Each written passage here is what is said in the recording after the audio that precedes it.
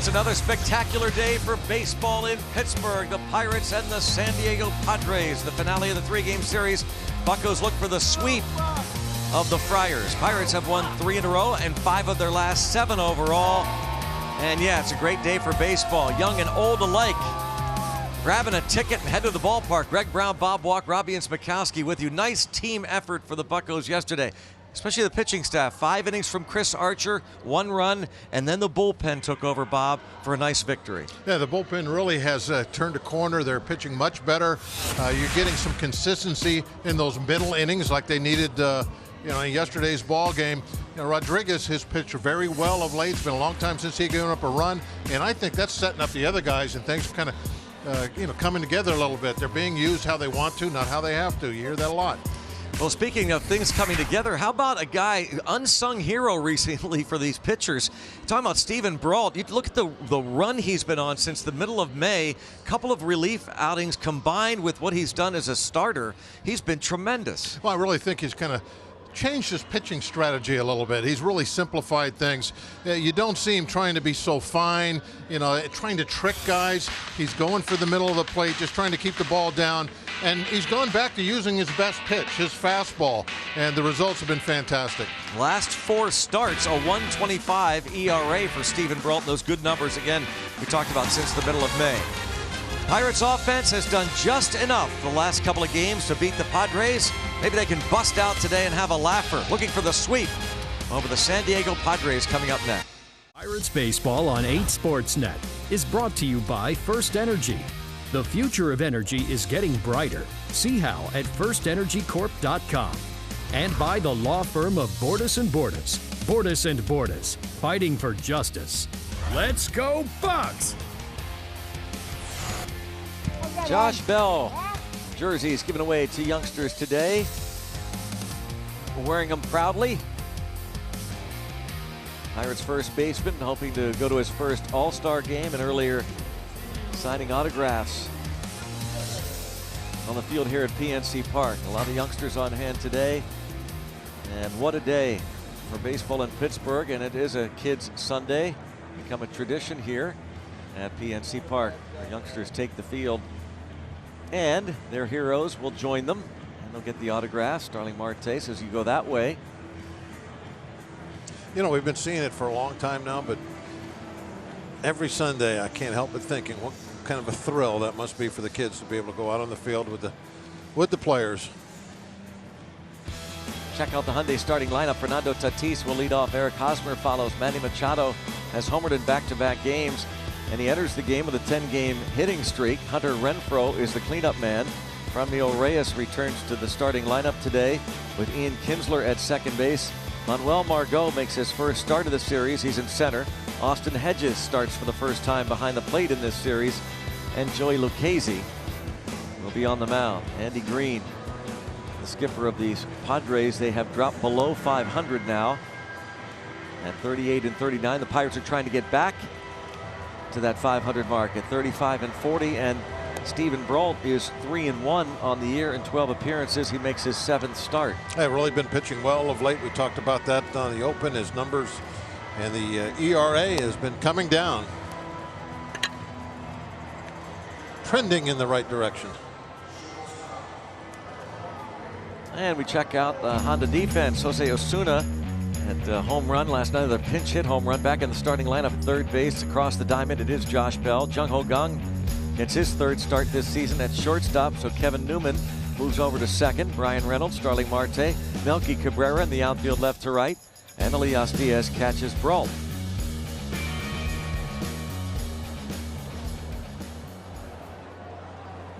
Fernando Tatis 0 for 3, drew a walk yesterday, scored a run, and drove in a run with a sacrifice fly. Underway, and it's ball 1.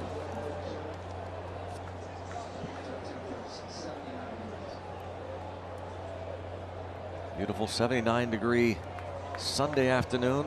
Tatis, one of the top rookies of the year, and now 2-0.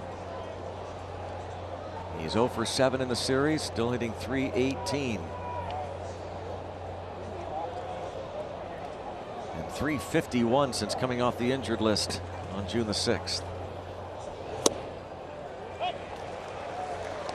Brault trying to throw a bunch more strikes. A lot of fastballs. He has gone back to his best pitch, and so far so good. See the results. Oh, come on. It's right there. Very good pitch. Doesn't get the call. Home plate umpire is Mike Winters and the crew chief. A beautiful pitch.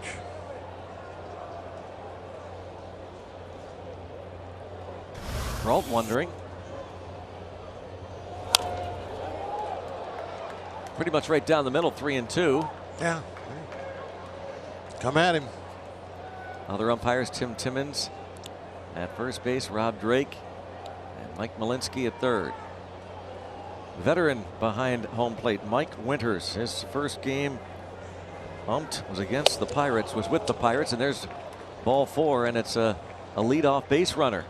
6 pitches into the game and a walk, and we get to our Rivers Casino tips to win. Well, he threw all fastballs there, as he's been doing a lot of, and today he's got to make the fastball work.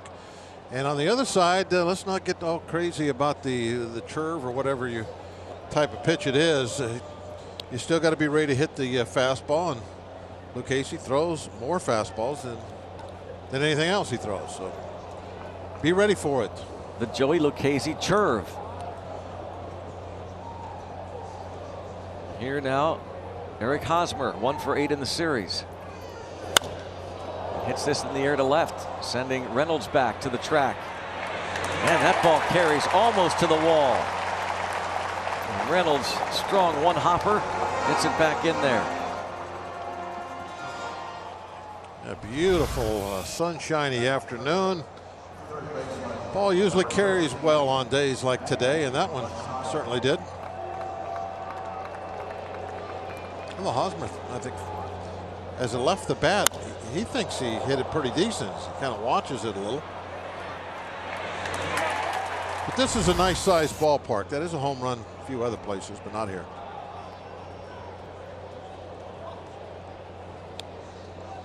Maybe a Petco that would have been gone.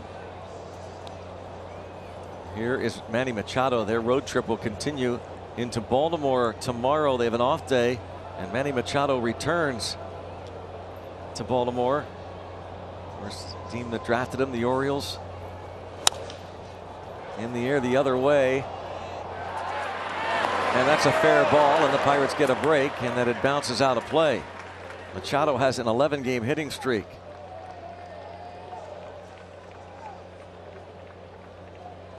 Yeah, that's too bad. I mean, this just kind of a fly ball, no big deal, but it was hit perfectly right down the line.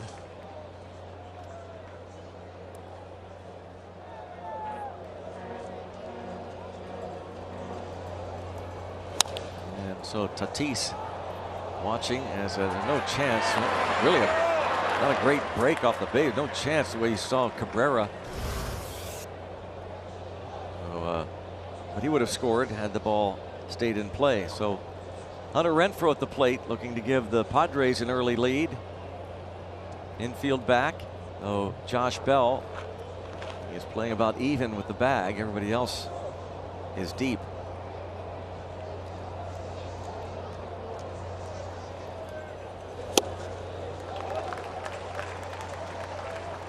Renfroe 0 for 8 in the series. He was hitless in 5 at-bats yesterday and struck out 4 of his 5 ABs. See where the defenders are located.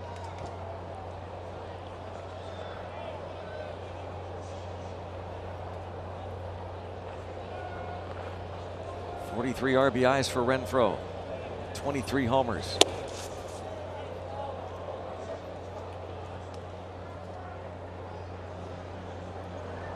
Tatis walked on 6 pitches. Brault then gave up the drive the other way to Hosmer, and Machado the opposite field double.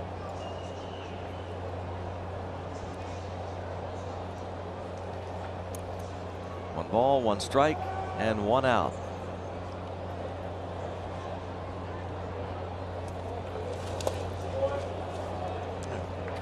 With a rare breaking pitch. Has to hold. Diaz blocks it.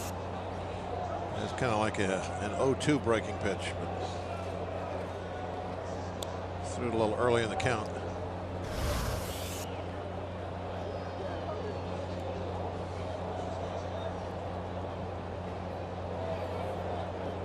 Rault, first start of his career against his hometown team.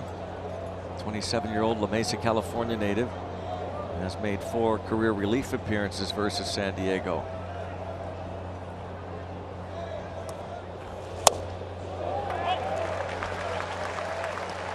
See if he can't find a way to strike out Renfroe. Renfroe had trouble putting the ball in play last night.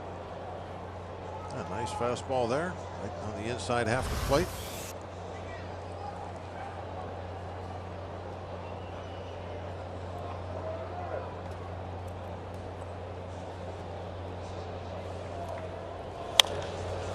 And a pop-up. Nice. 2 outs. Uh-oh. 3 outs. Breaking for the plate, and he is out. Tatis tested Newman. The Padre bench thinks maybe he snuck in there. Tatis said he's safe, but of course he's going to say he's safe. Well, Diaz really took that throw a long ways out in front of the base. And I don't know if he touched him or not. But I don't know that he didn't either, so. Well, did he go early, though? It was a delay. I guess if it was on a pitch, you'd call that a delay steal, right? Well, here's a bunch of stuff going on here. First of all, they are going to challenge. Was there enough evidence to overturn the original call of out? Secondly, did Tatis leave a little bit early? Watch his foot. No. No reason to leave early because he didn't really. Then thirdly, this is something that, again, the Pirates catchers taking throws in front of the plate. He's way out in front. So he has to reach way back. Look where his feet is. They're out in front of the batter's box. It happens, it seems like a lot. Look We're standing in front of the plate. Why take the throw way out there? That doesn't make any sense. Well, it goes back to that rule that you can't block the plate, I guess. But it doesn't mean you can't stand at the plate.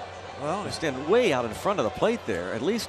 Well, you should just be able to stand on the plate. And actually, a couple weeks ago, Diaz did block the plate perfectly on a similar play, not an infield throw. It was a relay. And now we'll have the result. He is safe. Wow. They must have had a view that showed daylight. Did you ever see any daylight between the glove and the arm? I don't know the last time I've seen a guy score on a pop-up on the infield. Did you see daylight between the arm and the glove? Did not. Because you got to have a conclusive evidence to overturn. Now they're going to appeal the play at third. Yeah, they know that he didn't leave early. They looked the same replay we did.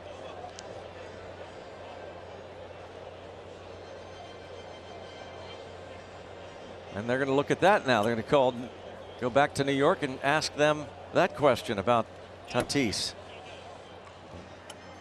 I did not see a replay that showed daylight in between the glove and the arm. And I thought that there would have to be daylight for that to be overturned. Now they're looking at this about him possibly leaving early.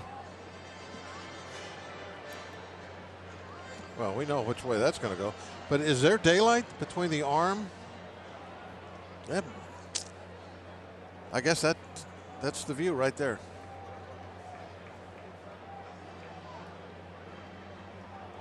Tatis just reacted to the safe call. When you really go down frame by frame in that last view, it does look like perhaps his finger is touching the plate and the glove has not disappeared behind the arm yet. Here's another look. A pop-up on the infield and Tatis scoring. And Newman, a little bit of delay before he throws it, and Diaz taking that throw in front of the plate. And take another look. Here we go. There's the touch. See, I don't know. I still don't see any daylight. And now they're going to review the placement of the runners. Well, there's only one runner. Where's Machado going to go? Does Machado stay at third or go back to second? Now, as soon as we're going to freeze this as soon as the hand touches the plate, because that's the point he's safe. Where's the glove? Is he touching the plate right there, or is his fingers up over it? Machado is going to be told to go back to second.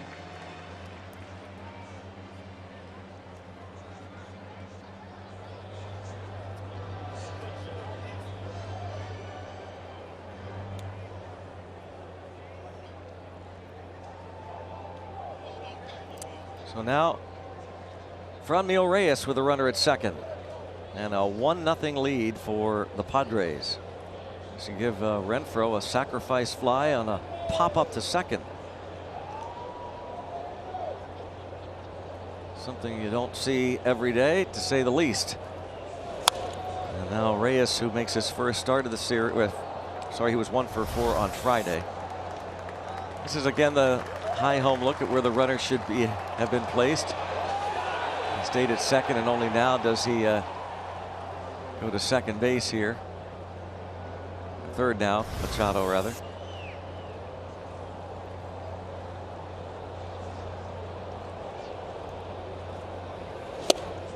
Oh, 0-2 on Reyes, who was again 1 for 4 on Friday.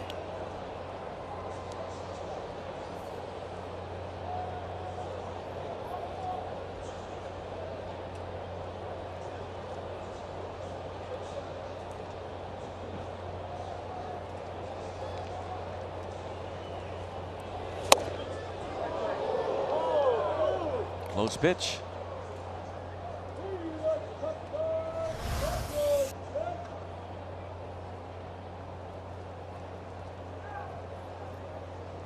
Wanted that one.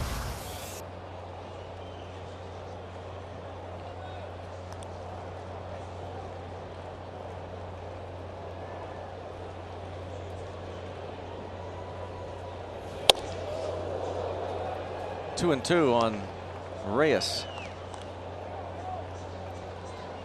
Pinch hitter in yesterday's game. Reyes struck out against Kyle Crick. 20 home runs for him. He's driven in 36. A lot of power.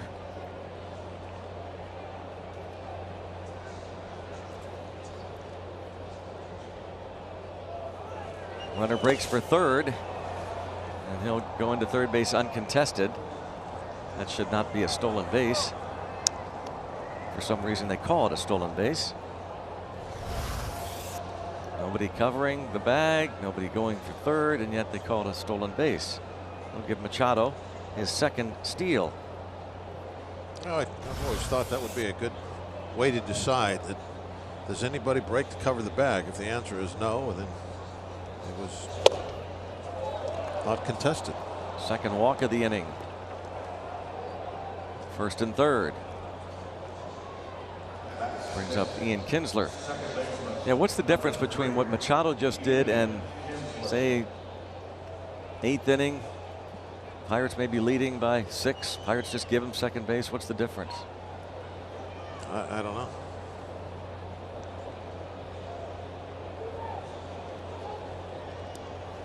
It's an easy way for guys to pad their stats. You know, we see that a lot. The steal of third with 2 outs. Third baseman playing back on the outfield grass. Yeah, I mean, you know that you're not going to cover the bag because you don't want now a ground ball to be hit through there and a run to score.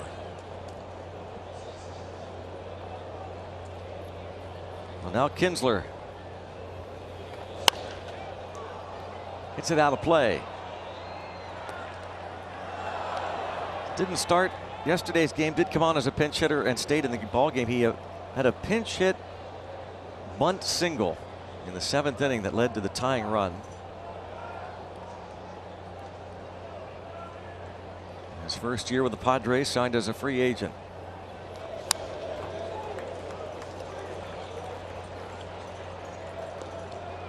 Brault out in front, 0-2. Kinsler was hitless in 4 trips on Friday. Since debuting in 2006, second among all Major League second basemen, 712 extra base hits over that time. Robinson Cano has the most. And a strikeout. So a little bit of a tainted run, though. Brault walked the man that scored. Tatis Jr. scoring 1-0. 1-0 and an upset Steven Brault. I mean, he did walk that leadoff man. Didn't get a call or two from Mike Winters, so that went against him. And then following a Machado double, was going to work his way out of that little jam, getting the pop up to Hunter Renfroe to the second baseman Newman, but Tatis scored. And now Joey Lucchesi, his 15th start of the year. The man with the curve.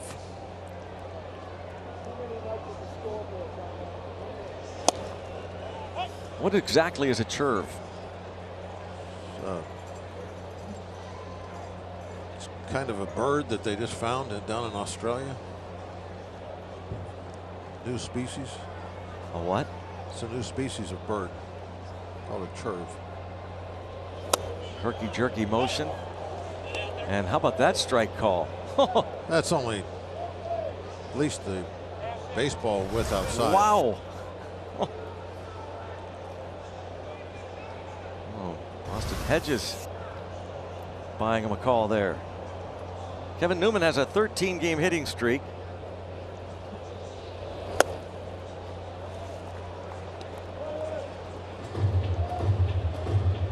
Two for 8 in the series.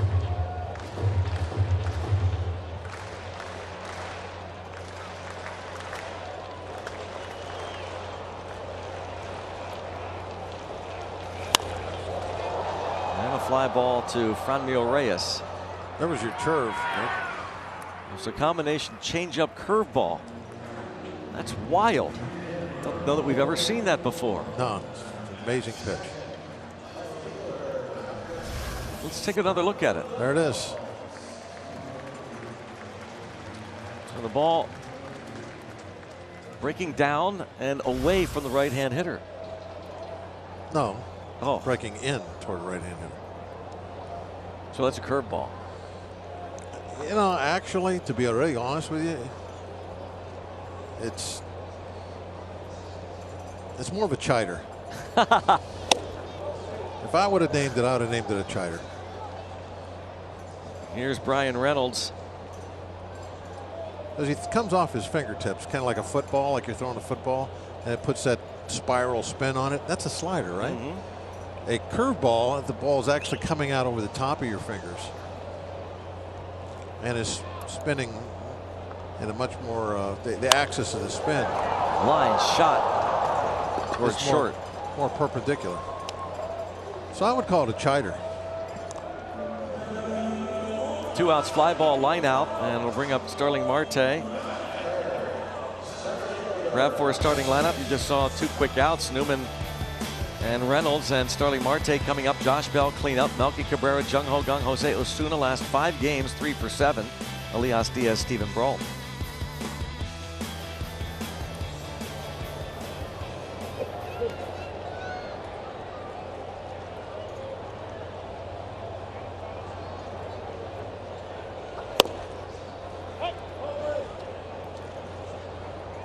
Marte's leadoff triple in the 8th inning yesterday led to the winning run.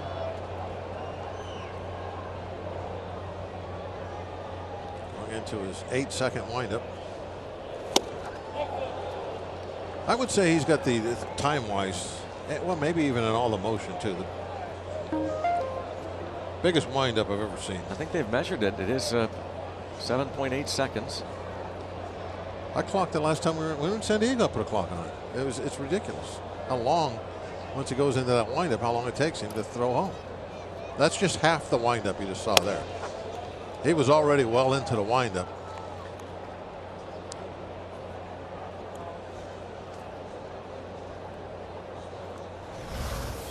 There it is. He just started.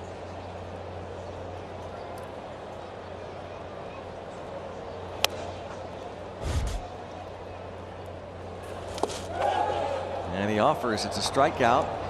His windup's so long, it's hard to find a spot you can put the replay of it in before the next pitch.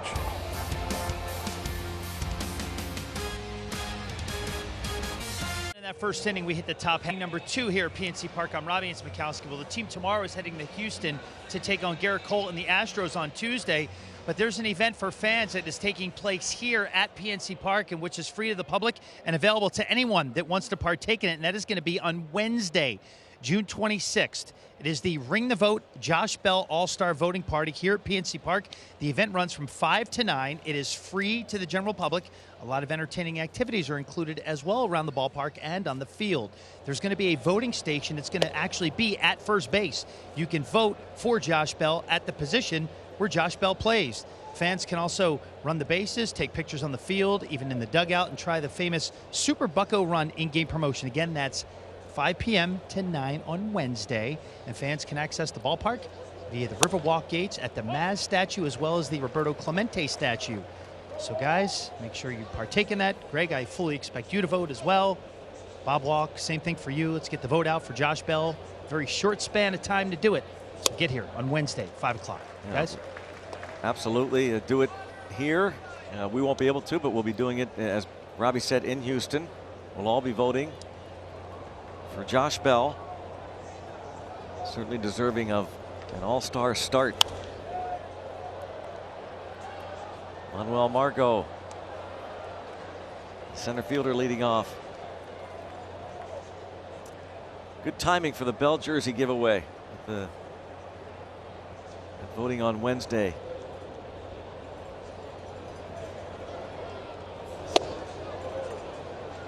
Josh Bell will be leading off the bottom of the second inning, right now down 1-0.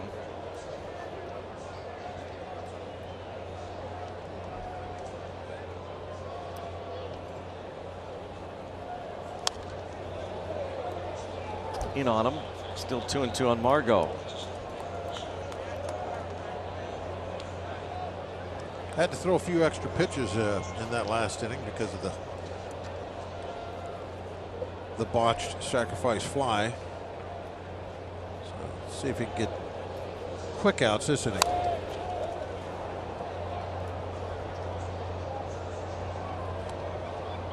Another thing that Brault's been doing when he's throwing more fastballs, it seems to me like he's being able to control his pitch count a little bit better.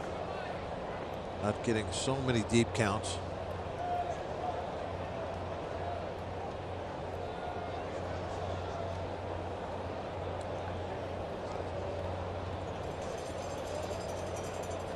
And, back to the on-deck circle for Margot. Brault's last time out in Miami, 6 shutout innings, 8 hits.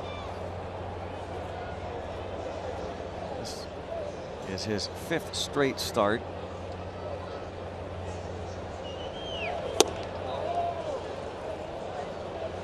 Full count. Way outside with the changeup. See him shaking his head no, talking to himself.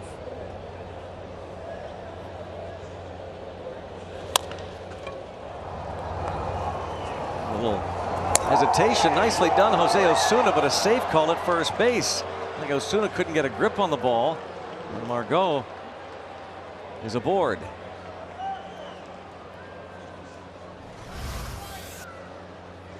He went fastball away. It's pulled on the ground.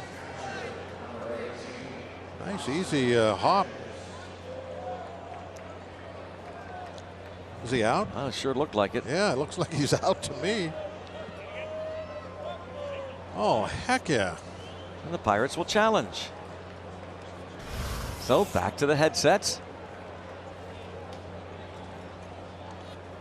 Mike Winters and Tim Timmons. Tim Timmons, the man that made the call.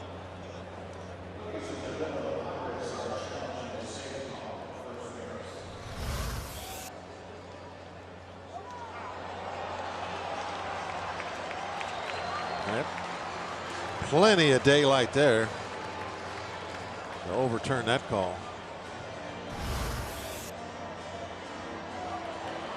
He is out.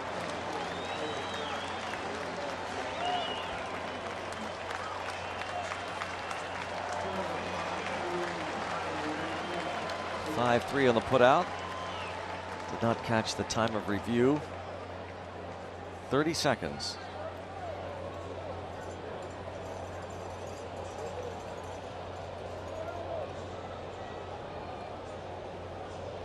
All right, now a couple outs real quick here.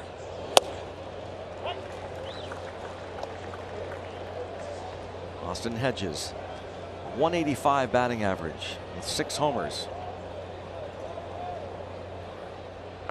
And down the left field line. He does not run well, but he's going to reach second base with a stand-up double. That ball easily got down into the corner.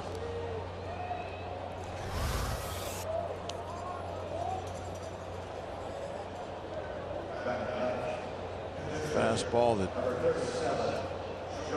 elevated a little bit, but not enough to make it a tough ball to get to. The high fastballs, you go up there on purpose a lot because that's a tougher fastball to get the head of the bat to than when it's down. Down being right there, mid-thigh.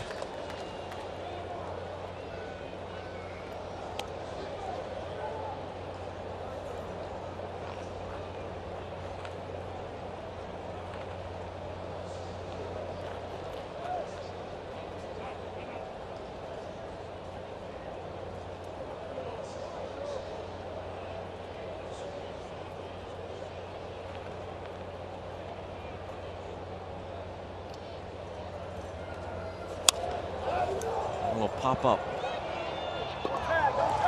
Pitcher Lucchesi is the second out.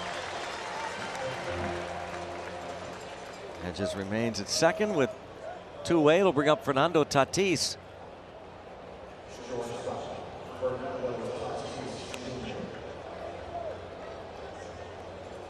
Walked Tatis on 6 pitches to start the ball game. Tatis went to second on that ground rule double by Machado and then scored on a pop-up to the second baseman Newman.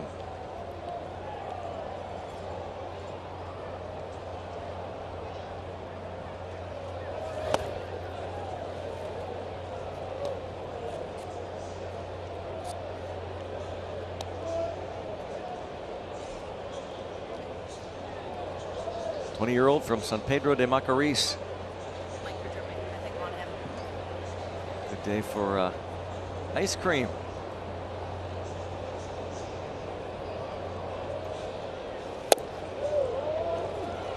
Close, 2-0. And popcorn.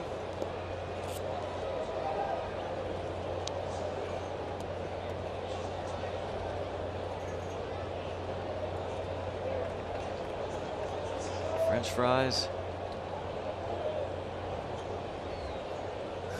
Love the little ones. Oh, here, let's get a little, Dip it. Little, whatever that sauce is. Get that on there. 3-0.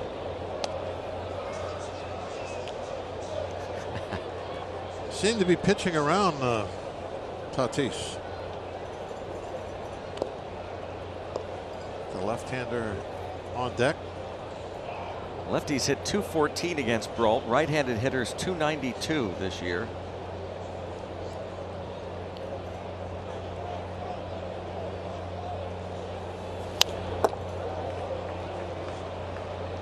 Three and one.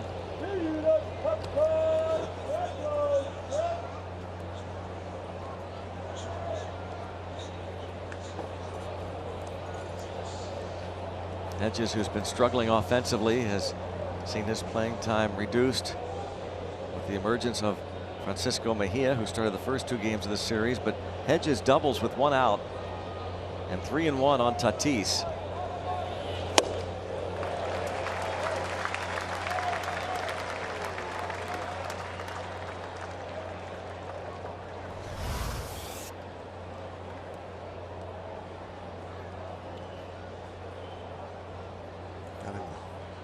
chased one upstairs. That's when it was high enough, tough to get to.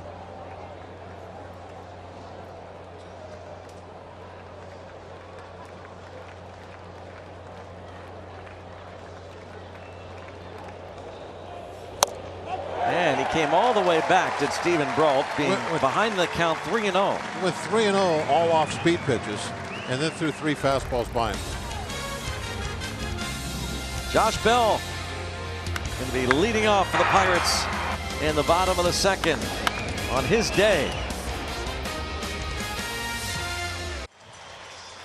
1-0 going to the bottom half of the second inning. And what do you do on your off day if you're an associate director like Tyler Graham? You're taking a ball game.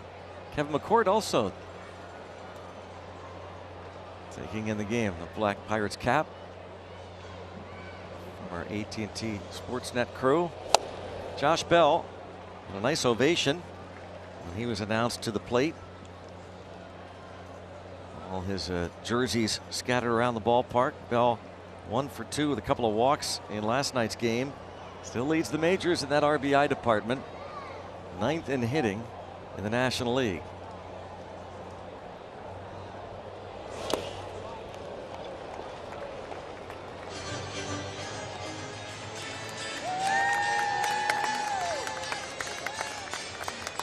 Bell and Marte.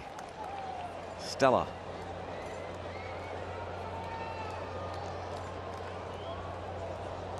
Bell was 1 for 3 against Lucchesi back on May the 17th in San Diego.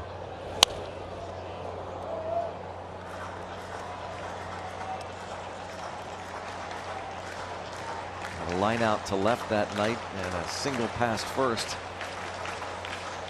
Lucchesi, 26 years old, from Newark, California. And he's put a few in the river. It'll be hard to do from the right side of the plate.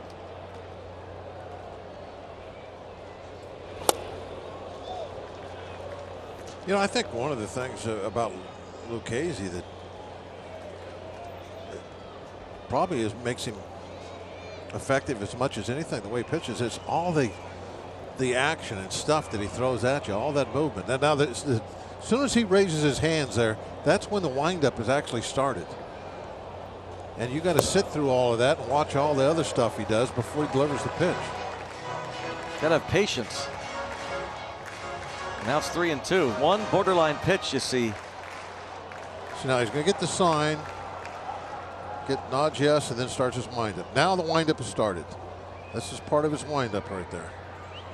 If he was to stop and throw, you know, say to a base or something out of that, balk. Bell changed a pitch a bit outside there. Bell, Cabrera, Gong here against Lucchesi. Righties hit a little bit better than do lefties. Not much, 225 versus 191.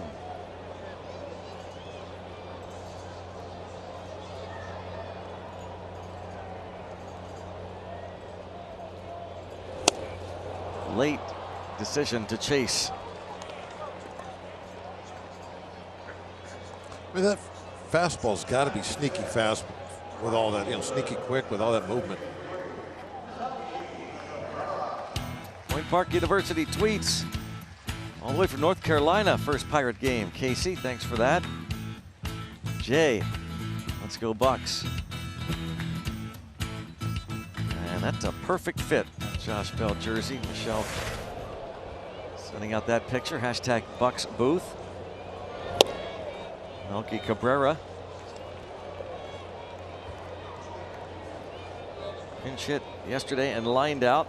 Was 0 for 3 as a starter on Friday. He and Corey Dickerson basically now will be shuffling back and forth between the starting lineup and the bench, with Gregory Polanco on the injured list. See how right now Melky's working on the hole there, you know, twisting his foot a little, chipping away at it. As soon as Lucchesi makes his hands go up, that's what he should start doing, like digging, that'd digging be a great. hole. Oh, how bad would that mess up the pitcher? Great. Like, great idea. As soon as the hands go up, put your head down, digging. Yep. Digging a hole like. Yeah. Well, you're not ready yet, so I'll do some stuff around home plate. Let me start messing with him. Well, toward left center field. Or just do this. Renfroe back toward the deep part of the yard, and man. Renfroe makes a nice grab. Heck of a play going into the notch. Hunter Renfroe, long way to go. Reached out at the last second.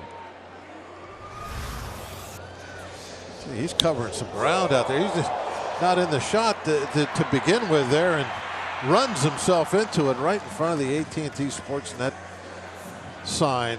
410 notch. Oh man, he caught that nice right in the pocket. Casey loved it. Outstanding defensive play, 386 feet away. Would have been a home run in 12 other ballparks. Casey's given up just 10 homers all year.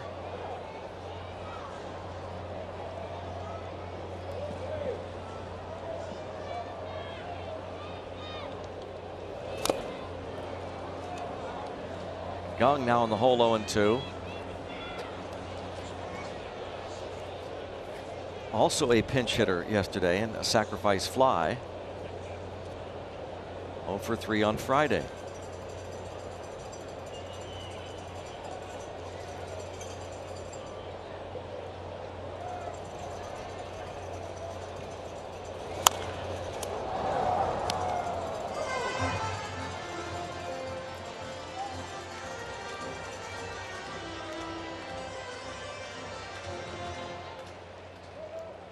Third start at shortstop this season. Second time in the series he's been at that position as the Pirates face yet another lefty.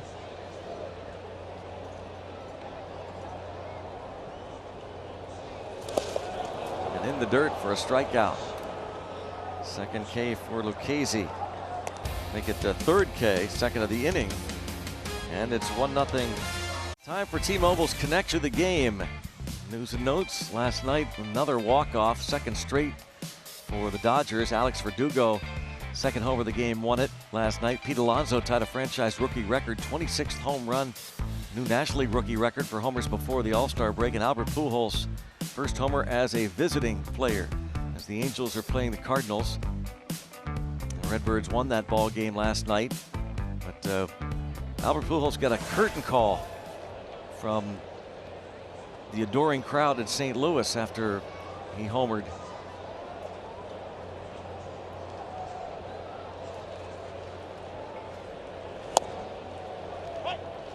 Cardinals and Angels meet tonight. Here's Eric Hosmer. And Braun still looking for that easy inning.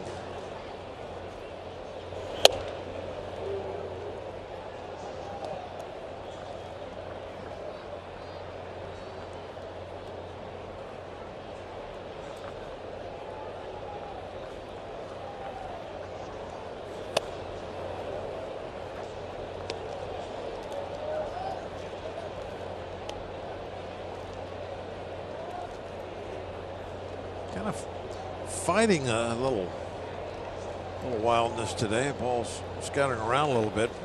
A lot of that has been not the fastball. Another ball hit the other way, this time not as deep.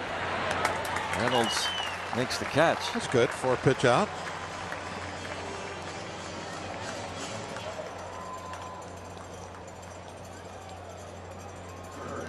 The All-Star Craft Beer and Wine Festival returns to PNC Park on Saturday, June 29th, this coming Saturday.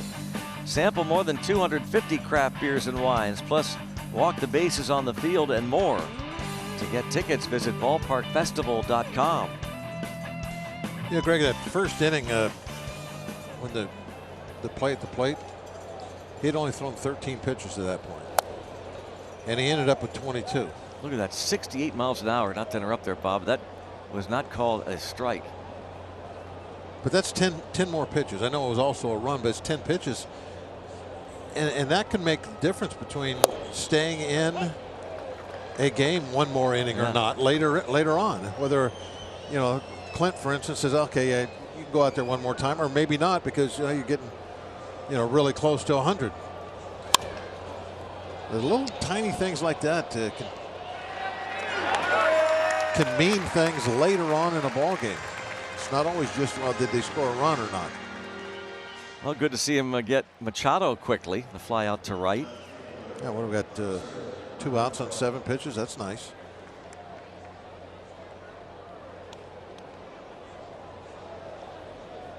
But being aggressive, going after the hitters, that's been a big change for him of late. And I mean, the numbers speak for themselves. It pays off.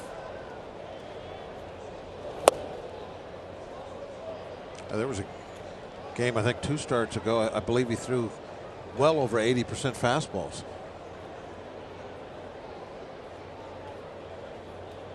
Kind of proving you don't have to, you have to throw 98 to get guys out with fastballs. Hard hit up the middle by Renfroe. That would have been one you'd have liked to have the shift on.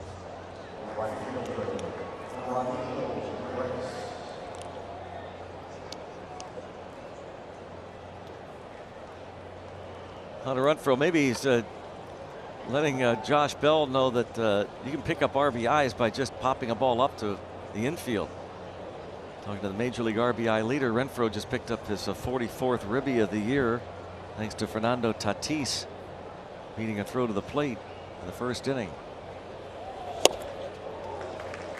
There's a late swing on that fastball from Franmil Reyes.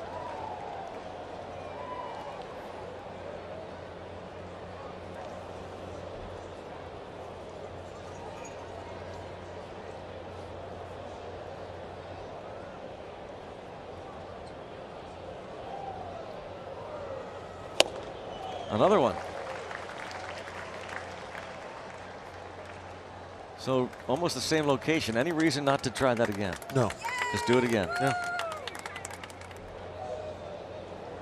Believe in the Pirates. If it were you, on an you'd say 0-2 pitch, I would take a shot at going upstairs. A little bit farther away. Yeah, I don't want it to be same spot. I don't want it to be a strike, but in the same general area. Yeah. Runner goes. There we go. And the throw is going to be late. A bit high. Stolen base for Renfroe, his 4th. I like the location on the pitch. And this is a good pitch also to throw on. Up and away fastball. It's almost like a pitch out. Doesn't make any difference even if it was a pitch out. It had a running start at first base.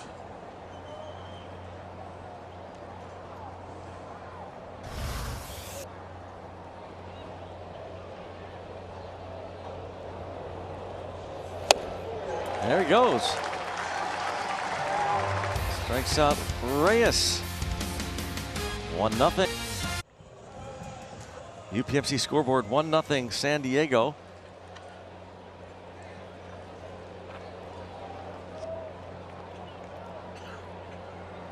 And Jose Osuna leads off for the Pirates.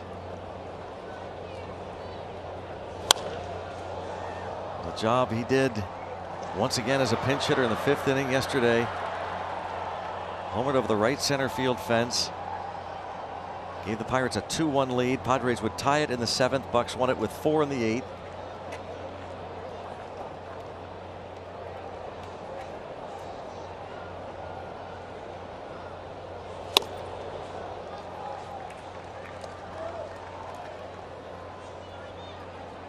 Seems like Luke Casey's thrown a ton of fastballs also. I haven't seen much of the chider. No.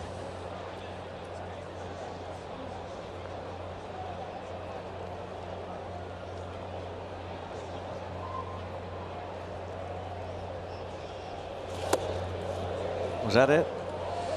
Yeah, I think that was a chider. I don't know if it's. Yeah, that's a chider. I can see the chider grip.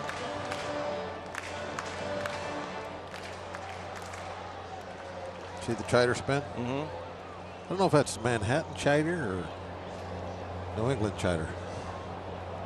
I prefer to call it the slinge. Line drive left field for Jose Osuna. That was a fastball that he turned on and ripped it into the corner. No doubt about what that's called. First hit, leadoff double.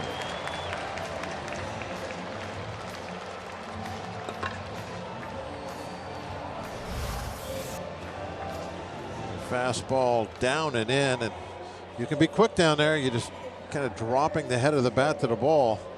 You don't have to hit it so far out in front when it's down. Easier to keep fair. He goes in standing up and makes us very close to the point where they're thinking of challenging this. They are.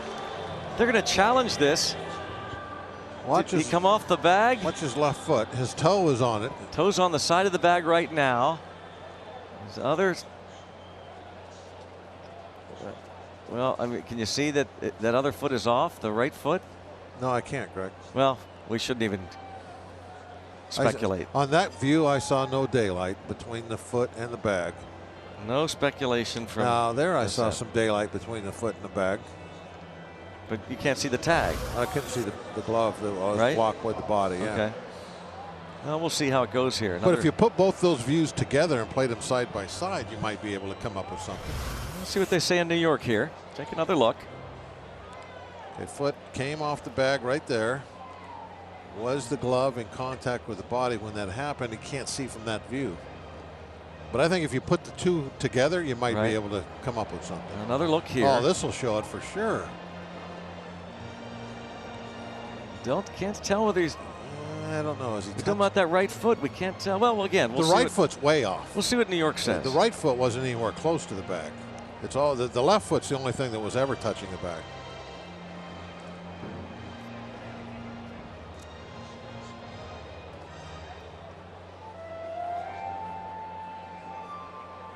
But I don't know if the glove was on his leg. At one moment, the glove is touching him. Well, it's just a smidgen, a centimeter that his foot might be off the bag. I don't know. Just by a centimeter. If we could slow this down and really. Well, there's no doubt in my mind his foot came off the bag. I just don't know if he was being touched at the same time. Well, let's see. He is safe. Whew. Maybe Osuna will slide the next time. A slide would have helped. Yeah. Well, of course, you don't know the slide. I'm going to take that back because I've seen a ton of guys slide over the base. Yeah. So. Padres are out of challenges, by the way. We've had a lot of calls back in New York here. Replay used a bunch. That was 1:43 seconds. I think we still have ours, right? 'Cause we won our challenge. I think so, I believe. We still have one yes, left. We're told the Pirates do still have their challenge. Now Elias Diaz. Down a run.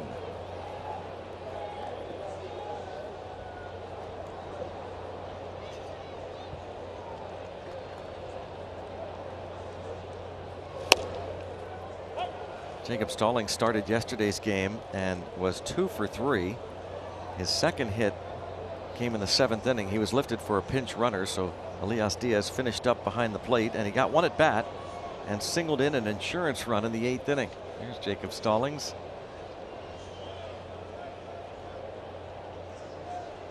Diaz was on base twice on Friday with a walk and a single.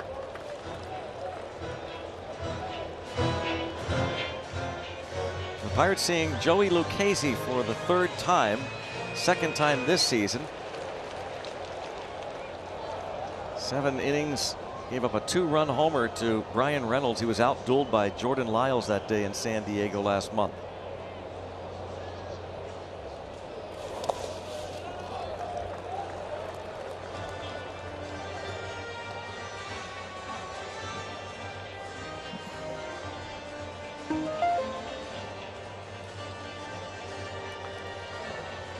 Diaz thriving in these situations. Last 25 at bats with men in scoring position, 11 hits. 2-1. See what kind of pitch he gets. He's going to call time. I think he'll get a chirp. Going to get a chirp? I think so.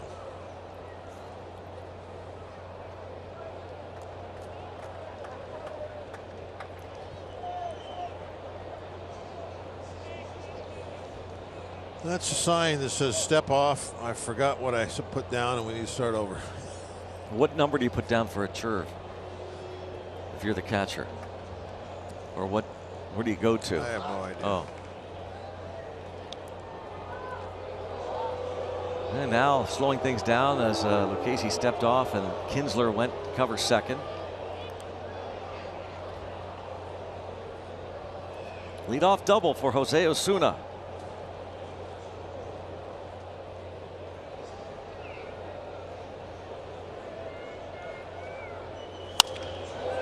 Hit hard toward right center field, but Margot will make the catch. Osuna going to tag, and he's going to advance on a nice job by Diaz to move the runner. And normally you'd say, well, it's the pitcher. What difference does it make? And now they're going to appeal at second, and he's safe there. Wow, a lot of appealing and challenging going on here early in the third inning.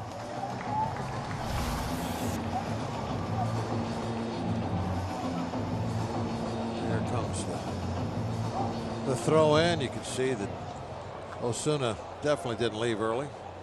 And a real nice slide into the bag. Just kind of popped up, kept his foot on it the whole time.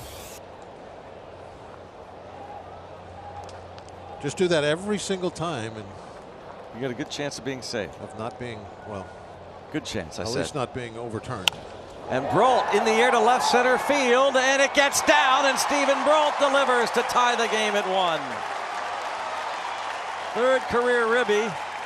As we said, normally not a big deal with a pitcher coming to the plate, but that's not just any pitcher. That's Stephen Brault.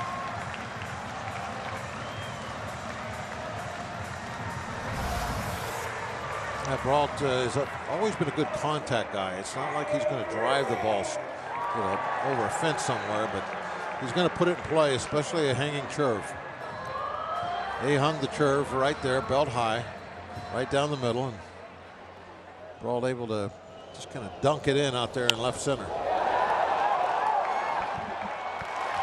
Brault's base hit scores Osuna to tie it at 1. And now back to the top of the order, and Kevin Newman, who wants to try and bunt for a hit and takes ball 1.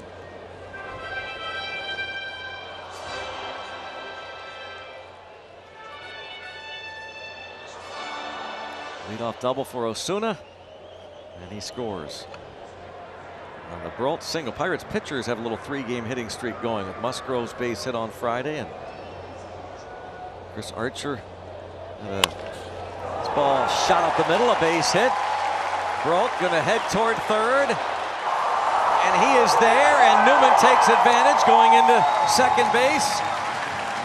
He now has a 14-game hitting streak, and the Pirates very much in business to take the lead, possibly. Well, you see the advantage you have as a pitcher if you're also a baseball player. You can run the bases well. You know, if you can draw that throw, you're going to get another runner in the scoring position. Look at Brault. He is a baseball player. Oh, yeah, he did draw the throw, and man, you know exactly. There's that slide we were talking about. Yeah. Just a nice, easy pop-up slide. You're not coming off the bag. No drama. And you're also going to drag the hitter right behind you. And you can see him in the background. Newman sliding into second base. He also is in scoring position. 14-game hitting streak for Newman.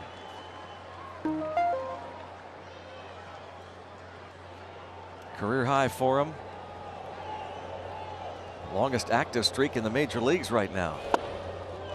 Infield will concede a run with Brian Reynolds at the plate. We mentioned his home run off Lucchesi in May was his second in the big leagues. He lined out to shortstop in his first inning at bat.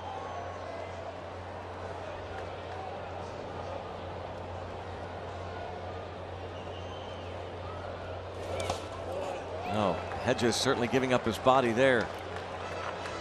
2-0.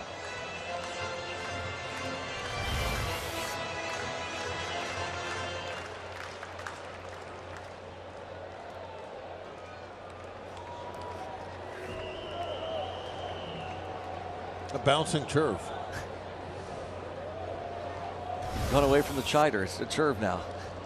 Well, technically, I think I like the fact that it's a chider. I mean, I can show you why. Okay. Here. In between innings, All I'll right. show you why. 3-0. And on deck, Starling Marte. Okay, here we go.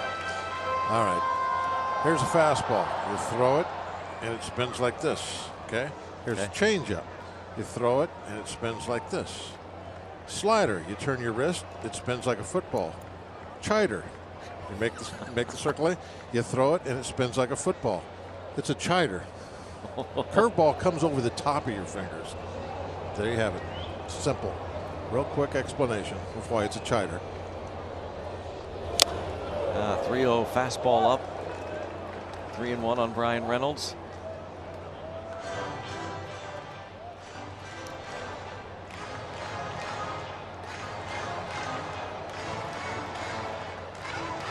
.357 average coming in. Yeah, rookies of the year possibility. Certainly Reynolds and Newman, two of the better rookies in the league.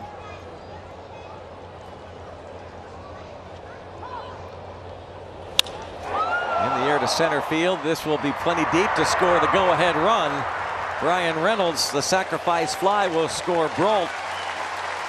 Reynolds' 27th RBI. Brault scores to give the Pirates a 2-1 lead, and Newman also moves up 90 feet. Yeah, well, Casey, lucky that ball was at an outfielder instead of in a gap. That ball was tagged nicely.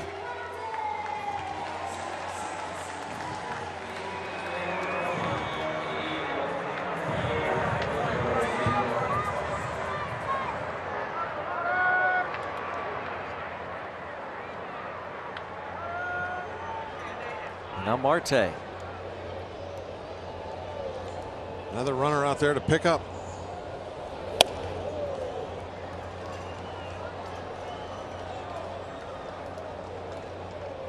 Marte over the years has had trouble against Padres pitching, hitting under 180 in his career against San Diego.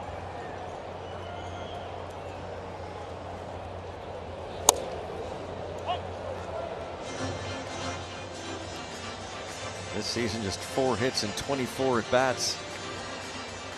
Final game of the season series between these two clubs. Bucks have won 5 of the first 6 meetings.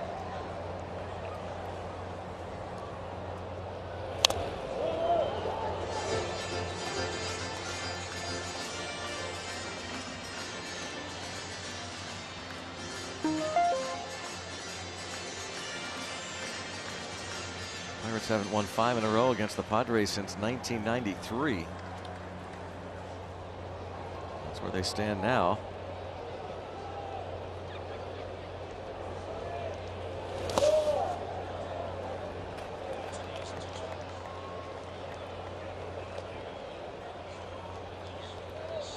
Newman's hitting streak stands at 14. Went to second on the throw. The base hit. It moved Brault to third, and he advanced on the sacrifice fly for Reynolds. Line right at the shortstop, Tatis. Hard hit by Marte. Bryan Reynolds sac fly scores Stephen Brault to give the Bucks the lead. It's time for the all-new redesigned Toyota RAV4th inning. Toyota, let's go places. 2-1 Pirates now. Go to the 4th. Stephen Brault, big contributor to that 2 spot, as was Bryan Reynolds. Kevin Newman, of course. Jose Osuna got it going with the double.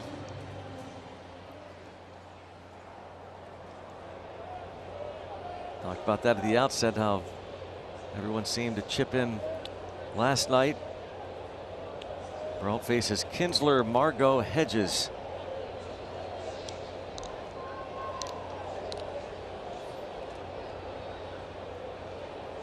Pretty efficient last inning, despite giving up a 2-out single to Renfroe. See how he does here. And a strike. That'd be nice to see him have one more inning where if he can get out of there and say 15 pitches or less. 12 might be nice. That way you can have a real strong shot at going 6. Who knows? Maybe even 7 if you can Little pop up, Marte. I think Marte got a little bit of a slow break on that one.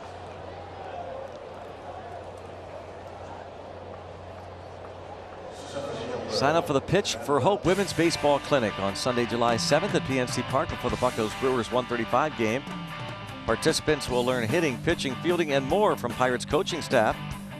Proceeds benefit a Glimmer of Hope Foundation. Go to pirates.com/pitch for hope.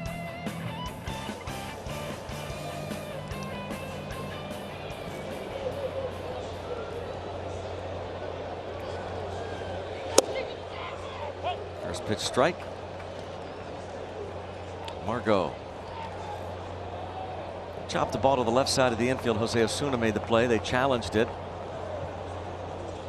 The Bucks challenged the safe call, and the original safe call was overturned to an out call. So it's now 1 ball and 1 strike on him.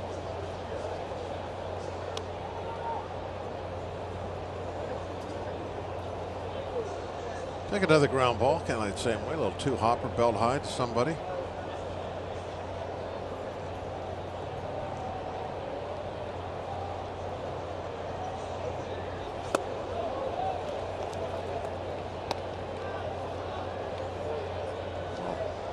Get that ball back to a little bit of a walk around the mound. Collect his thoughts. Thinking to himself, got to get back into the strike zone here. Stay ahead in the count.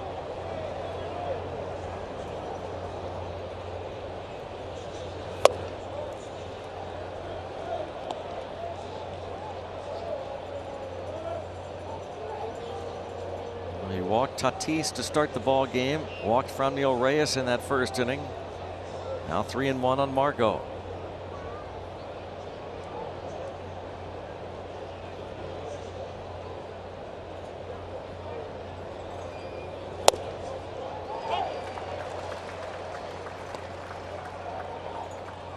Big pitch now. Big pitch. Yeah, that was a big one right there. 3-2. And he retired Margot here.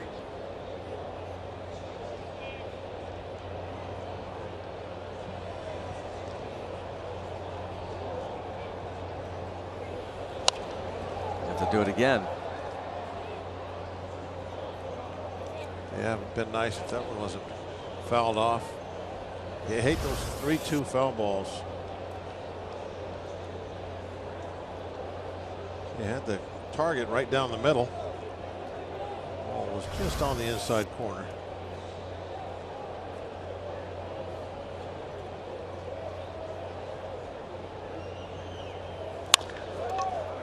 Margot runs well. They get 1 and they will not get 2. Get the force at second.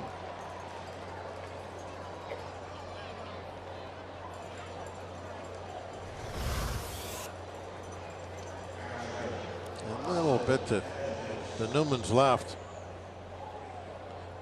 Jung Ho just a little late getting there. So he got the ball and still had to touch the bag. I think he was playing over a little bit on the pull side. He had a long way to go. Brings up Austin Hedges.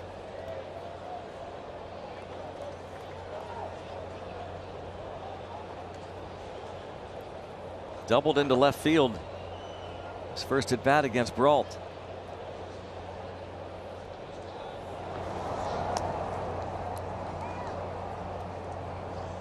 Margot is 9 for 9 in stolen bases this season.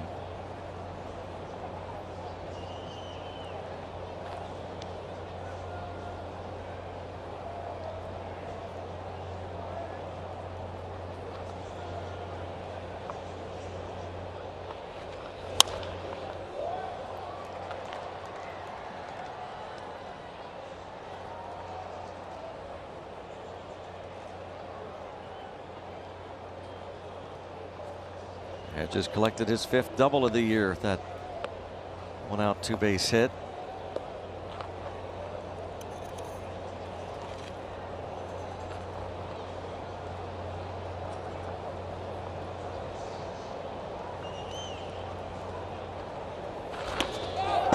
will get Margot to second.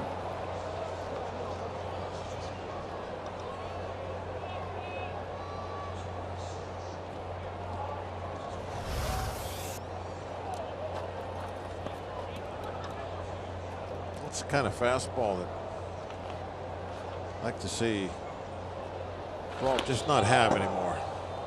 I mean, no reason for him to miss by that much. I mean, even if he's trying to throw a higher fastball, I mean, that's way, way out of the strike zone. Just a free base, free 90 feet. That's the call. Nice call there. That'll work. Now ahead 1-2 on Hedges. The pitcher on deck. Hedges has struck out 59 of his 168 at bats.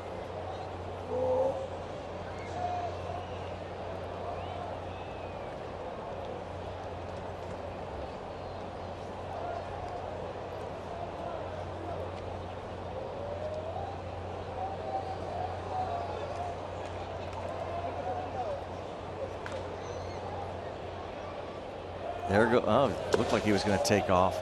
2-2. Aggressive Margot. Took a couple of steps toward third. Shut it down.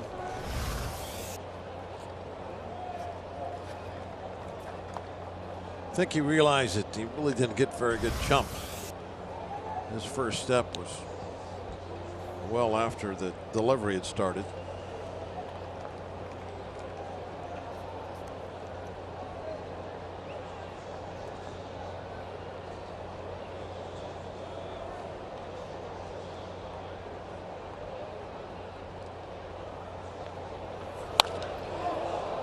Deep but foul. Wow. Deep drive by Hedges, who does have the 6 homers. Second round pick in 2011. Parts of 5 years in the big leagues. Austin Hedges.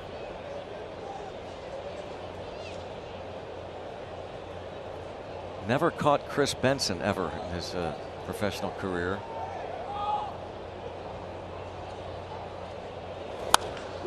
And lines this to left. And this will tie it up. His second double in as many at bats. It's 2-2.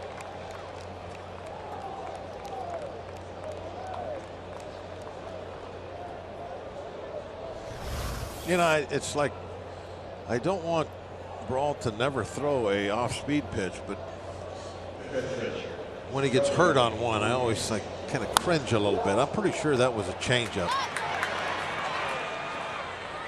and it was in a bad location for a changeup. Changeup down and into a right-hand hitter from a left-handed pitcher is, for me, not good location at all.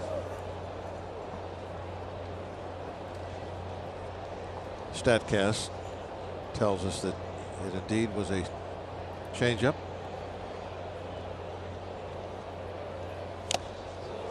Now he faces his mound opponent, Lucchesi.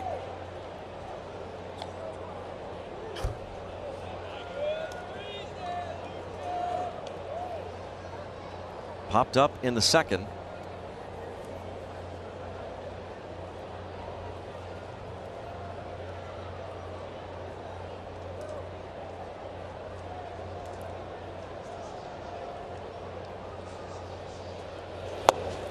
And a snap throw to second, and oh, what a pick by Jung Ho Gung on the throw from Diaz. I don't know who Diaz was throwing that to. There's nobody there.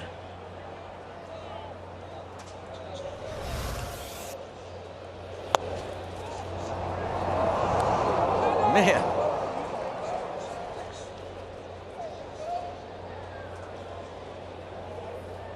Ole. Marte would have been backing up. Doubt Hedges would have advanced. 1 ball, 1 strike on the pitcher.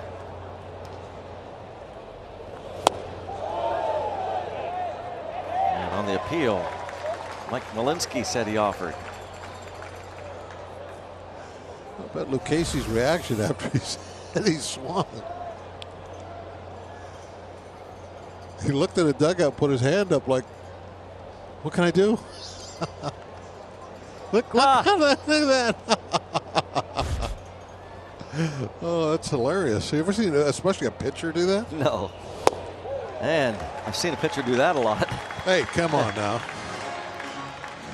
Let's go back to the studio. Dan Potash has this game break.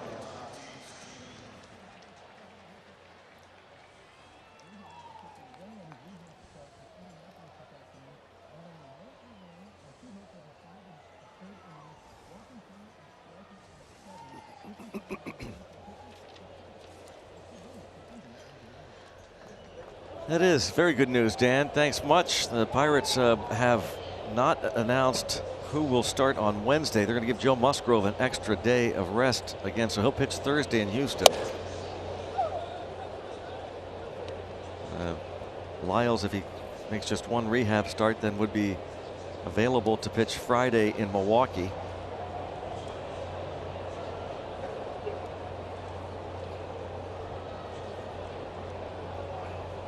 We know Garrett Cole will match up against Trevor Williams on Tuesday, the first game of that interleague series in Houston. Fernando Tatis has walked and struck out.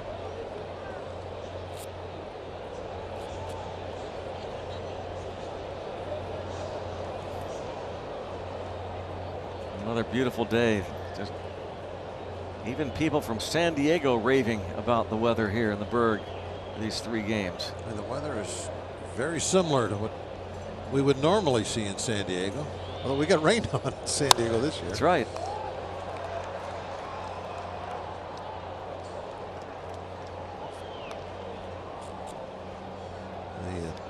The tarp actually made a rare appearance in San Diego.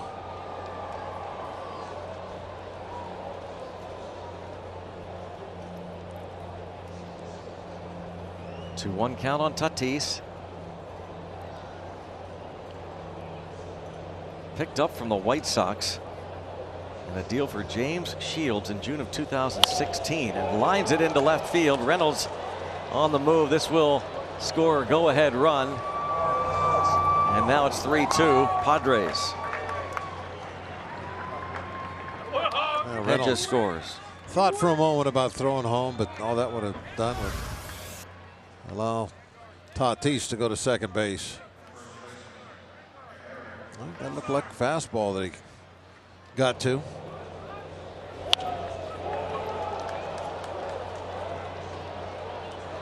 Glenn Hoffman waves home Hedges, no throw. Well, Tatis, he was going to be in position to keep going. If that throw went home, he was ready for it. Ray Searage now, his first visit to the mound. You know, we heard a lot about Tatis during spring training. You know, whether he was going to make that team or not, whether they would keep him. I was anxious to get a look at him when we went out to San Diego, but of course he was injured at the time. But watching him play, you can certainly see why everybody was so high on him back then.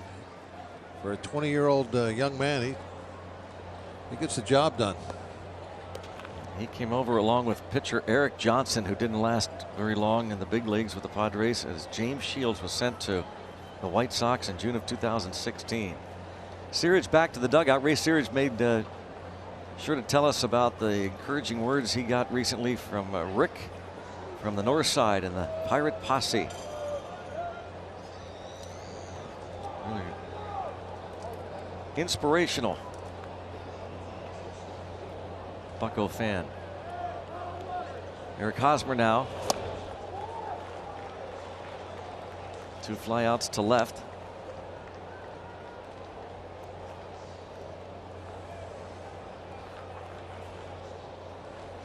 The Pirates find themselves down a run. That was the case after a half inning. Padres took a lead on a pop-up on the infield that allowed Fernando Tatis to score.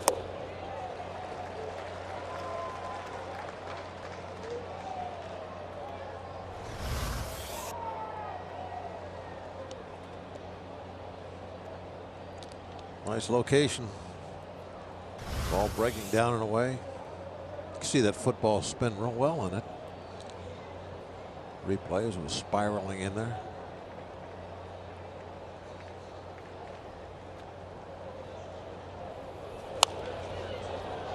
Another pop up.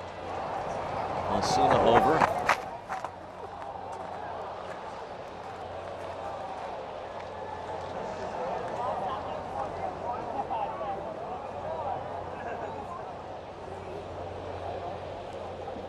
Hosmer 1 for 10 in the series.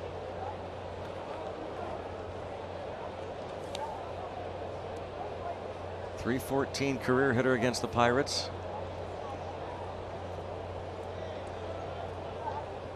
A lot of hits the other way. He has flied out twice to left.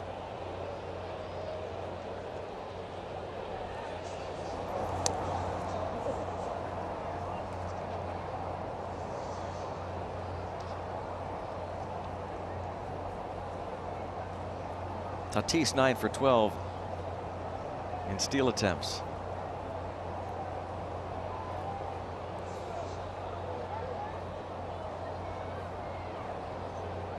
Good lead. And Newman throws on to Josh Bell. Couple of runs in, and the Padres regain the advantage. But Josh Bell will be leading off the bottom of the fourth inning. The Bucks trail the Padres. UPMC scoreboard. 2 Padres. Bottom of the fourth. Here is Josh Bell. Struck out against Joey Lucchesi in the second.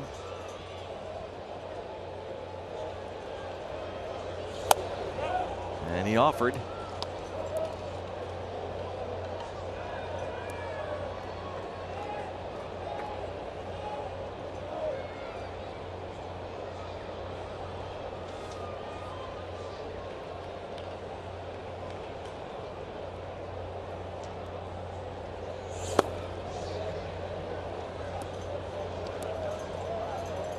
Josh Bell just 2 hits in 14 at bats on this homestand. One of those hits was his 20th home run of the year.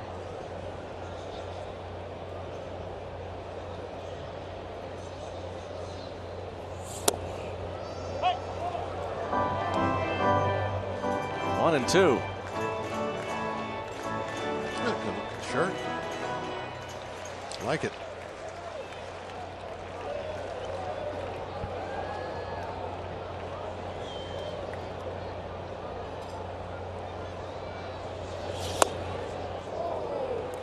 Very close.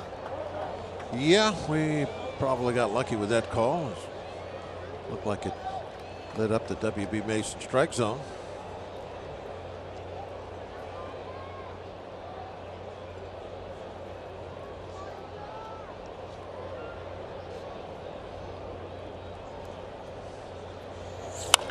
Oh, that is a bullet to left. Over to cut it off and dropping it. That's a big drop by Renfroe, allowing Bell to reach second, leading off the bottom of the fourth. They made that great play early in the notch. Allows Bell to, you know, the exit speed on his balls when he centers them up are just amazing. And this, you know, is a line drive, but if he just gets underneath this one just a little bit, he's going to hook that one into the rotunda.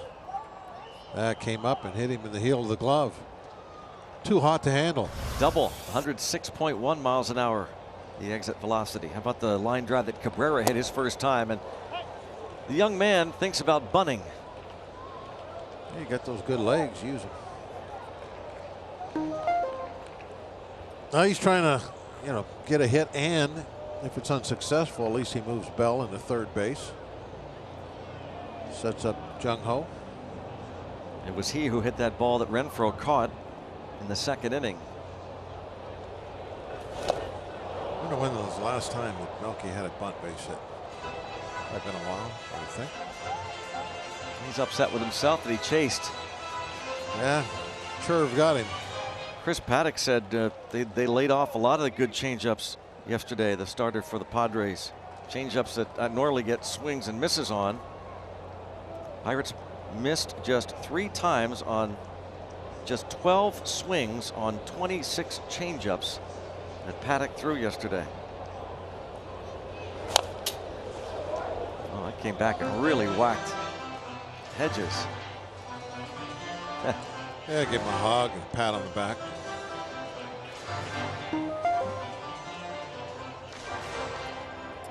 Point Park University tweets, Bob Walk is a national treasure. That's no question about that. Making me hungry for some clam chowder. That would go good right now, wouldn't it? Yep, it is a new pitch. Lucchese doesn't know about it until he watches this game later. He'll understand he's not throwing a churve. He's actually throwing a chowder. I guess that won't be the case. You don't think so? I don't think he'll watch the replay of I think so. You and I. I think he will. He'll learn about it. He'll hear about it. No doubt from that mean guy next door. This get on the plate is fair.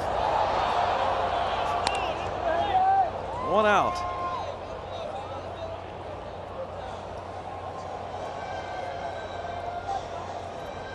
A little tapper.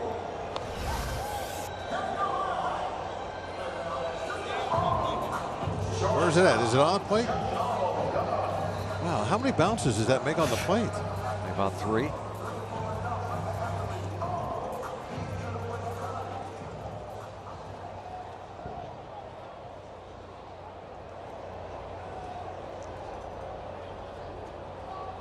Allegheny Health Network Supermo. Now, if it would have been hit the front edge of the plate, would have kicked out there, would have been a beautiful swinging bunt. Moved Bell to third. Oh, what are we chipping away at here now? Trying to get the edge of the plate. It's been covered. Yeah, maybe that's why it didn't bounce off.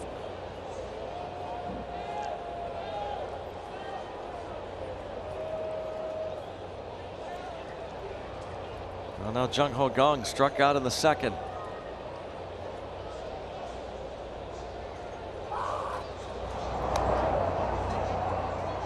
Kinsler sneaking in. It's kind of a sneaky play for sure. You know, Bell, he's not going to be stealing a base, but still watching him close.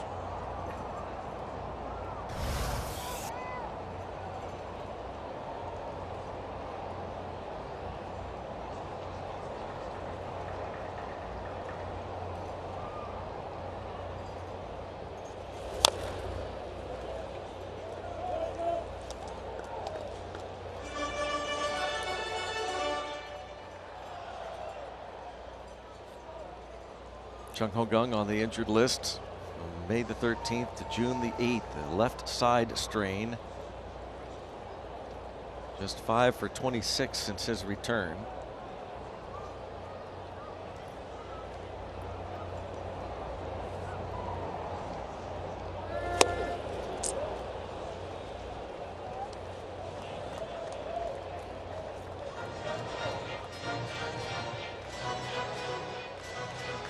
Kang with just 2 hits in 25 at-bats with men in scoring position this season. Get him that fastball just down a little bit more.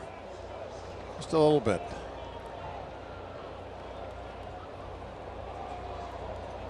There's the tap of the dirt. Something low.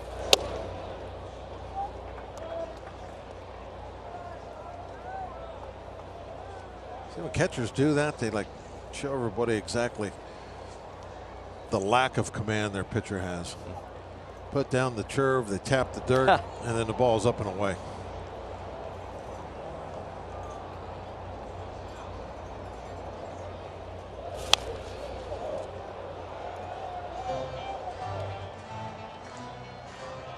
Right down the middle, speed pitch.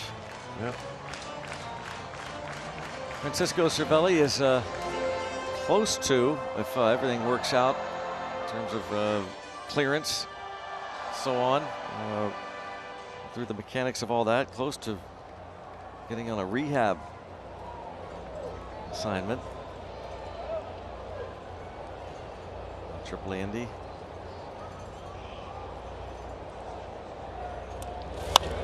Hit hard but foul. Well, looked like it was right down the middle also.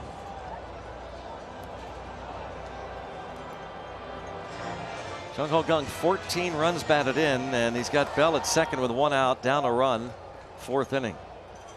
Facing Joey Lucchesi, whose last time out was a 7-inning performance against the Brewers, allowing just 3 hits. Shut them out, 7 innings of work, 103 pitches. Another foul. Certainly making him work this at bat. They say he's not related, or they don't know, perhaps a distant relative of the late Phillies manager Frank Lucchesi, who's also a San Francisco native. Frank Lucchesi passed away in June at the age of 92. Lucchesi grew up in the neighborhood of Fremont, California, by the San Francisco Bay. And now will be at least an 8-pitch at bat.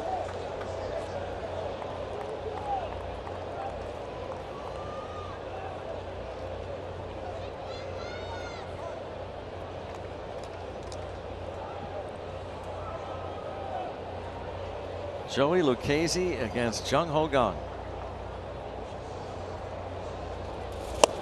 And he gets him. Second time today, Kang has struck out 4 punch-outs for Lucchesi. This must be the speed that bothered Jung Ho. I mean, that ball was just right down the middle. By speed, I mean lack of it.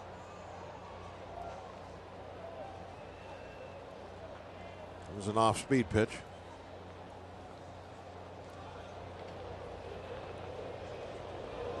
See what Osuna can do.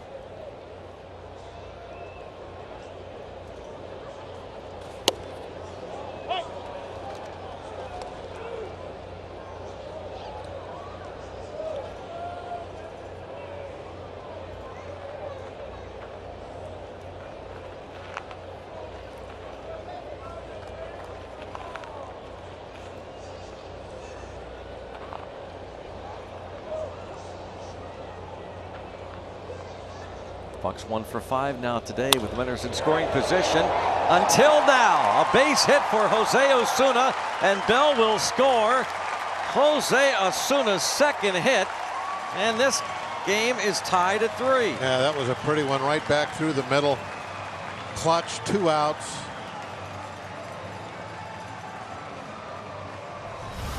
Kinsler did his best to go after that and stop it somehow, but low and away fastball. Didn't try to pull it.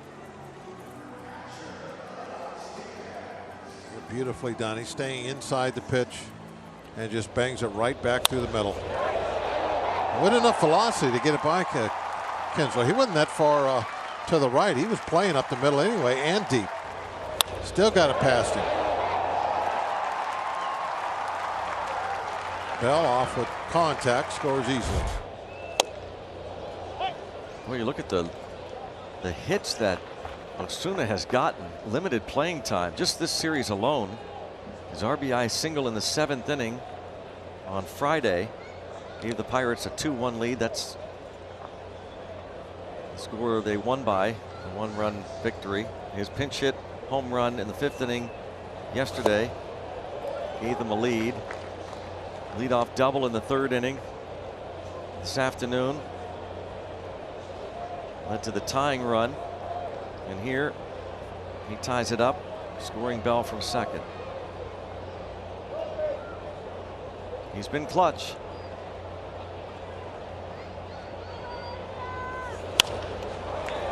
Pop up to right for the final out. Back and forth ball game. Tied at 3 after 4.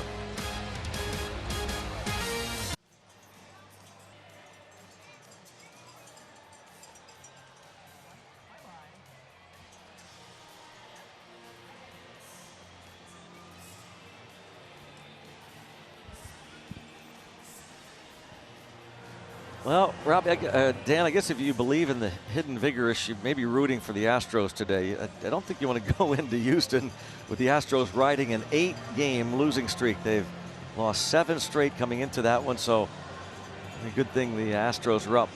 Clint Hurdle between innings talking to the umpire. Not sure what that was about. The Astros have really struggled. How about this play last night? Josh Reddick. First ball to leave the infield. Against Luke Voigt. It's not bad enough. Whoop. A drop ball by the center fielder. And a throw that slips out of Reddick's hand. Looks like Wally Smith out there.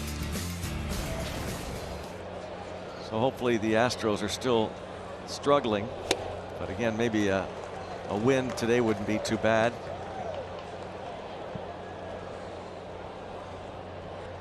And if you're a believer in the hidden vigorish, Manny Machado has doubled and flied out. Well, the Pirates took a 2-1 lead in the bottom of the 3rd inning. A 2 spot. And Stephen Brault helped that cause with an RBI single and scored, but then gave up 2 to the Padres in the 4th. Bucks tied it in the bottom of the 4th inning, now to the 5th. Can he keep them off the board here, facing the 3, 4, 5 men in the batting order?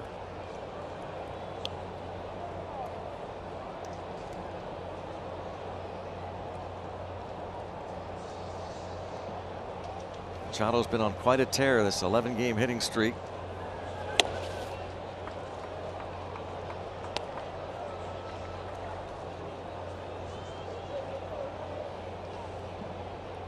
Hunter Renfroe next.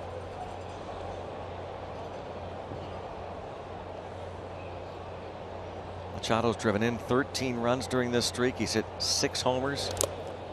Now 3 and 2.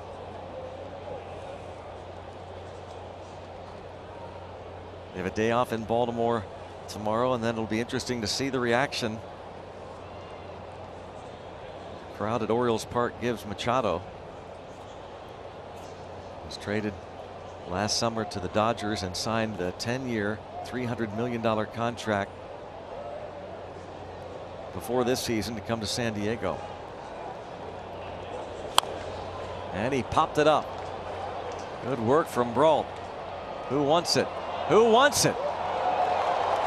Gong ends up making the catch.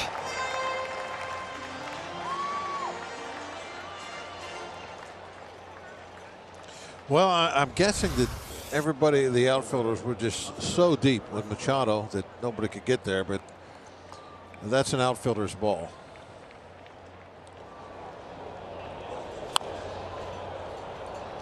But one of the 2 outfielders has to call this and make a catch. The other day, Clint Hurdle was talking about Starling Marte, a ball that seemed innocent on Friday night that was caught eventually by Brian Reynolds. This ball's hit hard, but that's foul. And that basically you'd like to see Marte taking charge.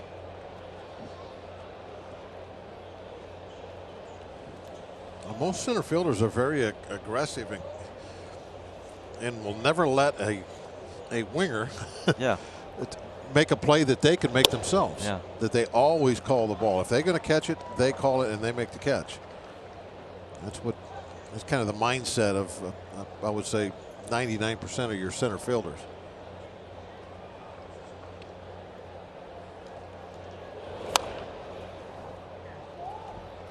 Well, Hunter Renfroe was the only man that could have caught this ball. StatCast AI powered by AWS. The line drive by Melky Cabrera. He covered 99 feet, a catch probability of only 15%. We mentioned it would have been a home run in a dozen ballparks.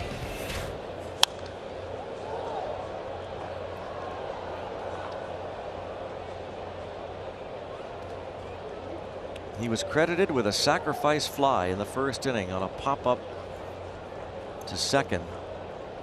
Kevin Newman went out to the outfield grass, and Fernando Tatis about a foot dared out him onto to throw to the plate. He was on the outfield grass, but only by a step or two. It was essentially, to describe it correctly, it was an infield pop-up. Yeah. Might be technically correct to say that it was a sacrifice fly to the outfield. But oh, a little flinch there from Mike Winters. 3-2 now on Renfroe, who singled his last time up.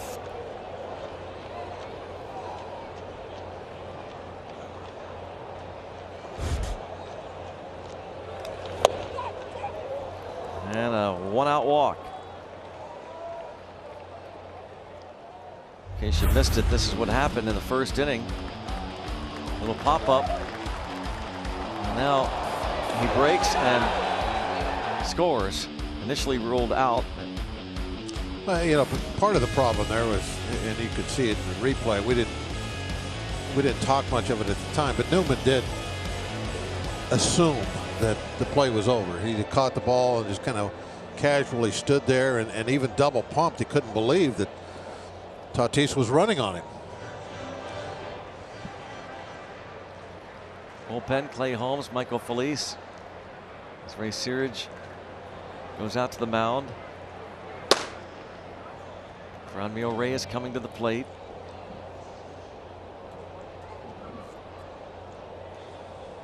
Uncle Ray trying to encourage Brault, get him through this fifth inning.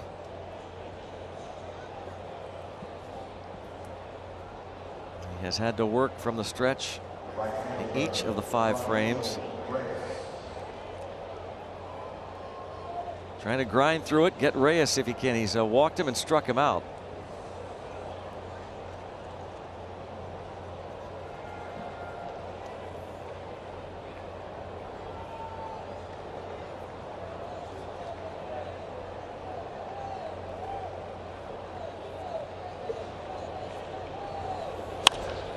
Popped him up. And who calls for it? Newman. 2 outs.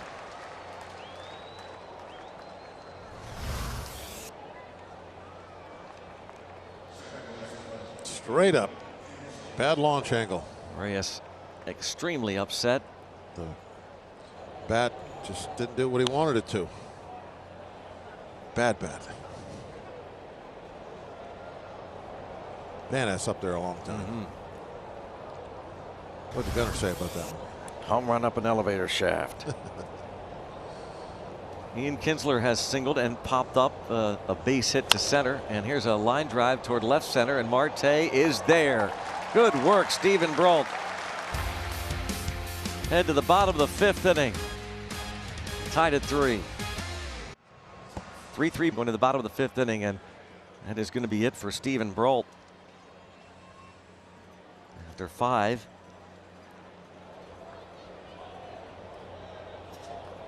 Pitches a scoreless top of the 5th. Jason Martin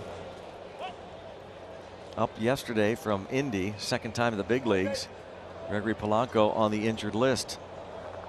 Martin pinch ran yesterday. See what he did in 18 games earlier this year with the Pirates. Bullpen will have to cover 4 innings again today. Was able to do it yesterday. Well, it could be problematic.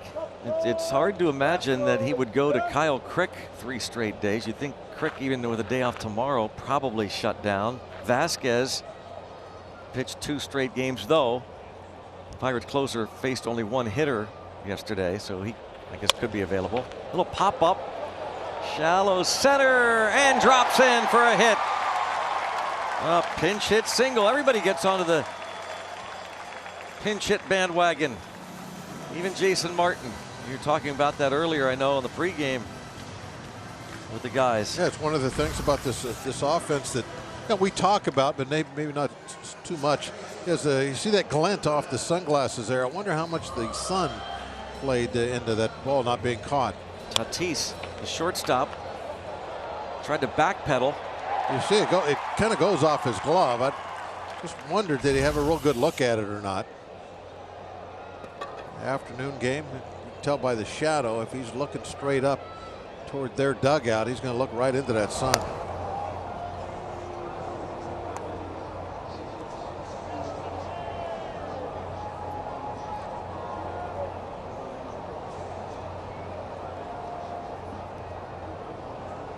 Hey, there we go. Oh, where'd that one come What did our Twitter treasure? National treasure. Come on, a get it right. national Get it right. treasure. You have Get it to right. treasure that jersey. The national treasure. National treasure, yes. I'm not arguing, nor are you. I'm going to have to go live at the Smithsonian or something, I guess. Well, heck, with Mr. Blast retiring after this year, you definitely take over that moniker. The old man moniker? No, I didn't say that. Yeah, I know what you meant, though. But don't forget, when we're speaking of those ages, you're not too far behind. You're creeping up. Of what? Of being the old man. You're getting there. I want you to stick around for a while. Okay.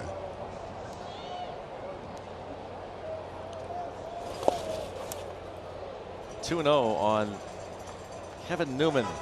Base hit in the 3rd inning, giving him a 14-game hitting streak. Hedges doing a nice job blocking those pitches in the dirt.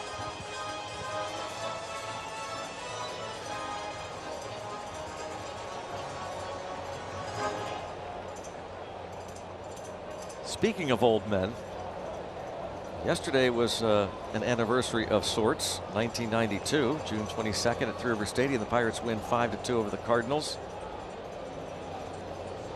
Three Rivers, this ball, oh, caught. And a throw to second. A safe call there. Ball looked as though it was going to be over the head of Hosmer. He's got some gold gloves on his mantle. Well, he went way up to get this one. Oh, yeah, he sure did. If his throw is a little bit better online, we got him. You know what we need to get, Greg? Some like laundry detergent.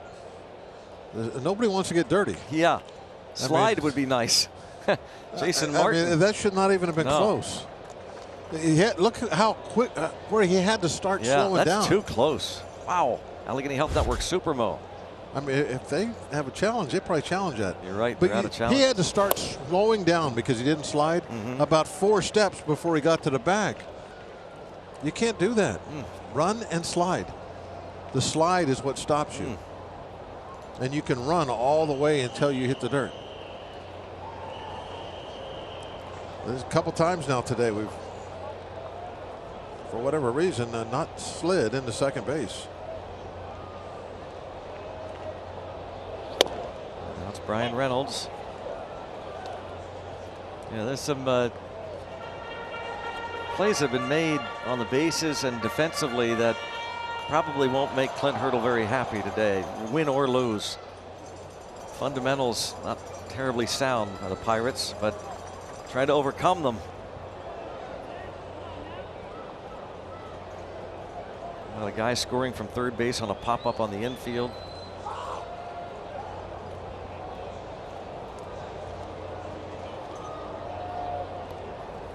Martin representing the go-ahead run. We're in the 5th.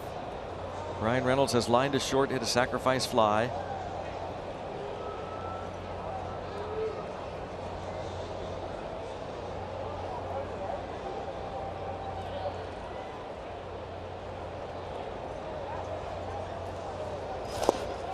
Another block by Hedges. Going back to that June 22nd, 1992 game, that was Bob's first save that season. What did I get, like 40 that year or something? No, you had 2. But you had 5 in your career. Randy Tomlin pitched 8 innings that day, and you know who was behind the plate? No. Mike Winters. Really? How about that? Your first save that season, 1992. You know who led off? So the old man today is Mike Winters. No, I was going to get to that. This ball pulled foul, although I guess he probably wouldn't argue. Talking about a guy whose first game in the big leagues as an umpire was 1988. Pirates and Dodgers in LA. He was at third base that day, but he was behind the plate June 22nd, 1992.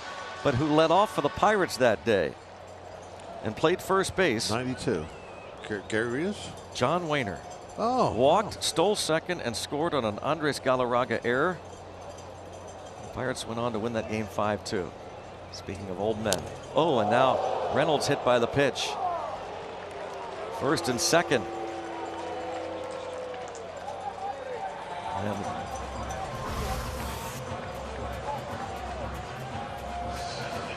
hit him twice. You should be able to get second on that. yeah, Right? that'd be a great rule, wouldn't it? Yeah, if you hit a guy twice with one pitch, boom, First boom, and second, boom, boom. bang. He goes to second base. Push the runner to third. Well, that would set up shop nicely, as Steve would say. Would Reynolds trot to second base holding up the number 2 sign? I'm not going down that road, Greg. What road? Marte has struck out and lined out.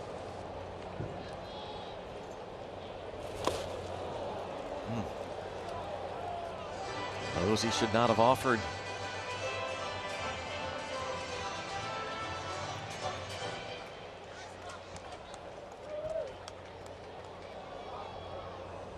How about this is a day 1963, June 22nd, that Jimmy Pearsall, then of the Mets, homered off Dallas Green, pitching for the Phillies that day.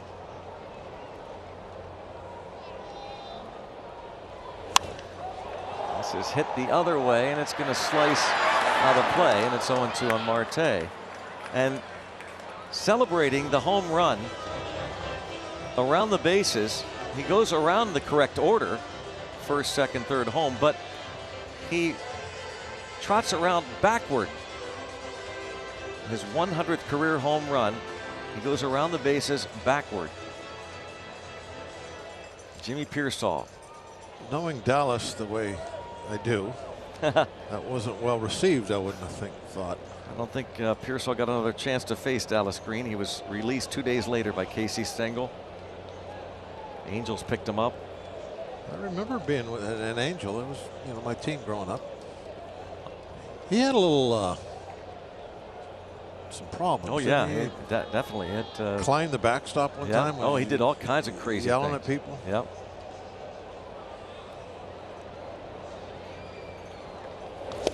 Another block by Hedges, but Martin will take advantage.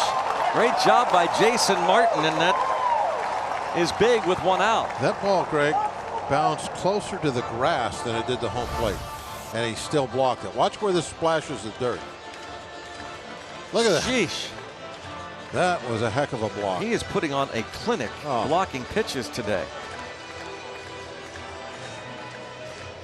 In the old days, every time you threw a ball to the Hedges, it always got stopped, didn't it? That's right. You'd have to go chase it, but you have to find it. Take you a while to look for it. Did you hear me earlier say that he never caught Chris Benson? Yeah, I did hear that. The reason I didn't react to it. Oh, did he chase? No.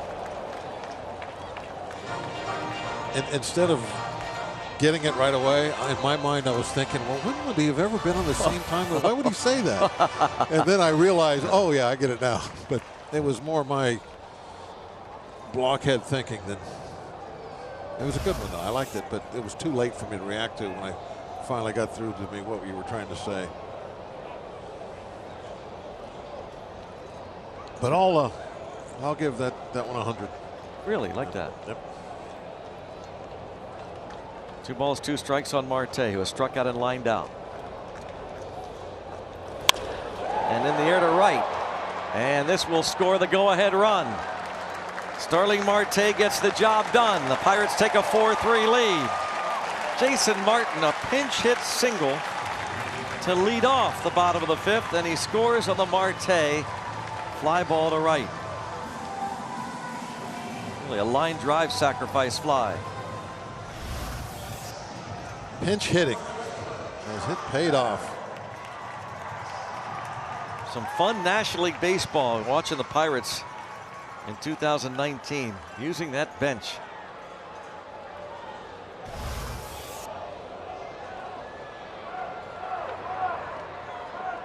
Five guys on that bench. Yeah.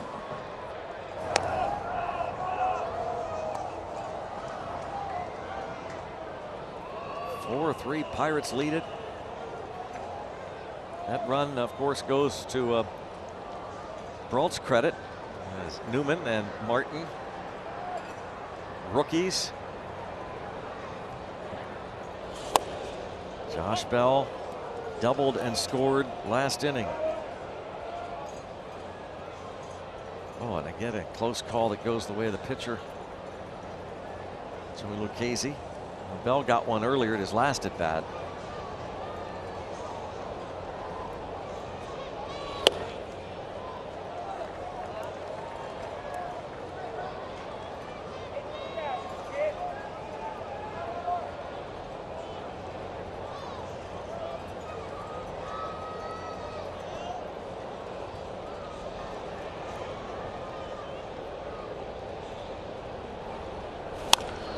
Hits this in the air to left, sending Renfroe back to the track.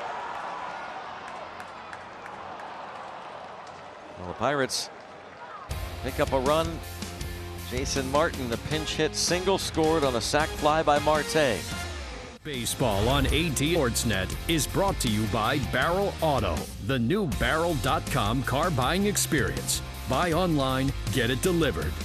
And by Allegheny Health Network, official medical provider of the Pittsburgh Pirates and fans like you. Let's go Bucks! Scratching and clawing and leading 4-3 are the Pirates here in the finale of this homestand and trying to sweep the series against Padres, the Clemente Bridge. And a different look from the left field Looney section. Looking up at the scoreboard and looking at Clay Holmes in relief of Stephen Brault. Bullpen needs to cover 4 innings today. Just a 1-run lead. No room for error here.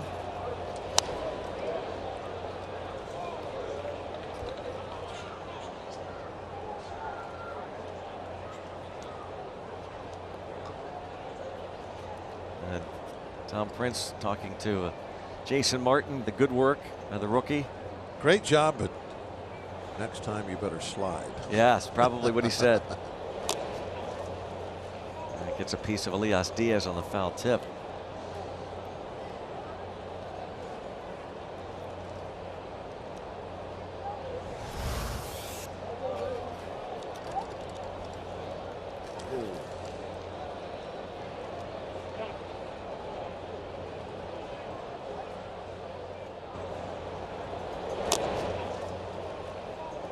Got him underneath the chest protector. He's all right, though. And so is Clay Holmes, a strikeout. Beautiful. Couple up and ins and a down and away.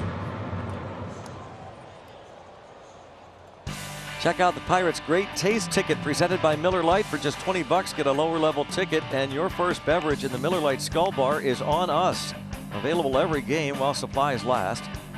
Go to pirates.com/great taste. That's a pretty good deal right there. Really good. Nice seat. Really, really good. This time of the summer, there's going to be a lot of boat traffic out there. You can kind of look out at the river. Whatever you want. Next homestand, by the way, will be games against the Cubs and Brewers leading up to the All-Star game. 4 with the Cubs, 3 with the Brewers. 1 week from tomorrow, the Cubs in for 4. That series concludes with a 4th of July 4:05 start Thursday afternoon, and then the Brewers in. And then the break. A little less rain out there. Let that water clear up. Some big logs coming down there and everything with all this rain we've had.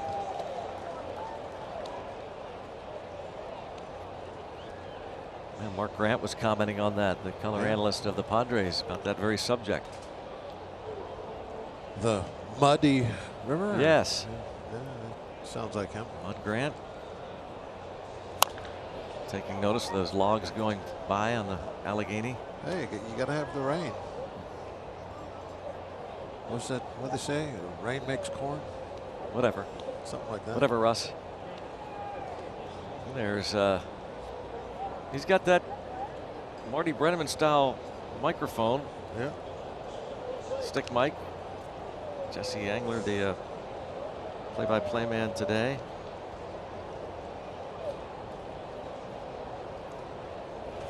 How's he hear the producer? Does he have like a... Jesse Agler? Who? the producer. Yeah, he doesn't have anything in his ear. No, he's got stereo little earbuds. Like a little Bluetooth thing. Yes. Wow, that is high tech. No, Why he don't is so we high have tech. those? He's got it all. He's got it all. He's got the great sunglasses. Mr. Cool. Mr. Clean. And a swing and a miss. And the ball caroms off the limestone and deflects toward third. So Austin Hedges will reach on a strikeout. A wild pitch.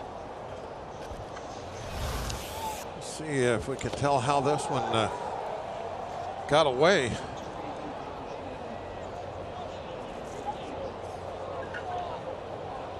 The breaking ball that did not bounce.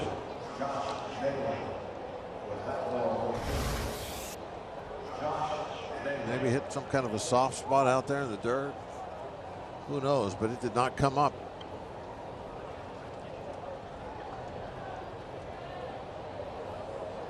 Lefty hitter Josh Naylor with Hedges reaching on the wild pitch. He's doubled twice and now aboard on a strikeout. Josh Naylor 0 for 1, walked 3 times yesterday.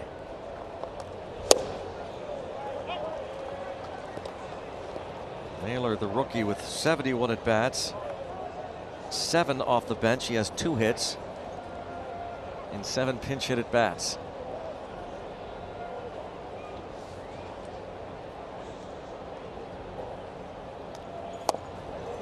Oh, doesn't get a call. Just going to say that Clay Holmes' first 10 pitches, 8 should have been called strikes. Clay Holmes has made 4 straight scoreless appearances.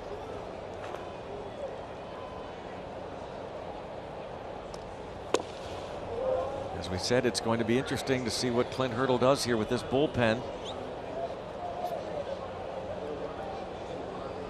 Chris Archer went 5 innings yesterday. Then it was Richard Rodriguez, Francisco Liriano, Kyle Crick, Michael Felice, and a 1-out save for Felipe Vasquez.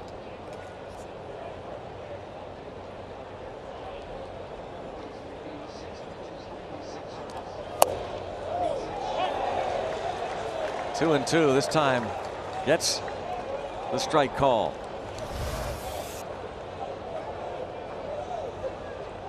A little work there from Elias Diaz to bring it up a bit. 2 and 2. Probably where the count should be.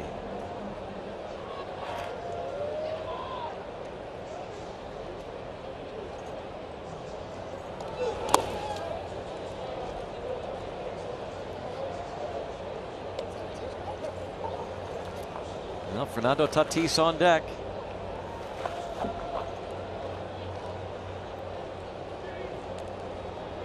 Clay Holmes needs to throw a strike to Josh Naylor. The Pirates again walked him 3 times yesterday. He hit 5th as the starting right fielder.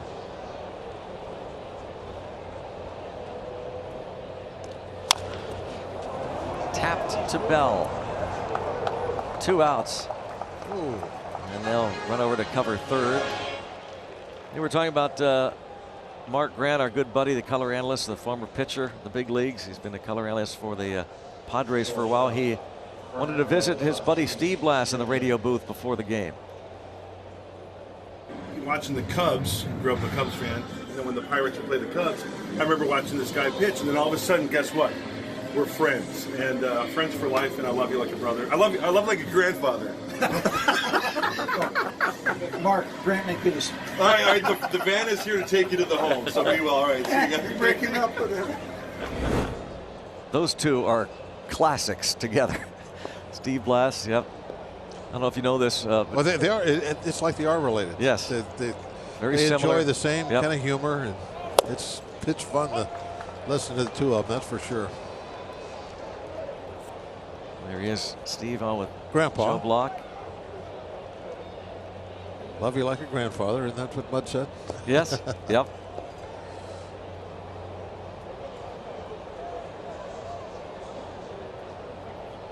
Fernando Tatis has walked, struck out, and singled in a run.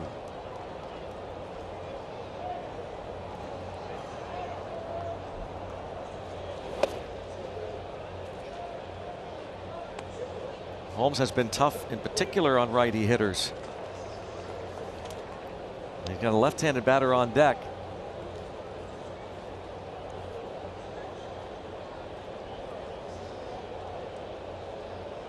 Seven hits in 47 at bats against right-handed hitters, so they're batting under $150 against Holmes. Richard Rodriguez is up in the Pirate bullpen. Good pitch, 95 at the knees.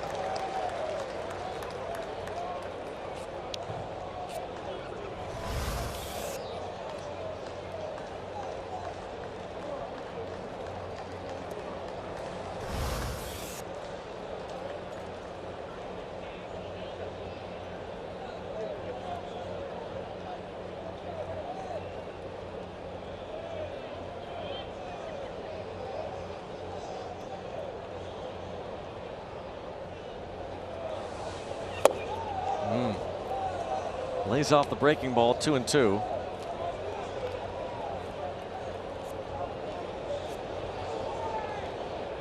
Picked up his first hit of the series with that RBI single in the fourth off of Brault.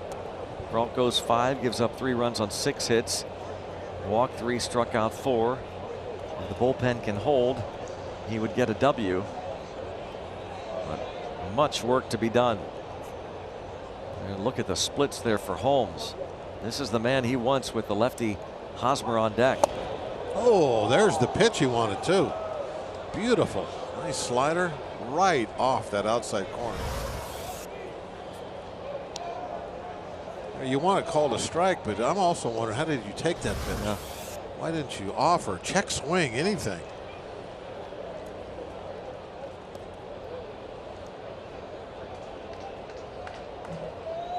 His glasses look like he's going skiing. It does. You're right. It does. Yeah, it's a piece.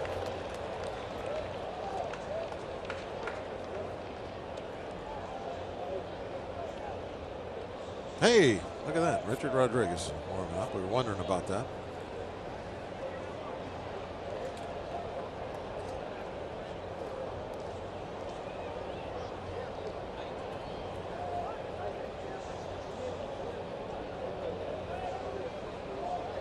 Three and two. Good day for sunglasses. Bright sun.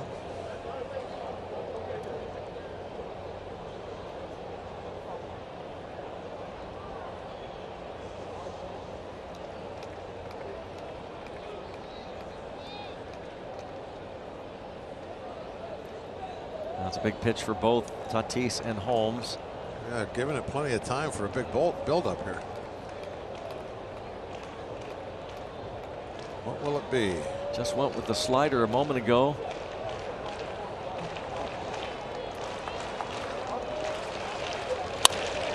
And up the middle, a base hit. Tatis singles to center field and goes into second on the throw home. And it's tied up again.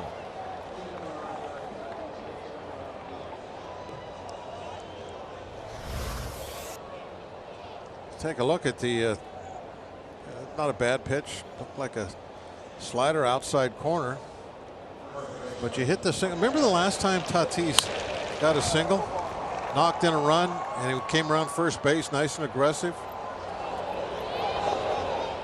but he had to stop because the throw went to second. This time he's in scoring position, winning run. They take advantage of a strikeout wild pitch. Tatis's base hit scores Hedges, who should not have been on the bases. Clay Holmes exits.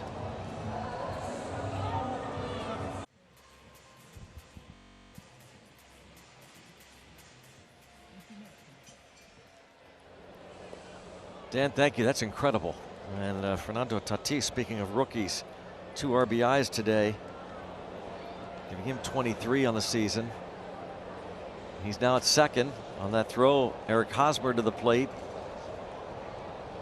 against Richard Rodriguez. Rodriguez faced 4 batters yesterday.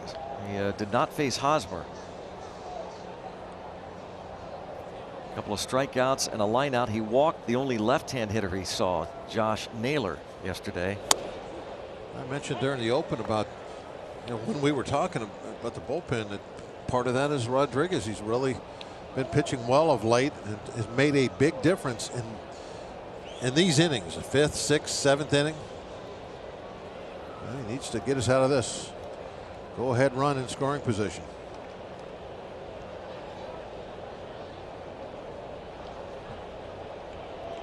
Now last year he limited lefty hitters to a 155 average. This season they're batting .315 against him.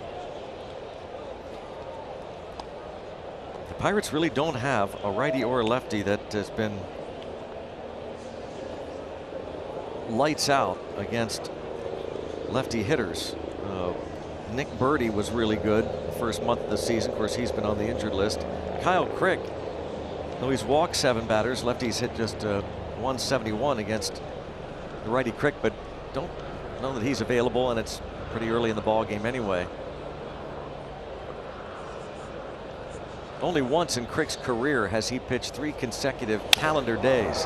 And it's another hit. And they take the lead again. Hosmer's RBI single scores Tatis. 5-4 Padres.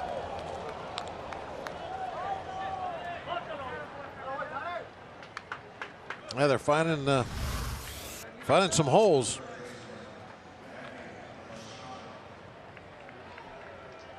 Got the ball on the ground, but nobody there.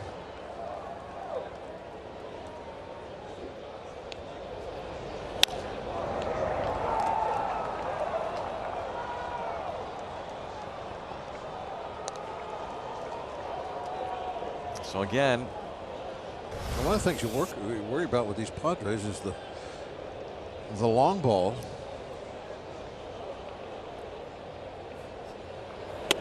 But in this ball game, it's been a lot of this kind of stuff. Both sides.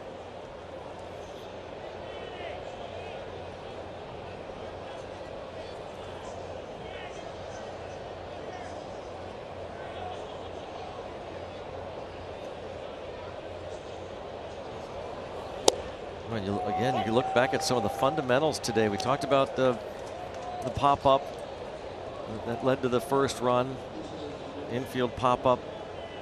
We talked about the runners not sliding into bases, though both Martin and Osuna were safe.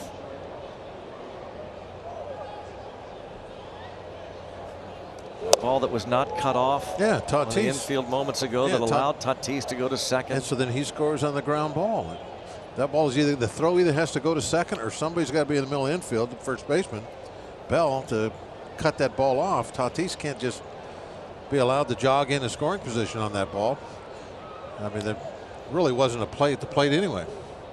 So that ball should have been cut off. The throw came in right over the top of the mound.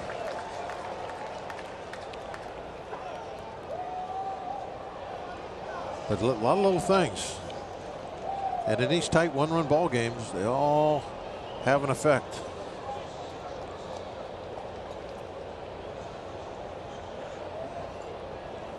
The ball that dropped into center field, a pop-up that went in for a hit. This ball's going to be fouled out of play. Don't know whether the sun could have played a role, certainly. But you wonder about communication. So, as we said, Clint Hurdle hoping the Pirates can overcome some fundamental issues. And they'll have to overcome a 5-4 deficit at least, with Machado facing Rodriguez. A strikeout that was a wild pitch in this inning. Runner goes. And in right field, Cabrera.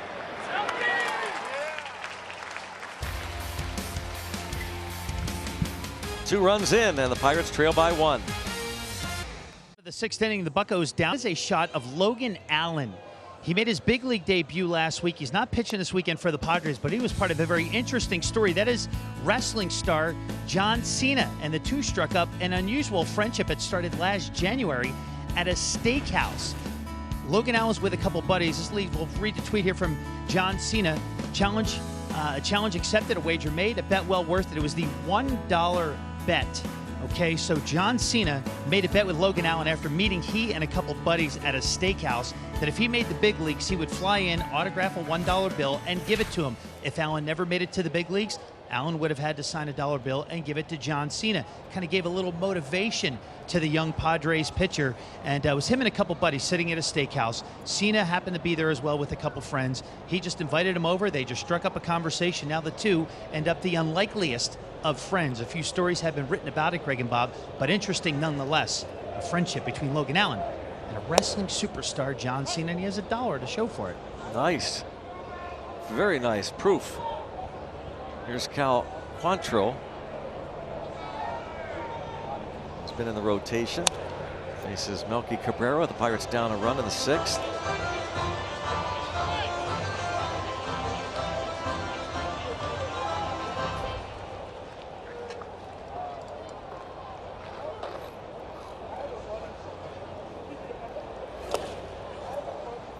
And that was quick work of Melky Cabrera.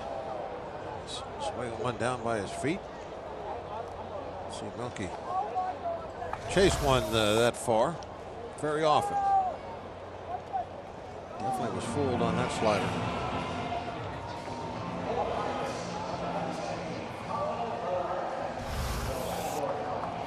Colin Miranda pinch hit now for Jung Ho Kang.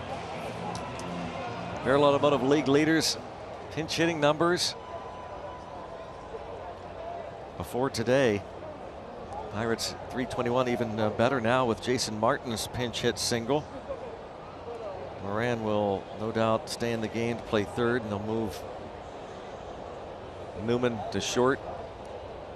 And we see Adam Frazier. Ground ball to Hosmer. A couple of quick outs in the bottom of the 6th inning.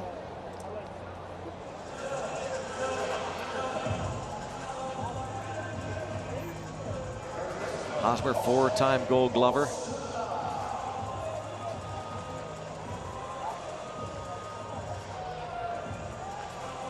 Who knows where the Pirates would have been had Hosmer not made that great play on the chopper by Newman last inning. The ball goes over his head. That's into the corner. Buck settled for 1. Jose Osuna is 2 for 2.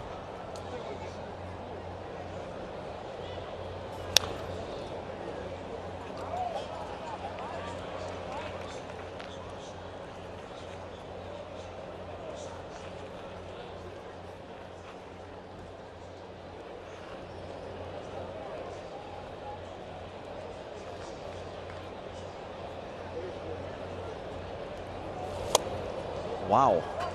That was a quick inning.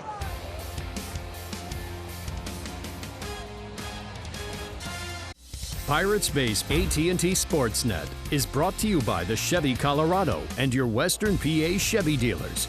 And by Sheely's, furniture, appliances, mattresses. The best things in life happen at home. Let's go Bucks! 5-4 Padres lead it. Go to the 7th inning. And back and forth. 963 miles to come see Josh Bell play. It's a pretty good baseball trip there. Nice birthday present.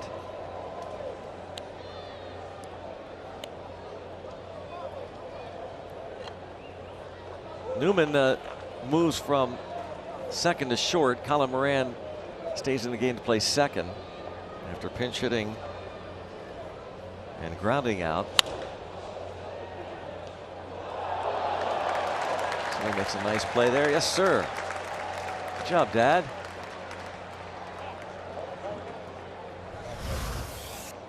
Very nice catch. Excellent work. Could be a Gold Glove first baseman.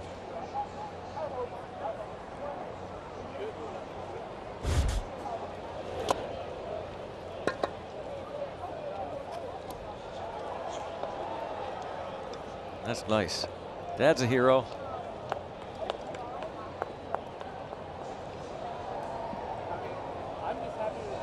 Renfroe has gotten credit for a sacrifice fly. Has singled and walked.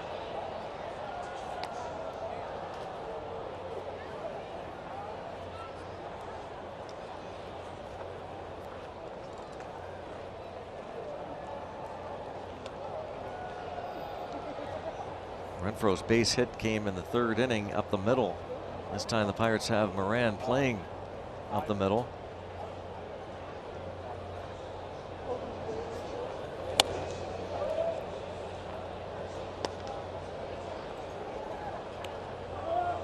Richard Rodriguez inherited the base runner at second and gave up the hit to Hosmer.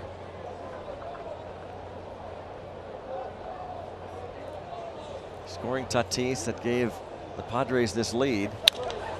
And a ground ball to Newman.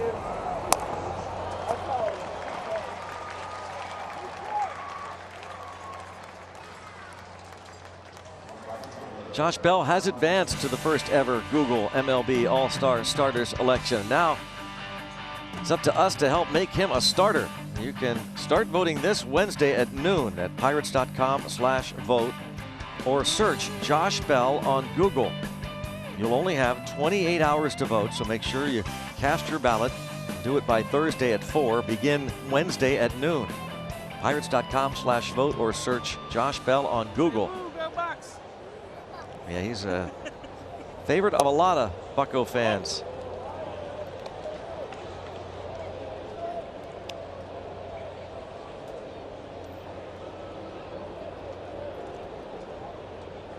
Hopefully an all-star starter.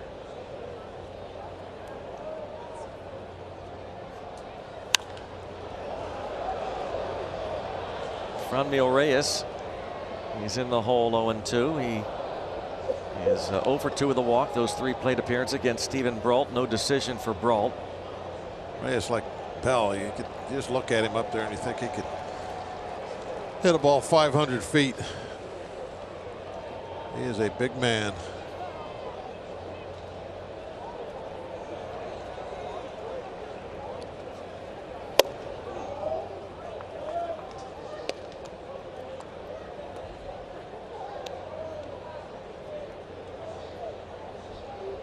Clay Holmes 2/3 of an inning, charged with a run.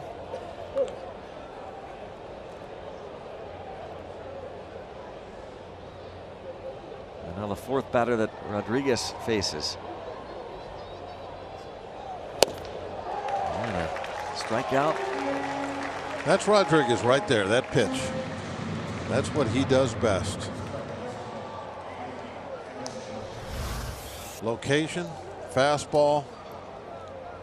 It's not, it doesn't really throw all that hard. This is 93. That's about an average speed for a fastball, but he does so well with it when he gets it up there, let her high.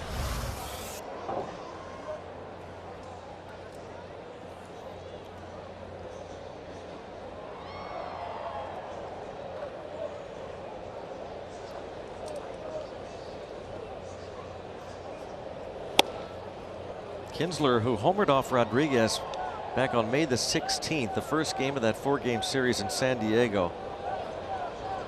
Pirates had a 2-1 lead going into the bottom of the 6th inning. 2 outs, 2 on, and Kinsler hit what turned out to be a game-winning home run in the bottom of the 6th. And as he was making his way across home plate and toward the dugout, he let the fans know it. And a pop-up to left.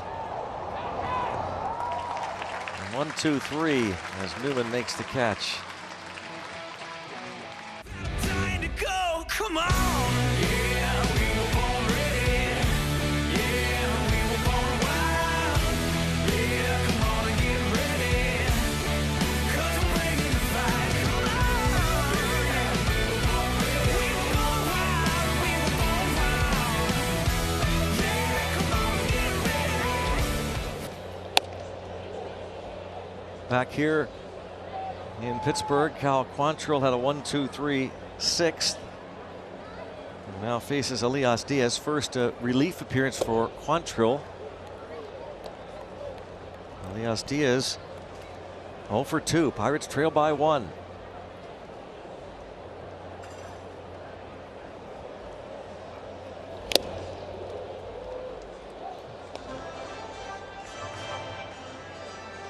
Quantrill, pretty good fastball.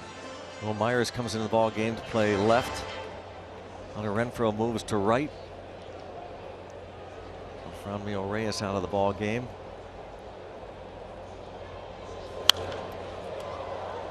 96.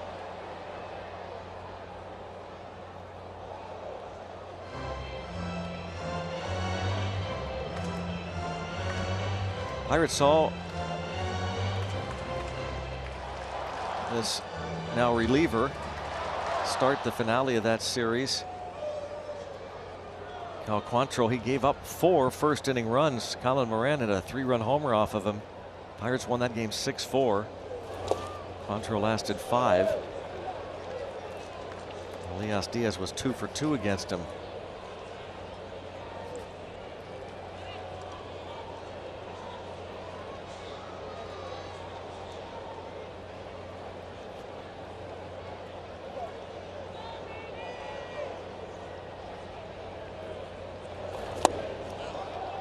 Well, Quantrill has struck out 3 of the first 4 batters he's faced.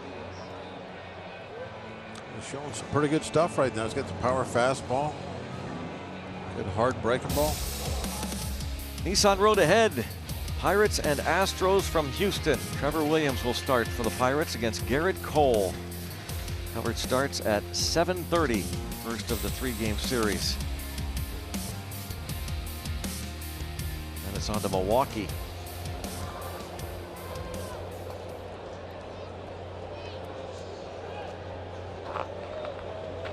Corey Dickerson pinch hitting for Rodriguez.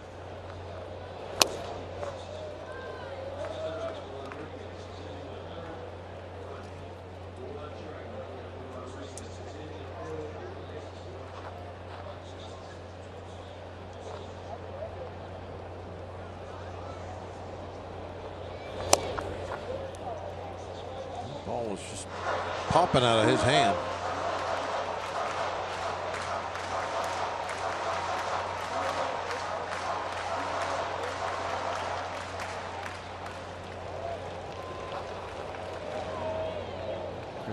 Archer went to 5 innings yesterday. Oh, another late swing. Quantrill's last appearance, the starter against the Colorado Rockies over a week ago.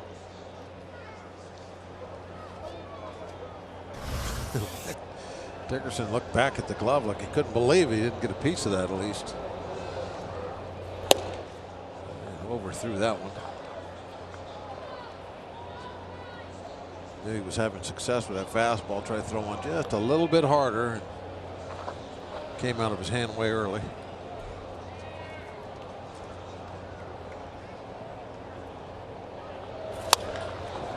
Well, another pinch hit and a base hit for Dickerson.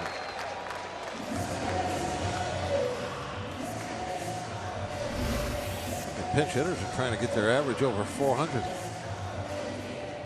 Dickerson is 4 for 6 as a pinch hitter this season. Right off the end of the bat.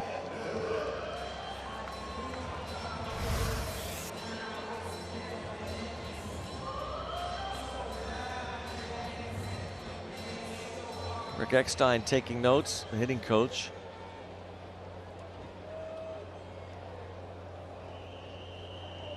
Now Kevin Newman 1 for 3.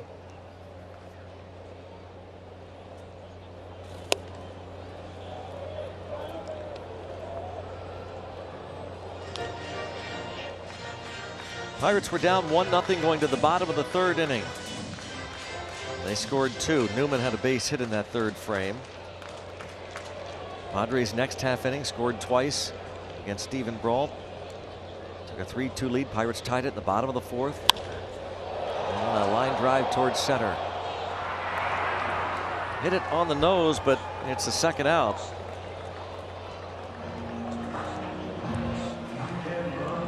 Pirates Charities Night on AT&T Sportsnet is July 2nd. You can purchase a backpack for charity.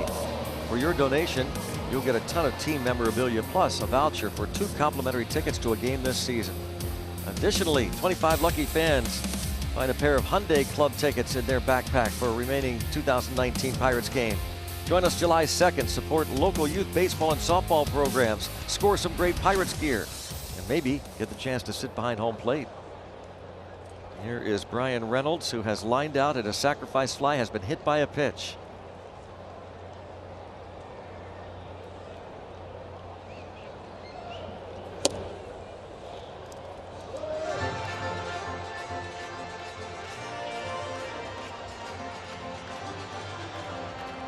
Reynolds was 1 for 3 that day at Petco Park on May the 19th against Cal Quantrill. That was his 3rd career start, Quantrill. This is his 7th major league appearance. Close pitch.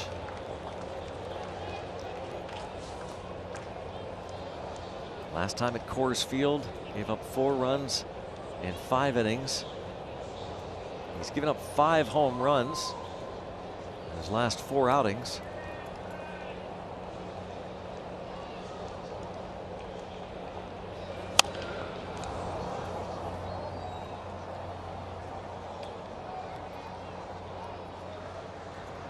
Francisco Liriano will be next on the mound for Pittsburgh. Jeff Hartlieb has been up. I guess we shouldn't assume then that it's going to be Liriano. Could very well be Hartlieb. We'll wait and see what happens in the 8th. Hopefully the Pirates will, with 2 outs, score a run or 2.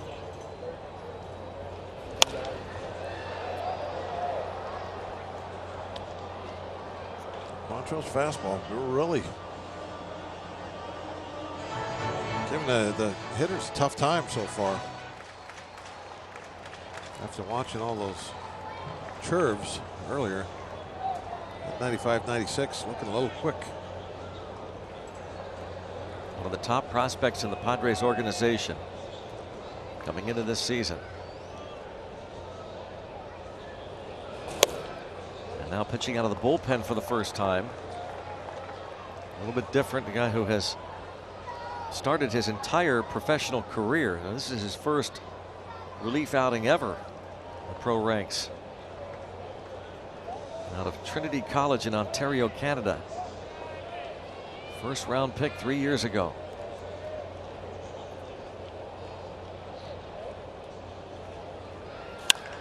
Line drive, base hit by Bryan Reynolds, a bullet. On the 3-2 pitch, moves Dickerson to 3rd. I think he went away from the fastball. I think he gave him a, slider. And it just hung there. Smacked right back through the middle. How much fun has it been to watch Bryan Reynolds? He gets such important hits also. It's not just... And these aren't nothing hits. Late in games or tight. He has made quite an impression on everybody, obviously. A big meeting on the mound. The entire infield.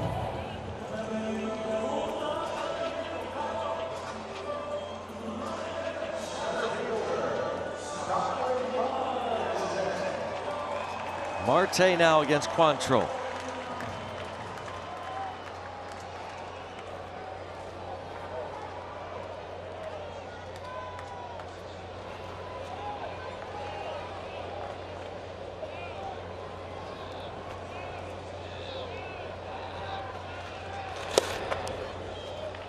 Josh Bell on deck.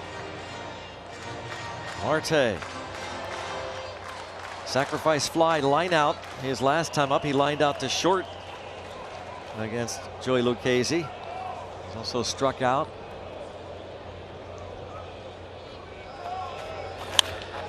Hard hit, but right at the shortstop. The Pirates strand a couple. Down 1 onto the 8th. This copyrighted telecast presented by the authority of the Pittsburgh Pirates and may not be reproduced or retransmitted in any form. And the accounts and descriptions of this game may not be disseminated without the express written consent of the Pittsburgh Pirates. 5-4 go to the 8th inning. Final game of this homestand. Pirates down a run to the Padres.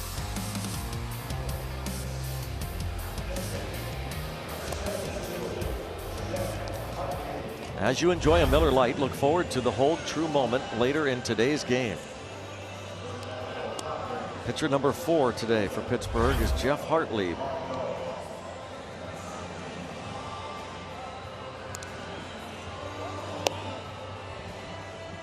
There's Hartlieb's numbers. He's been in 13 games now.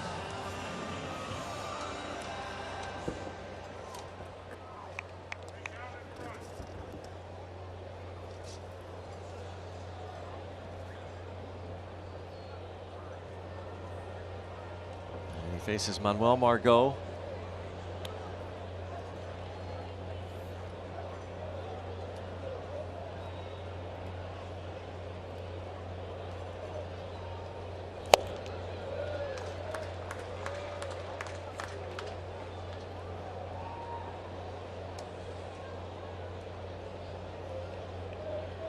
Austin Hedges, and then the pitcher spot.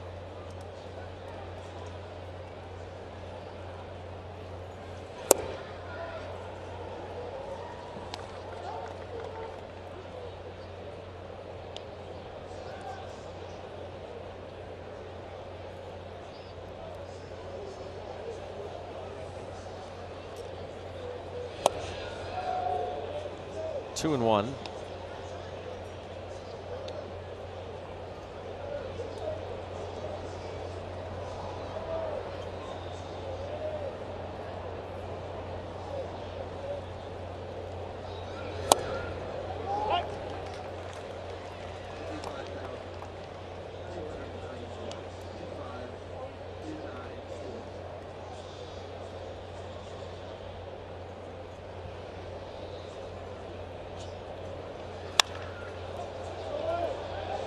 That'll be out of play. In the bottom of this 8th inning, Bell, Cabrera, and Moran will be due up, so imperative that Hartlieb keep this a 1-run deficit. The saves leader in the league is in the Padre bullpen. That is Kirby Yates. See the guys due up at the bottom of the 8th inning. Just foul.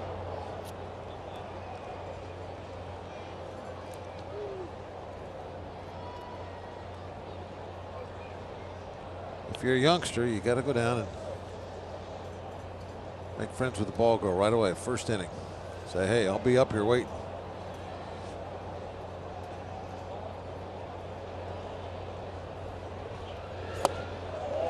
Good work. Hartlieb gets the first out.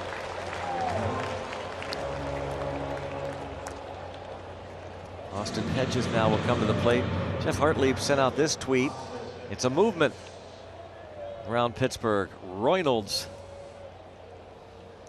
he drapes the Rookie of the Year number 10 jersey over Brian Reynolds' chair in front of his locker. Brian Reynolds, sacrifice fly on base a couple of times, a hit. It'll be interesting if he continues to hit like this for the whole year. How the voters will go. Will they go for power or extremely high batting average? A lot of season left, but I hope to find out. Yeah. Reynolds, Tatis, Newman in terms of Rookie of the Year. Josh Bell finished in the top 3 in Rookie of the Year a couple seasons back. And just some of the candidates for Rookie of the Year. Well, Alonso might hit 50 home runs. That's going to be. Mike Soroka left today's game, was hit by a pitch against the Washington Nationals.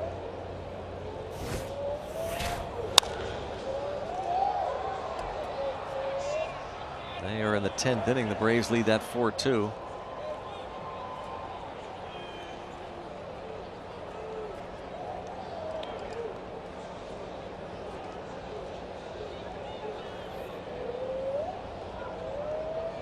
Fernando Tatis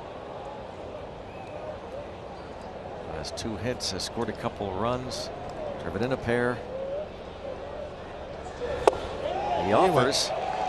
Hedges goes down.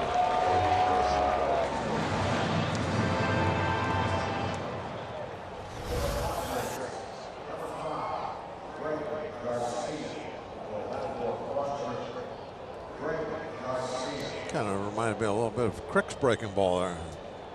Kind of swept outside.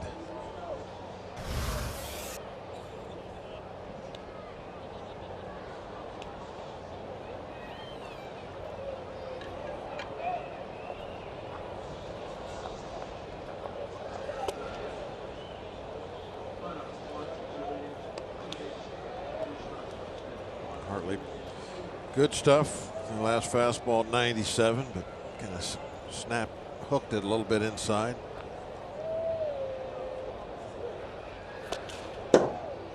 Make that 2 in a row. Yeah.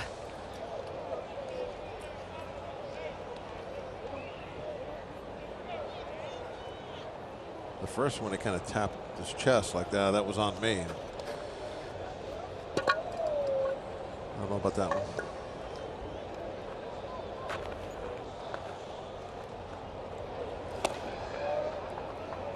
3-0 count now on the pinch hitter Greg Garcia. 3 fastballs in a row, way down and in.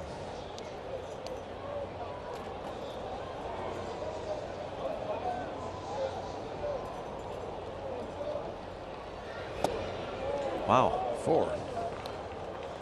Got himself in a bad groove there, didn't he? Yeah. Now he'll face Tatis. Brian Reynolds, so good. He and Kevin Newman have been batting at the top of the order. Brian Reynolds should be an all-star for sure and the front runner for Rookie of the Year, according to Nick on our Twitter, the lowdown. Yeah, believe about the all-star, but the Rookie of the Year, but also an all-star. Perhaps someday you'll be telling your grandkids about watching Brian Reynolds, how he's played. There's a strike.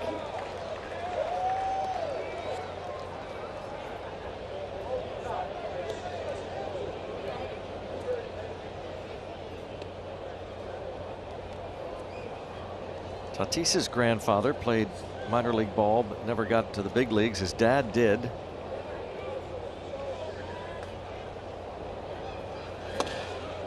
1 ball, 1 strike.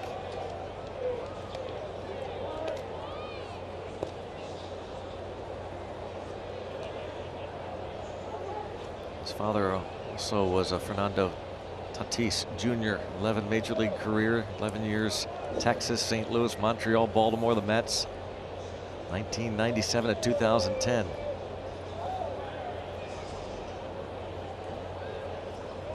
His dad was listed at 5'10", 170 pounds. Tatis Jr. here for the Padres, 6'3", 210. Just 20 years old.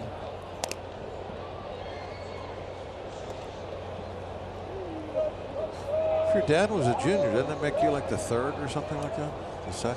3rd? You'd think so. No. But he plays short, so maybe he didn't want to be called the 3rd. Probably. That makes all the sense in the world. That's got to be it. Yeah.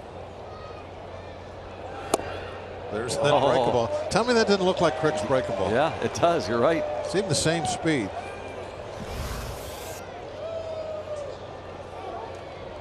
Even kind of speeds up at the end. Optical illusion, maybe. We'll have to check out StatCast.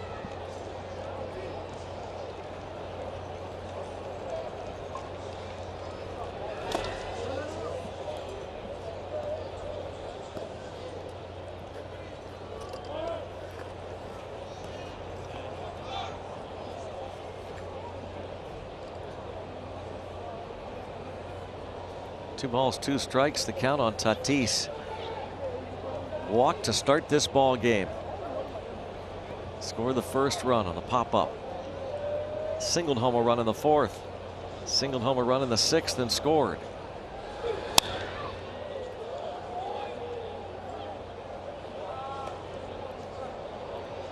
Facing the rookie Jeff Hartlieb.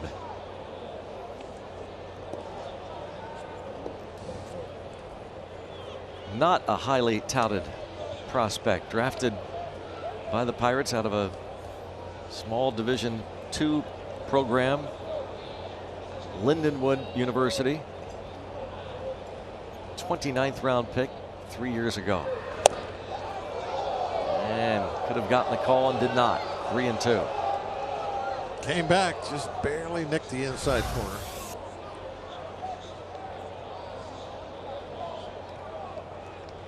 You know, you're watching it live, you're just looking at the pitch. It looks like it stayed inside, but the strike zone said no. Then it did come in and should have been called. But I got to agree with Winters. It looked like it was inside. Just watching the pitch. Walked him. Almost the same pitch.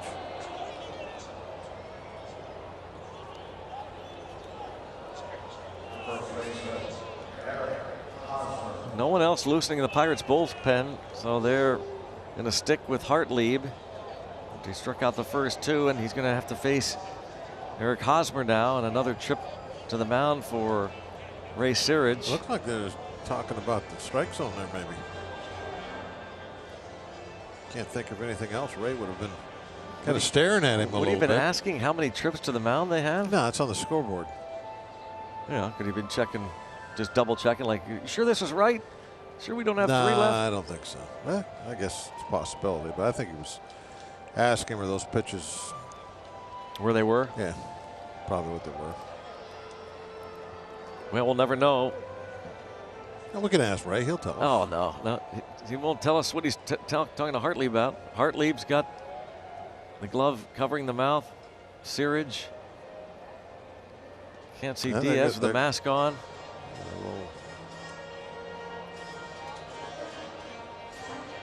Mike Winters moves it along. Yeah, I think they're talking about where the pitch is.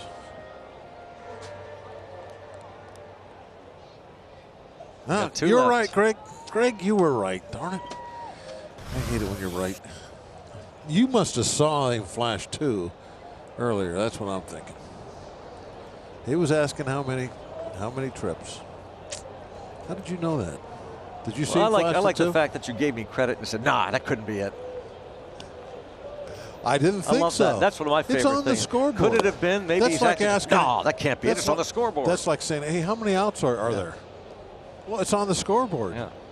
Right? Sometimes they ask the umps that too. The numbers on the scoreboard are correct. I do love that, though. Bob, could it possibly be? No, that's ridiculous. Here, you can see it on the scoreboard. There they are, right there. Why would you ask? Wouldn't be asking that. Thank you. Thanks to the truck, by the way, backing me up on that. Usually they don't go that way. Eric Hosmer. And now it's 2-0.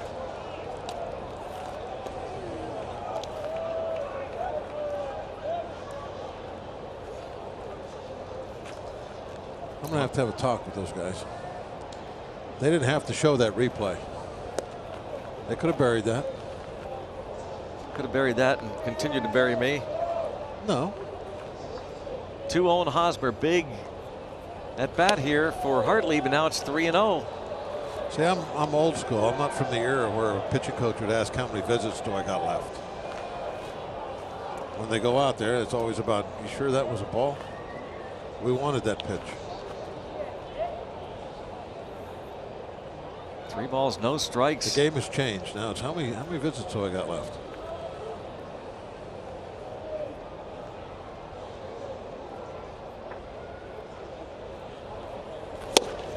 Wow. Big swing from Hosmer. RBI single off Richard Rodriguez in the 6th. Gave the Padres this lead. Green light 3-0. He got a pitch to hit, but didn't even tick it. Threw it by him. It's late on that.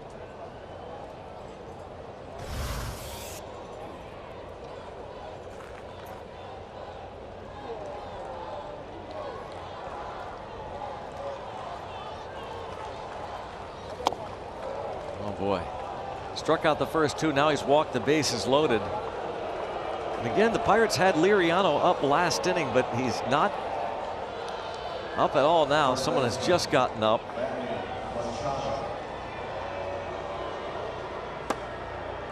Last half inning, it was Francisco Liriano alongside Hartlieb. Now it's Stratton.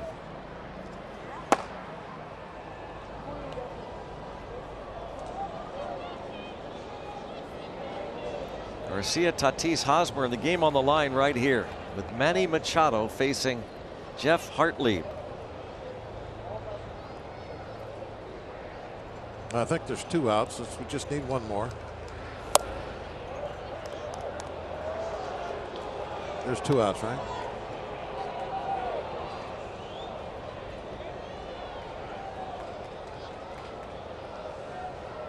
Wish the umpire would tell us how many outs there are.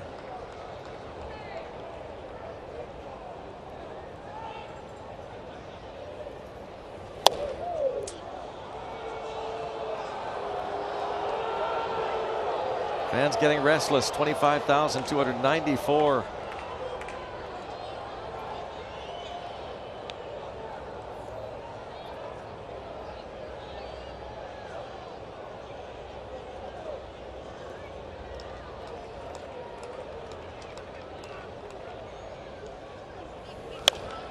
And a little pop up that's going to drop in for a hit. This will score a couple.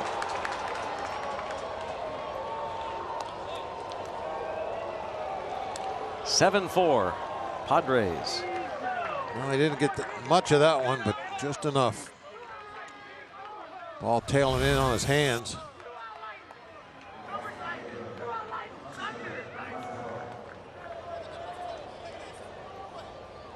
See that movement that Hartlieb puts on the ball, just a little tail that came in, jammed him, but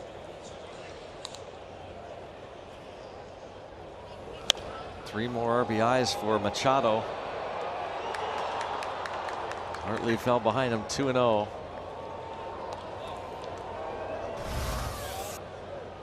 Here's Hunter Renfroe.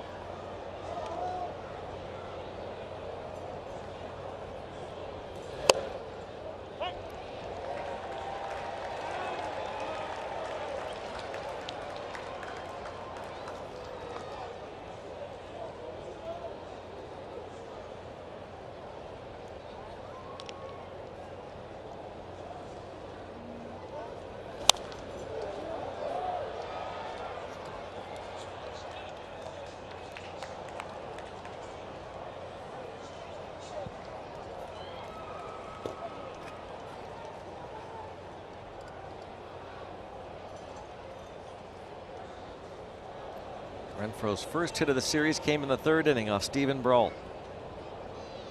He's 1 for 10 in the 3 games.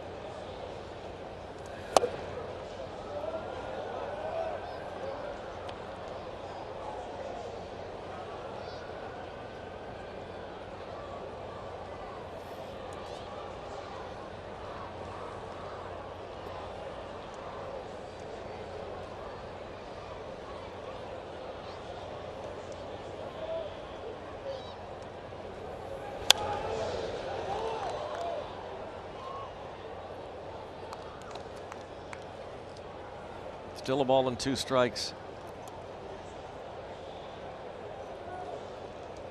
Padres trying to get back to 500. They started the day at 38-39.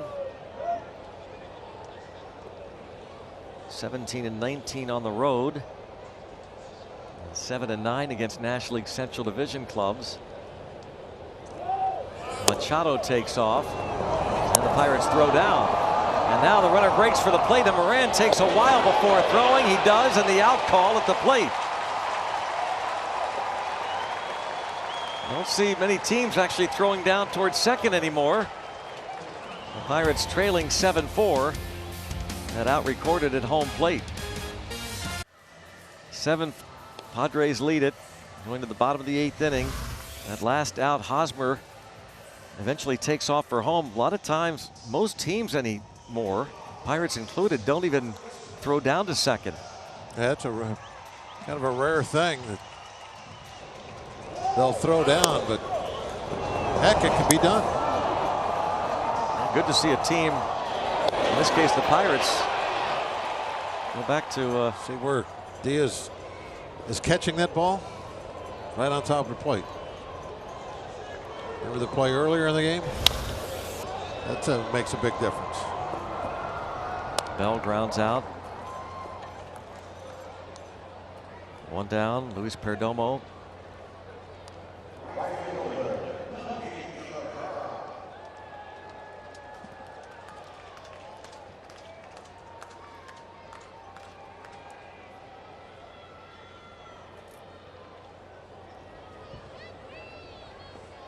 Seventeenth appearance for Perdomo. Melky Cabrera steps out on the pitch, ball one.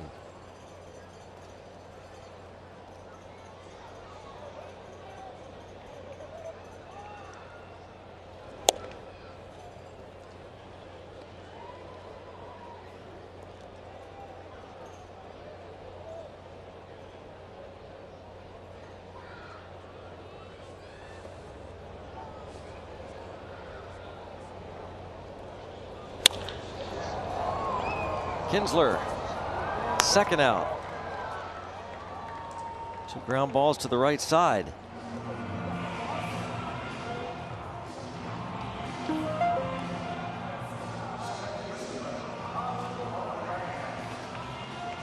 Marlins beat the Phillies 6-4.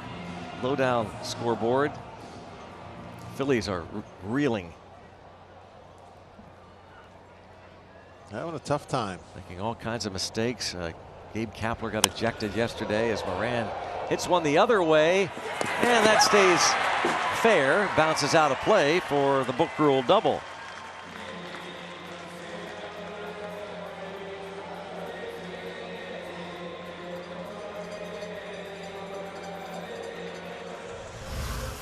Two out, two base hit. Oh, knee high, he was able to lift that one the other direction. It's always easier to get the ball in the air when you hit the other way. Bounce up behind the foul pole.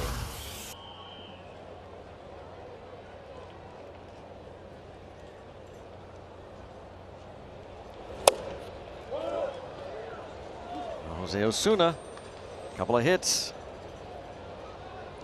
He doubled to lead off the third inning and scored the first run for the Pirates that tied the game. His base hit in the fourth inning with two outs scored Josh Bell. That tied the game at 3-3. 2-0 count. On deck Elias Diaz. Leading base runners.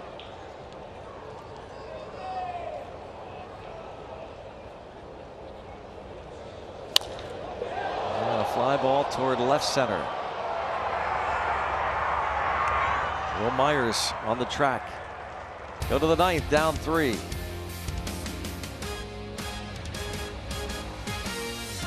Baseball on AT&T Sportsnet is brought to you by Calfo Heating and Air, your trusted AC experts.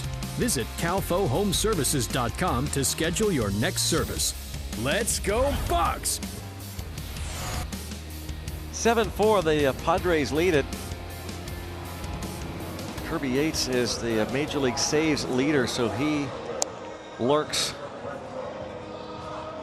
Be a tough task, but Chris Stratton will try and keep it a 3-run deficit as he has returned.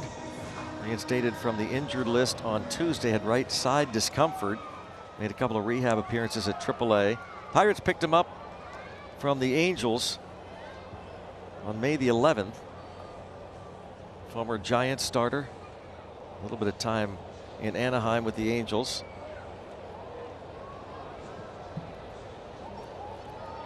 He faces Hunter Renfroe, Will Myers, and Ian Kinsler in this 9th inning.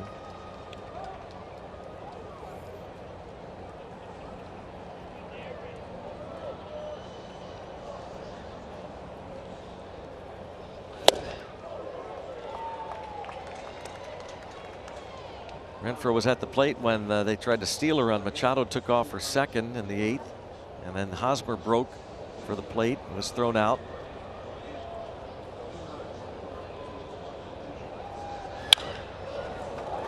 And a leadoff hit. Cabrera tried to keep it in front of him, and that ends up going as a double.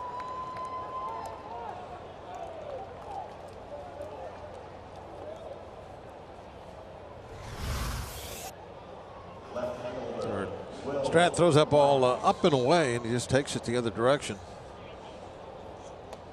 Thought for a moment it might go as a triple. He got to kicking it around a little bit out there. Still coming into second base.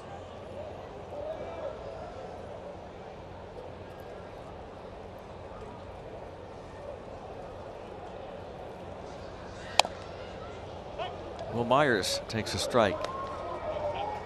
1 for 7 in the series. Double for Renfroe. He's on base for a 3rd time. Steven Brault started, gave up 3 runs on 6 hits, walked 3 in 5 innings. Myers pops this one up. Diaz makes the catch.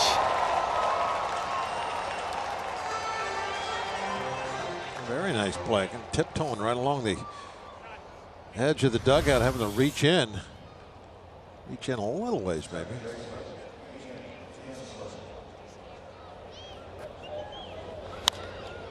That ball, as it goes up, it looks like it's going to be maybe the dugout roof, but the backspin brings it back.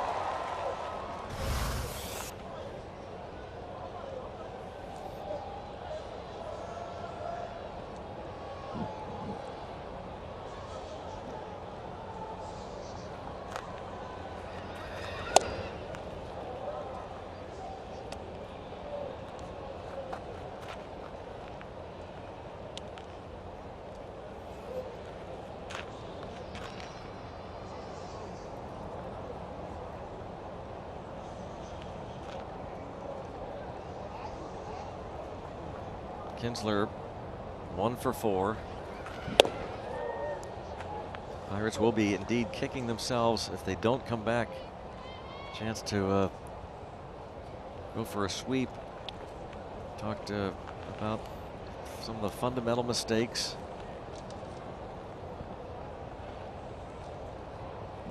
One of them looms large. The strikeout of Austin Hedges in the 6th inning. Clay Holmes, it would have been the 2nd out. He retired the next batter. Should have been a 1-2-3 6th inning, with the Pirates leading it, but Hedges reached on a strikeout wild pitch. It's the 5th time this season that an opponent has reached after striking out, reaching on either a wild pitch or a pass ball. That leads the majors. Moran.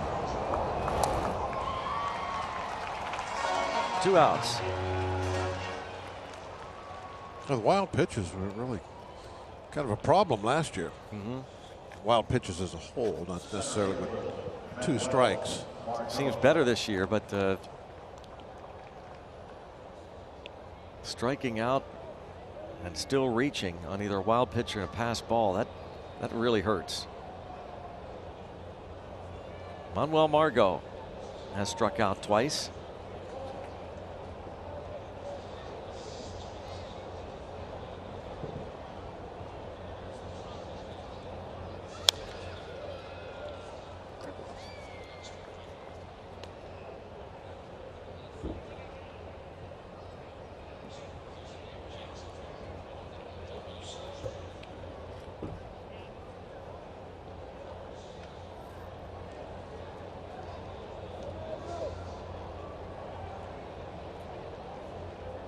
Bottom of the 9th, it'll be Elias Diaz, a pinch hitter, and Kevin Newman. And the Pirates will be down by 3. Chris Stratton returning to the Pirates. Pitches a scoreless top of the 9th. Worked. Pirates with an off day tomorrow. They hit the road to open up a 3-game series against the Astros on Tuesday at Minute Maid in Houston. Trevor Williams starts against former Pirate and the current Major League Baseball strikeout leader, Garrett Cole. Coverage starts at 7:30 with Pirates pregame, presented by W.B. Mason.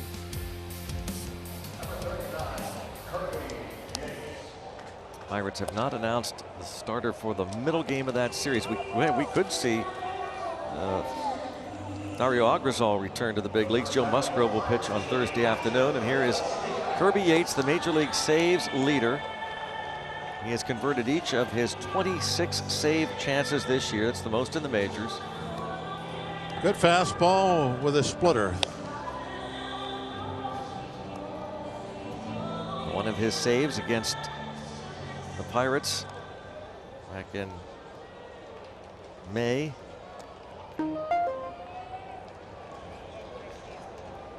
Look at that, last 13 games, 3 base runners allowed.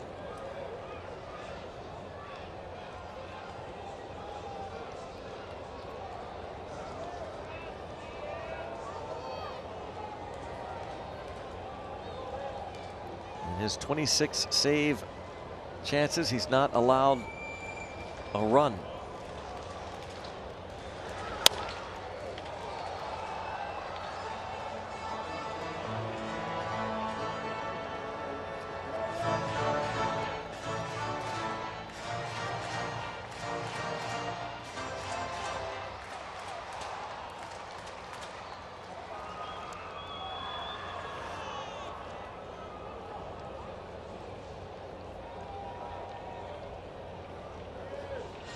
Figured out there that he broke his bat.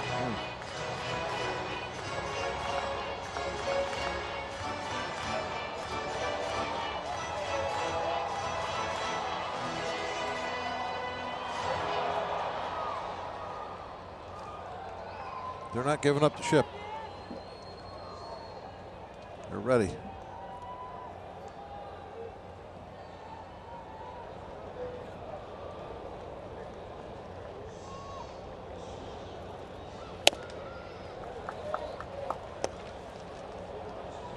It's just 8 walks in 32 innings.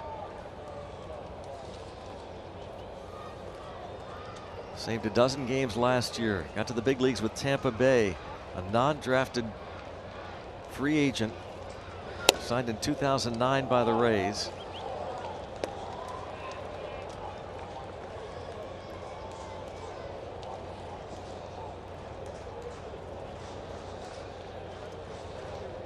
Older brother Tyler pitched a handful of years in the big leagues, including a couple of seasons with the Pirates.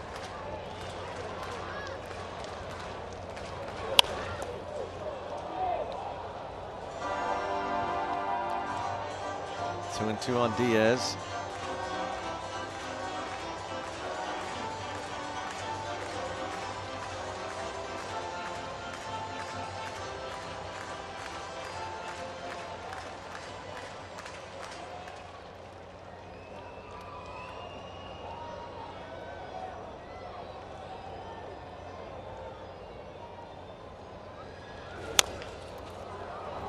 Hugging the line and dropped by Machado.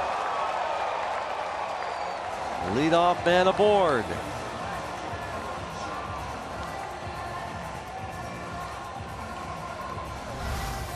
Sometimes you need a little help.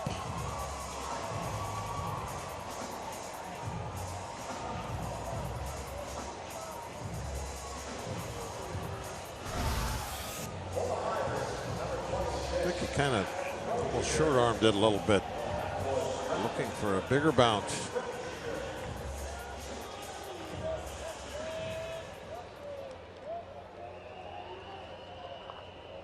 Error on Machado. Tough error. 3 errors in this series. Yeah.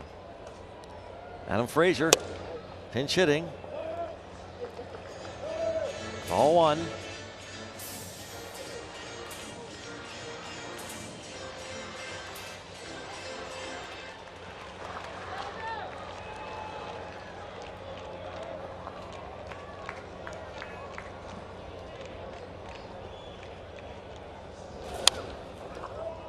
On a strike. The pinch hitting numbers we've cited frequently today. Frazier's 1 for 2 as a pinch hitter.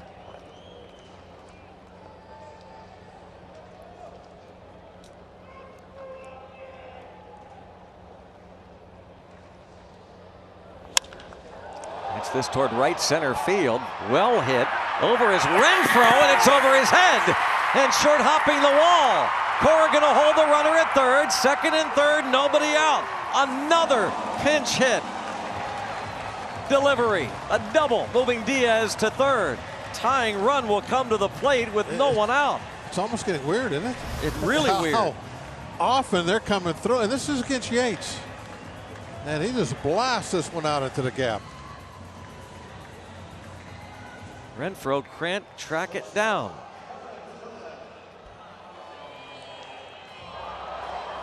Another look.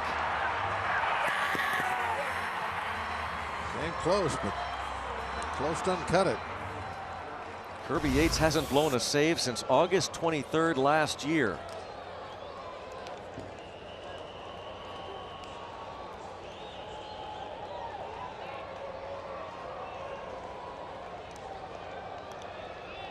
He did have a rough go against the Pirates a couple years ago. Gave up 6 runs in a blown save against the Pirates in 2017. I'll take 4 today.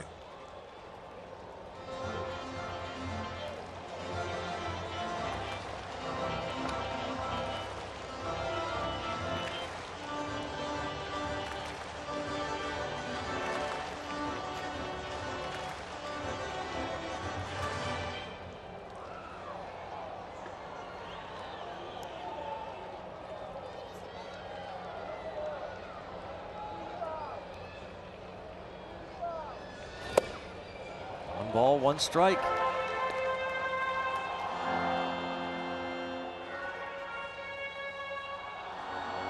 Kirby Yates has been perfect this season. Again, he's not given up a run in a save opportunity this year.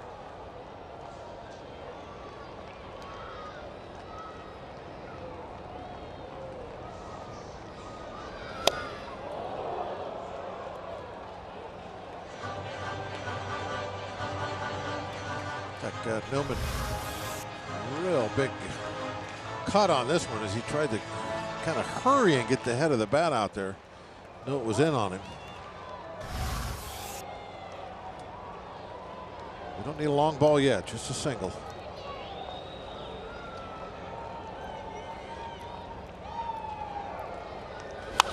Just gets a piece of it, rolls it towards short, up with it, throw to first base, Safe. Not in time. Now, Infield hit, the Pirates score a run. First and third, still nobody out, and suddenly it is 7-5. now let's have that long ball. That is the 11th infield hit for Kevin Newman, which leads the club. Give him an RBI infield hit is Tatis. Gets a late throw off. He did everything he could. I mean, that's almost perfect by Tatis, but Newman just very quick getting down the line.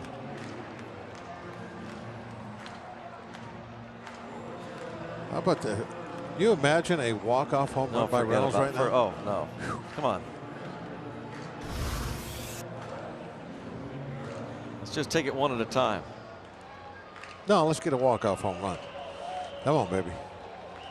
Get into this one. I saw a boat out there. Can he hit one in the boat? Well, now you're asking for everything. Anything else you'd like there, Uncle Lewis? I wanted to hit one in the boat. Line drive, base hit into center field. It's a 1-run game. Brian Reynolds, another hit. 7-6. Newman stops at second. The Pirates have scored 2 off Kirby Yates in the 9th. And now Marte to the plate. Well, Greg, yeah. I mean, look at this. I'm a little disappointed. Look at that. This is never going to be a home run. It's going to be a single. Off the bat, you can tell it was just a single. second RBI of the game for Reynolds. He just keeps on keeping on.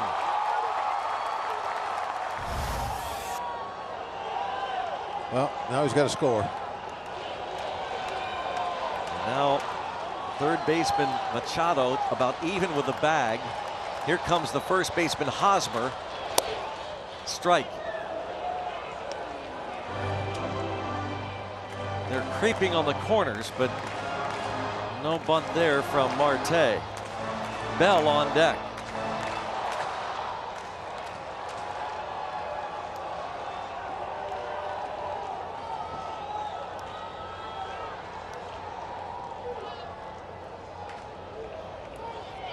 Now he bunts it. And Sacrifice moves up. Newman to third, Reynolds to second.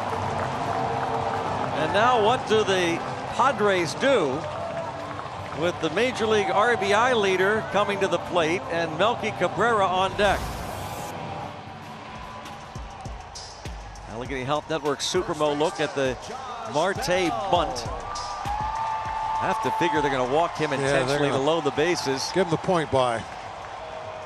Sacrifice goes 1-3, and they will walk him, much to the chagrin of this crowd.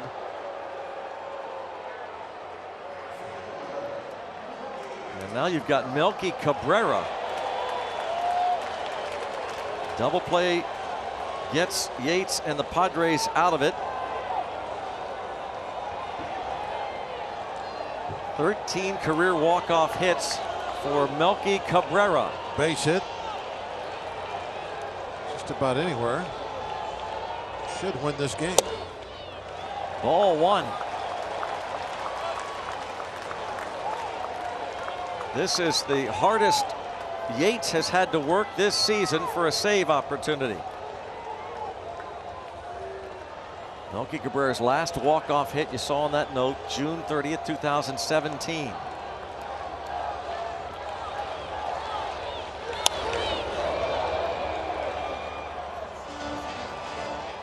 Two career walk-off homers. It's one of those bases loaded situations we've talked so much about that Pirates have not had a lot of success in.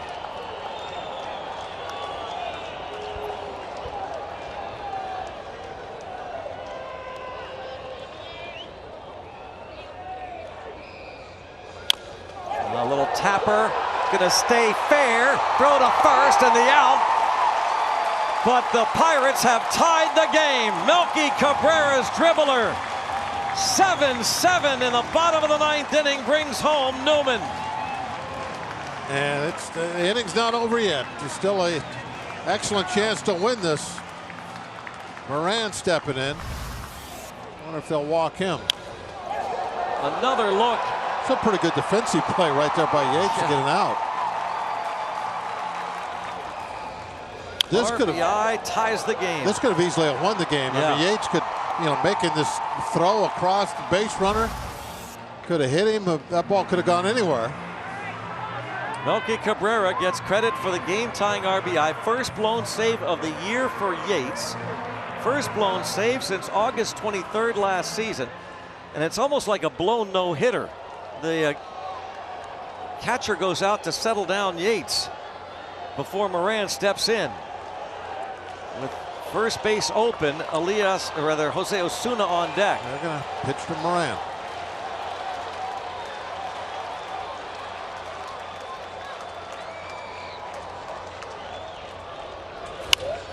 And a pop-up to left.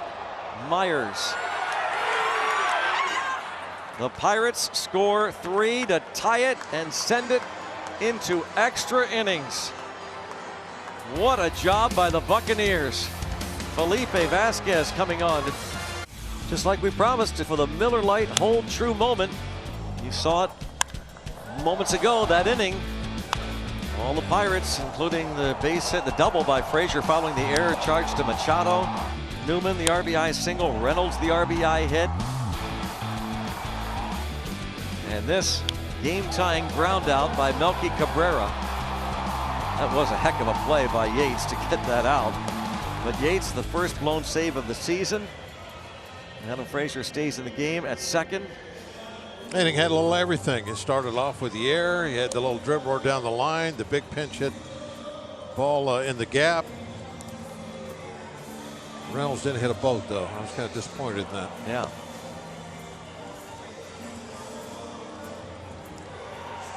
Nightmare comes on now. Being in the hold it as a tie game. 31 games now for Vasquez. 49 strikeouts in just 32 innings.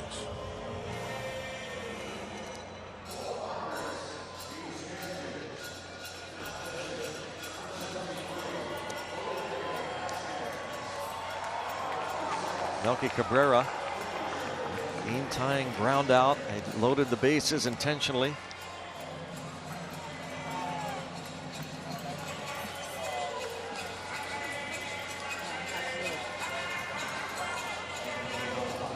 Felipe Vasquez earned a one-out save last night.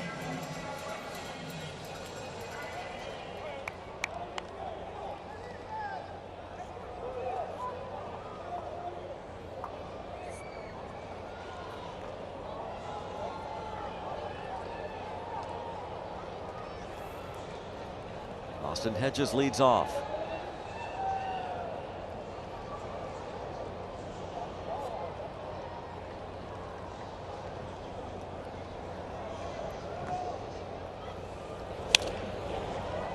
Fouls it back.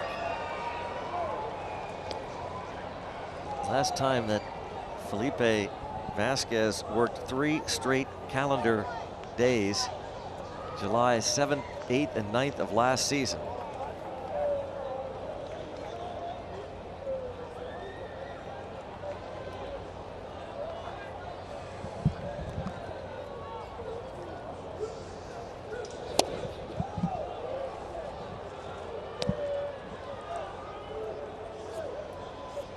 One strike. Hedges. Then on deck, Francisco Mejia, and then Fernando Tatis.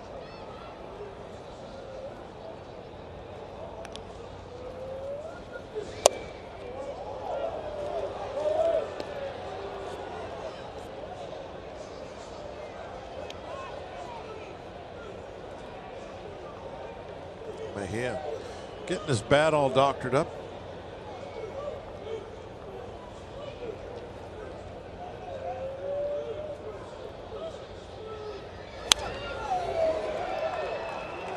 Two and two. The Pirates again have an off day tomorrow. Otherwise, Clint Hurdle would not be doing this. Have Vasquez pitch 3 straight ball games.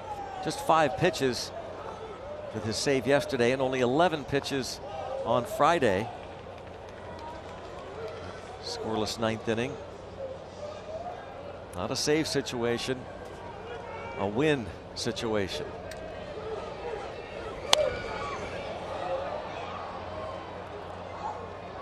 2-2 on Hedges.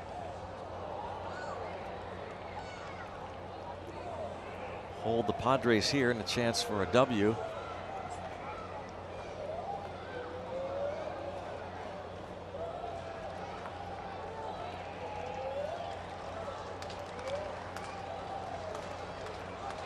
Two and two. A fly ball toward Marte. Got it measured. 1 out. You so want to make sure you keep this a tie ball game after that big 9th inning comeback.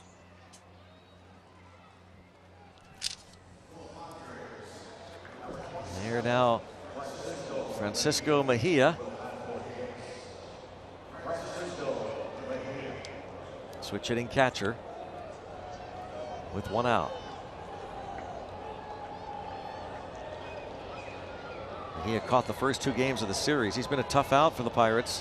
1 for 3 with an intentional walk yesterday. Mejia 2 for 4 the opening game of the series. He singled off Felipe Vasquez in the 9th inning on Friday, that 2-1 victory. He had 2 out hit to right.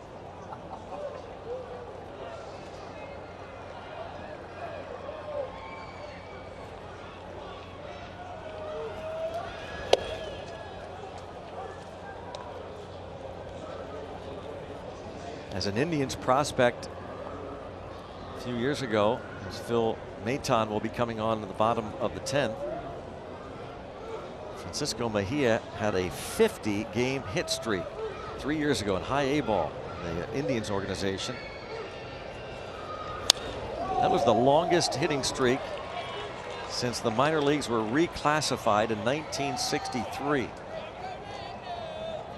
In fact, the longest by any player at any level of pro ball since a Pirate minor leaguer, Roman Mejias, had a 55-game hitting streak for the Waco Pirates in 1954, Class B State League team. 1954. Roman Mejias had a 55-game hitting streak. And this batter, Francisco Mejia, had a 50-gamer.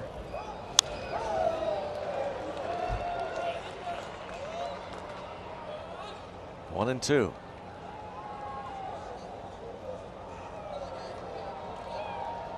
Last player off the bench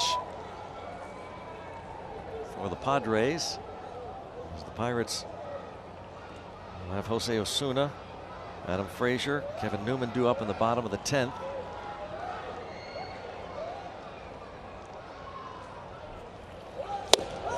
And he gets him. The Nightmare. Maybe down a little bit velocity, but still plenty in the tank. He's setting it up a little bit. Came upstairs with a fastball. And now Fernando Tatis. This was his first inning sprint toward the plate on a pop-up to second. Tatis with an RBI single in the 4th inning. That scored Boston Hedges from second, and then an RBI single to center field off Clay Holmes in the 6th. Tatis walked and scored in the 8th. On base 4 times. 3 runs scored. Amazing, he's only 20 years old.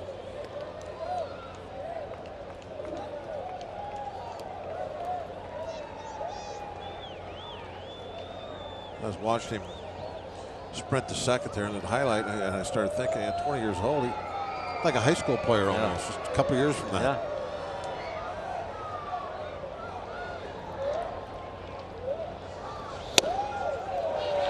One and one.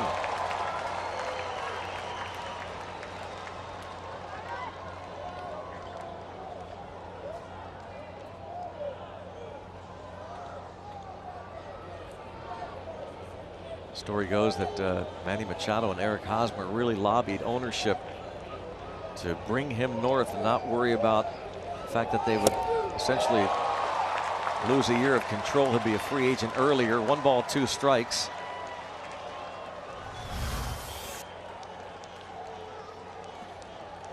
Swinging over an off-speed pitch. That's one of the things that Vasquez really has in his corner is the days he is down a little bit. He's got 3 other pitches that are very effective. He can set up his fastball so the 97 looks like a quick pitch. 101. Bob looked like maybe it fooled Mike Winters, that quick pitch. That was a strike.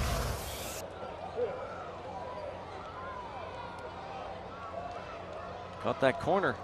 Vasquez wanted it. Yep. Another trick up his sleeve.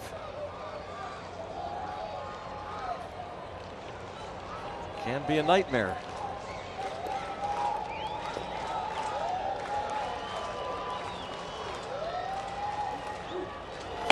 Got him. 98.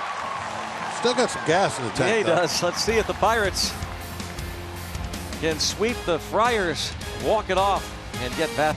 The 10th inning, and Jose will lead things off. He's had a busy series.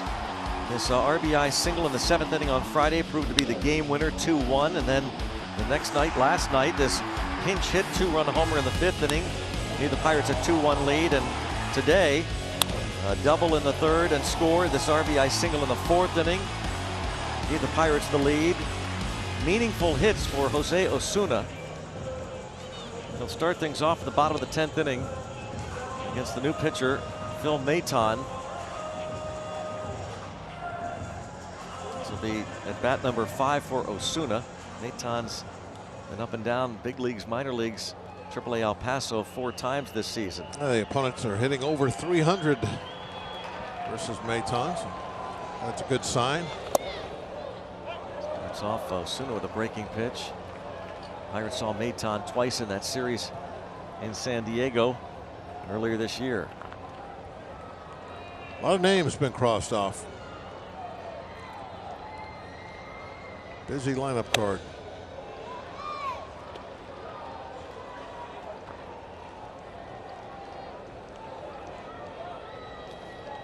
Maton hasn't pitched in a week since he gave up 3 in 1 inning against the Rockies.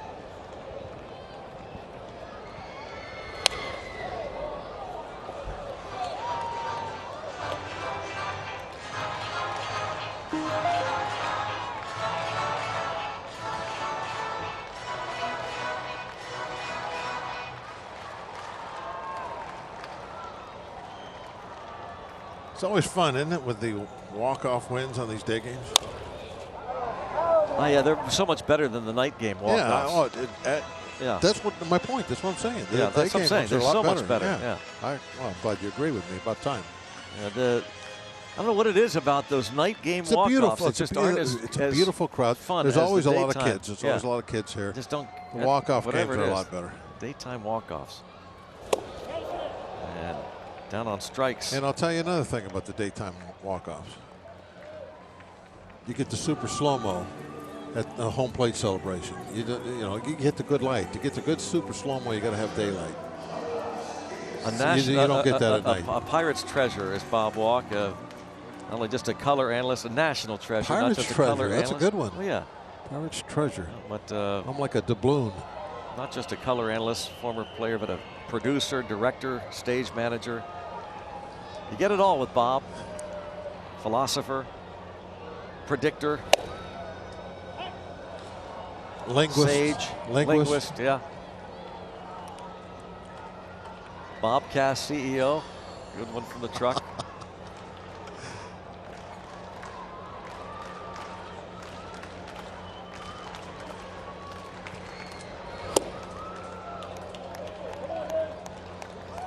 How many pitches has Diaz seen today? It seemed like he'd been up there. That was, yeah, that was, I think, maybe his entire game today. Elias Diaz is 0 for 3 and reached on that error leading off last inning that led to 3 runs. Seems like he's making them work. So he is 0 for 4 today.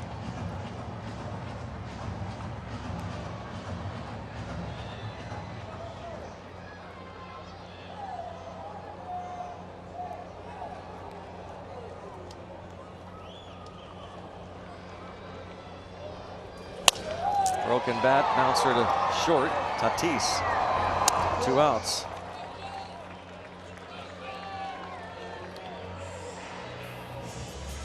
Well, if the Pirates don't walk off on this Sunday, Francisco Liriano will pitch the top of the 11th, and it's still daylight, so still time to please Bob. Adam Frazier. Got to do it before the shadows get over home plate.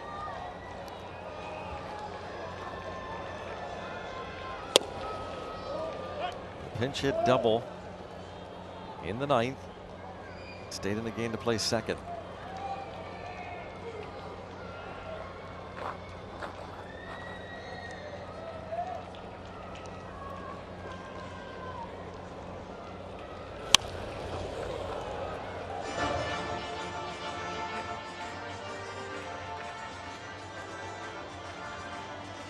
Frazier, 2-run single up the middle in the 8th inning yesterday after they walked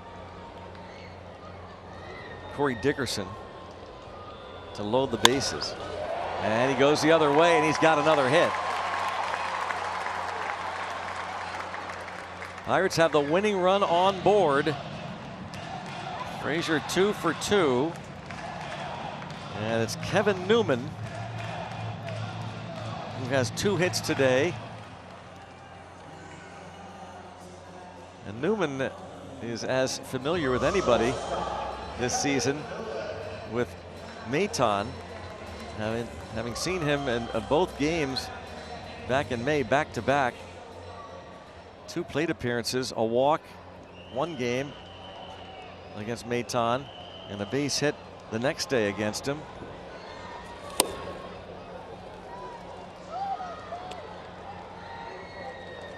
That can be important when a player sees a pitcher for, well, more times, the more familiar you are with him, what he has to offer, how he's pitched you. It's got to help. And no matter if he's been pitching well against you or poorly, either way, you want to have those at bats, have that experience, seeing what he's throwing. I mean, obviously, if you've been doing poorly, it gives you the opportunity to make some adjustments, turn that around. Get those reps. Ball to strike. And when you're out there pitching, if it's somebody that's hit you good, no matter how hard you try and fight it, it's like, oh no, here comes that guy.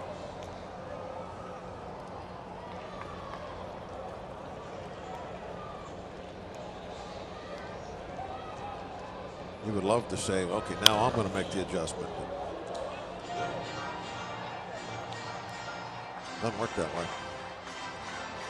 Hitters always have the advantage. Do they? Yep.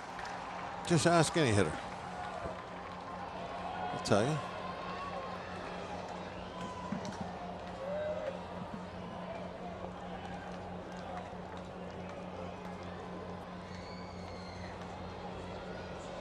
Runner takes off. It's a foul ball. They sent Frazier on the 1-2 pitch to Newman.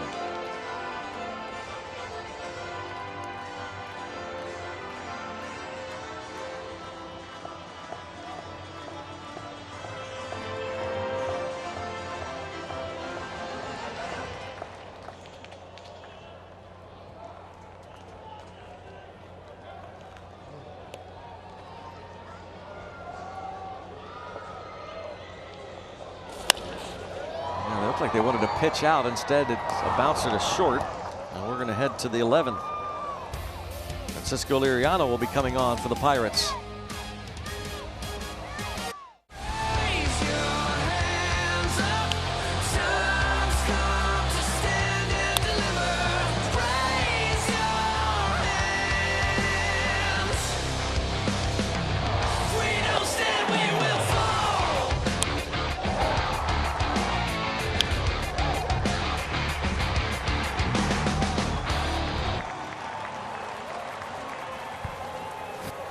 Still tied. On to the 11th. Pirates score 3 in the bottom of the 9th inning off the Major League saves leader, Kirby Yates. And now Francisco Liriano. Frankie's numbers this year, not giving up many hits. .207 opponent batting average.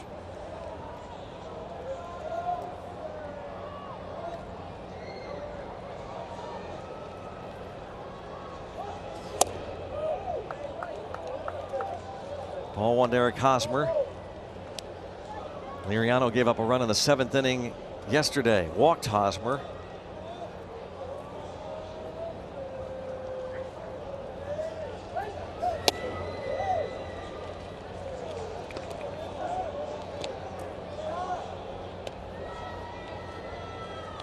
Two and nothing.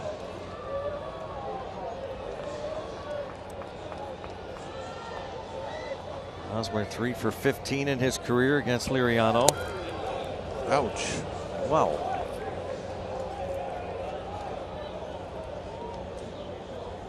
That looked like it hurt.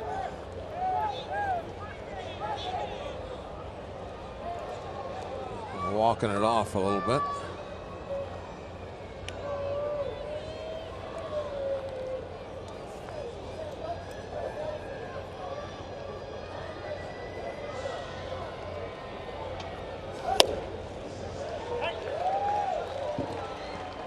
Two, 3, 4 in the order. Hosmer, Machado, Renfroe for these San Diego Padres. Hosmer, RBI single in the 6th. Oh, good pitch. 3-2. Hosmer not happy. Jeff Hartlieb walked him in the 8th.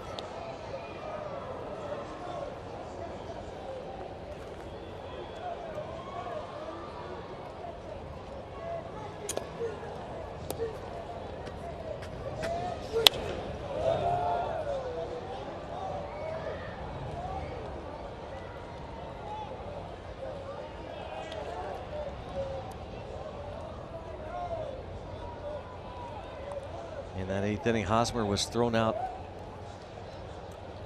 trying to steal home after Machado took off for second.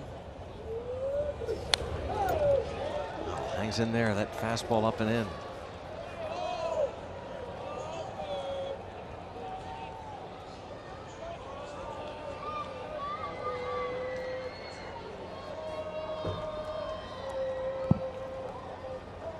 Hosmer with 2 hits in the series, 12 at bats.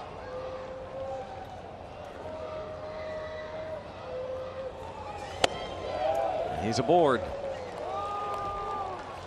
Yeah, good velocity from Liriano. That fastball was at 95. Now he faces Machado. Liriano, as far as the speed of his fastball, he's throwing as hard as ever. Yes, yep. And he likes this new role, pitching out of the bullpen exclusively.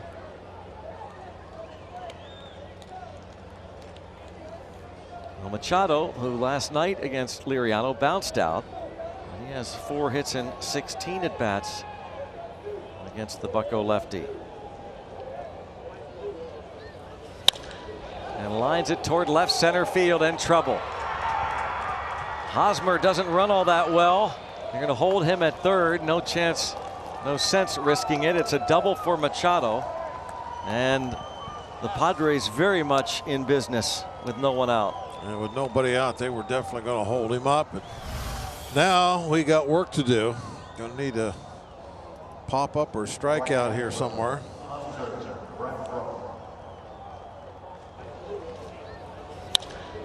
Machado lining that ball out toward the bullpen. Good job quickly getting it in and making sure that Hosmer couldn't do anything but run to third and stop. If he walked intentionally.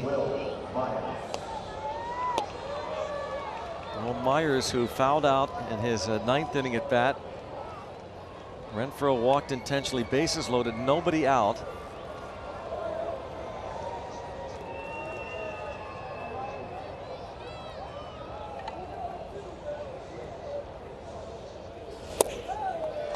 Certainly a player here in Myers susceptible to the strikeout.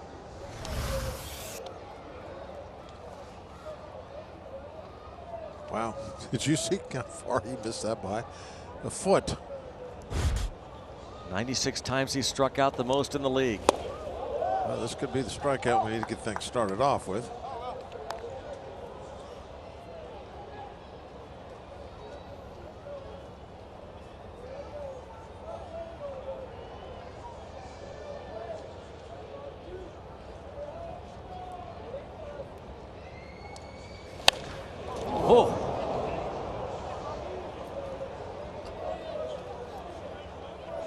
Rifled toward that was the dugout.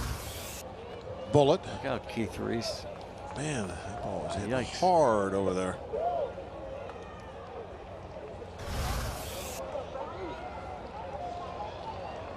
One ball, 2 strikes. Oh, still 1-2 on Myers.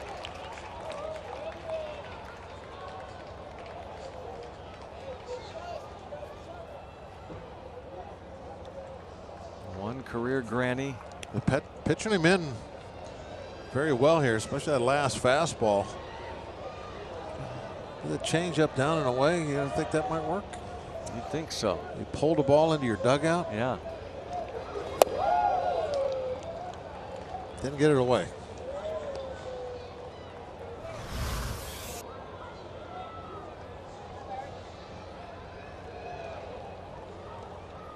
It wouldn't have made any difference. It looked like wasn't going to get a swing no matter where it was. Still 2-2. That was another changeup, maybe.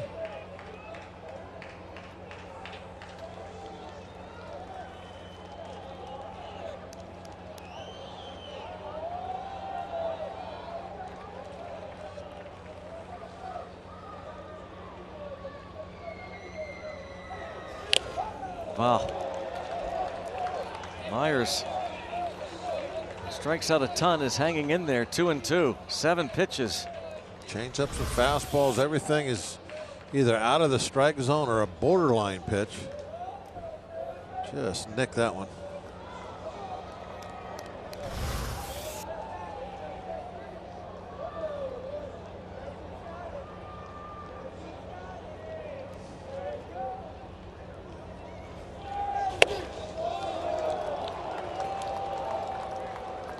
And now 3-2 with the bases loaded.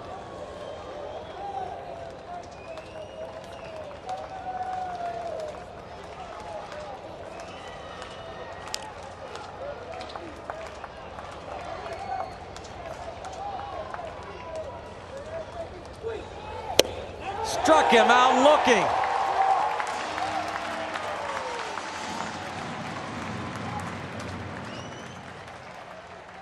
Will Myers caught looking on a 3-2 pitch. He probably thought this was going to be a fastball upstairs, so he did not offer at it, and it was a breaking ball that just came in and caught that top corner away from him. All right, there's your strikeout. And now it's Ian Kinsler. A double play ball here, perhaps, or strikeout or a pop-up. Anything but a fly ball to the outfield. Kinsler had a bunt single off Liriano last night, and it was a smart move. This veteran had third base back, and Kinsler has really struggled in his career against Liriano. They faced off a bunch in the American League. Just 5 for 28, a 179 career hitter, and that includes that bunt hit yesterday. 1 home run off Liriano.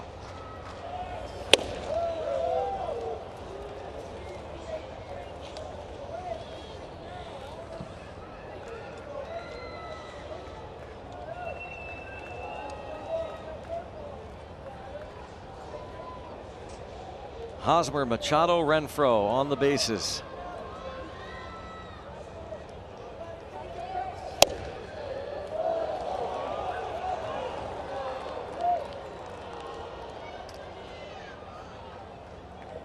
Hosmer walked to start the inning, and Machado doubled to left center field. They walked Hunter Renfroe intentionally.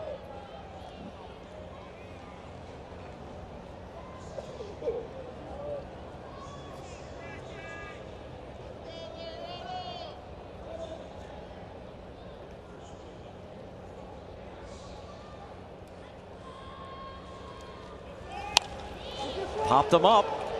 Shallow left, Reynolds, and now the infielder, and the infield fly is called as Frazier makes the catch in very shallow left, and that is out number 2.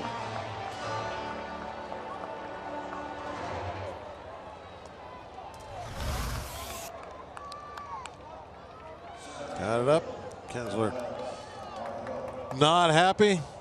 Infield fly, nothing to do but walk back. Didn't even have to catch it. Batter is out. Runners advance at their own risk. Yeah, they weren't tagging him.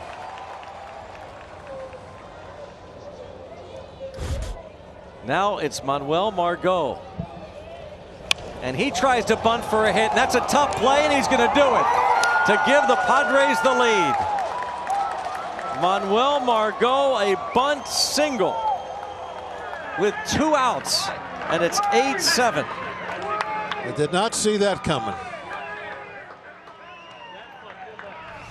A happy man. Yeah, look at that. Bell is playing very deep. If he can get it by the left-handed pitcher, you got your hit, and that's exactly what happened. Got a left-hander on the mound. That's a very smart heads-up play by Margot. First baseman's back.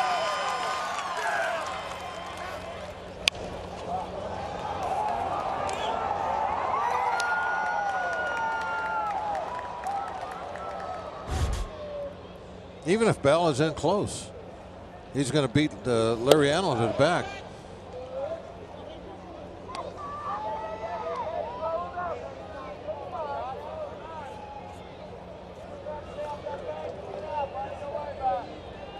His best shot would have been home plate. Only shot if he was in. He'd have been way in then. Yeah. Only because Hosmer doesn't run all that well. And now it's 2-0, and that might have, well, let's hope not, but it kind of would shake you up if you were on the mound a little bit. You get the first out, get the second out, you think you're out of this, and then a bunt gets laid down and you give up the go-ahead run.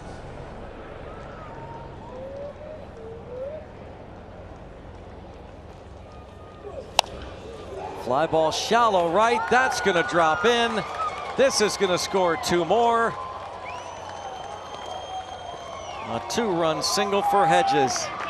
10-7 Padres. A bunt and a blooper.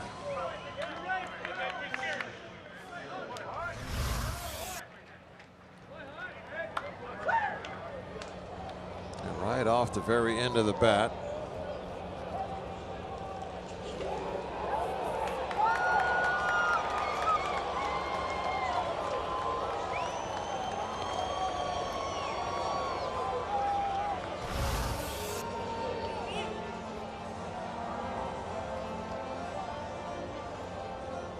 Visit out there just to give the big left-hander a little bit of a breather. 26 pitches into this inning.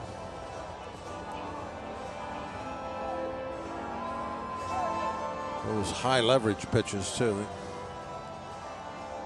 wear on you. Phil Maton, the pitcher, gonna bat. He has 1 hit this season.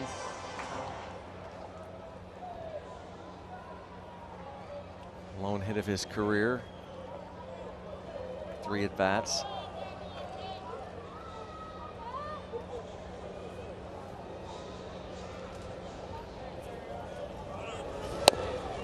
And the Pirates throw down again to second. Runner breaks for the plate again. And now safe at third and safe at second. As the runner, Margot, able to get back to the bag.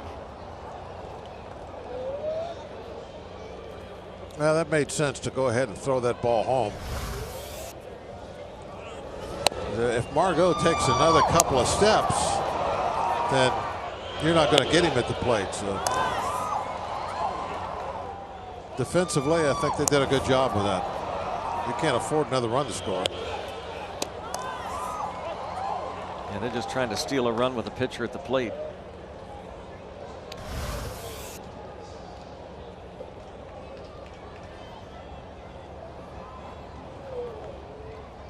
Oh, 2.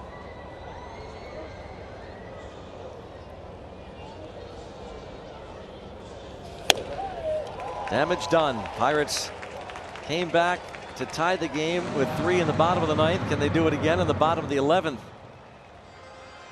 We'll see. It'll be Brian Reynolds, Starling Marte, and then Josh Bell against Phil Maton.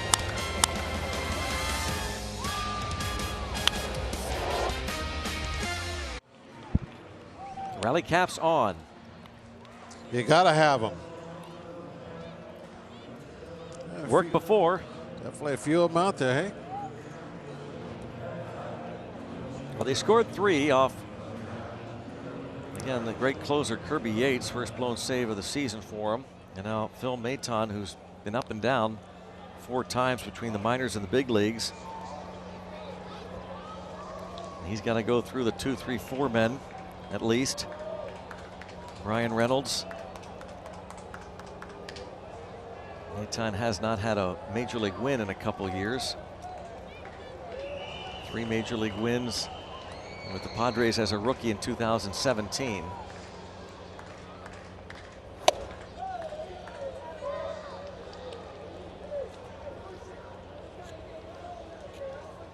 And we've seen it before, depending on the situation. It can be tough for pitchers to get those final 3 outs.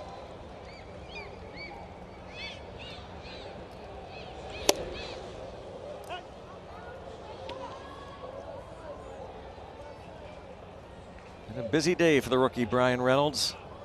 His sacrifice fly in the 3rd inning gave the Pirates a 2-1 lead. He was hit by a pitch against Joey Lucchesi. His 3rd time to the plate, singled in the 7th off Cal Quantrill. And his last at bat, an RBI single. His Scored Adam Frazier. Got the Bucks to within 1.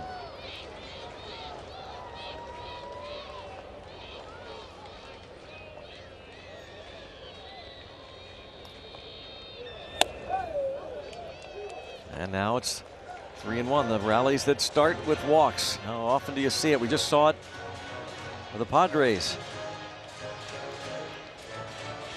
As Liriano walked Hosmer to start the 11th.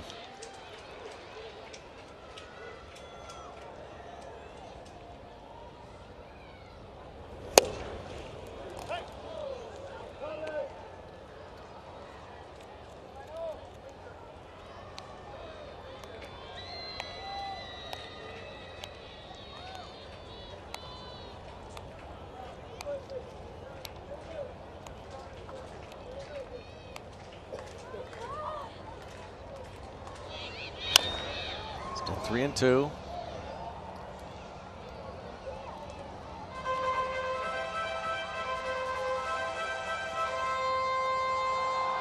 Now that's a rally cap. That's one of the better ones we've seen. I like the way he's got kind of a trough there. Huh. Store things.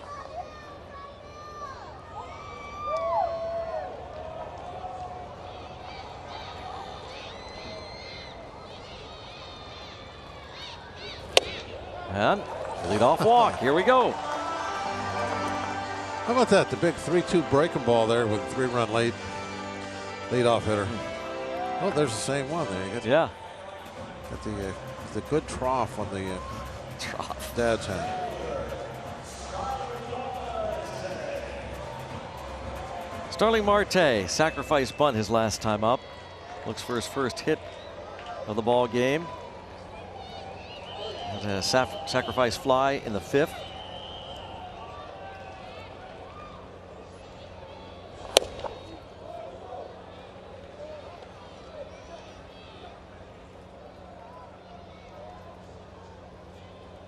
He's 2 for 10 in the series.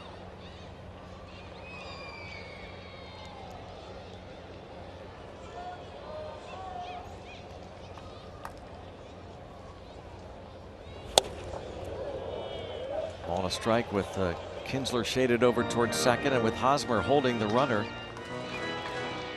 Right side available to him. See Marte bunt for hits. Looking for another base runner. Josh Bell on deck. And did he clip him? Almost. How did he not? Sounded like it might have, but apparently not. And now Hedges out to talk to his pitcher. It was a breaking ball. Just broke just enough to. I think it caught a thread. You hate to say too bad it didn't hit him. I think it caught a thread. Marte would agree with us. I think it caught a thread. Listen. Couldn't you hear that thread? You can't hear a thread, Greg. Yes, you can. But you could see it. That's what the daytime gives you. That super slow-mo where you can see it hit a thread.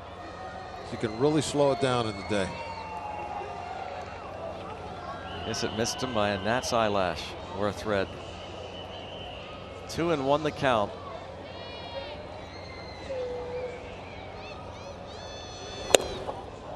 And whoa! What was that?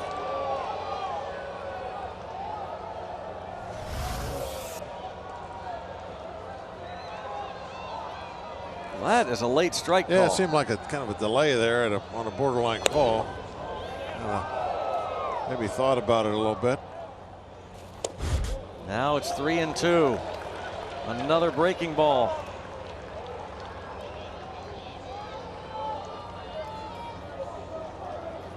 Marte looking to get on.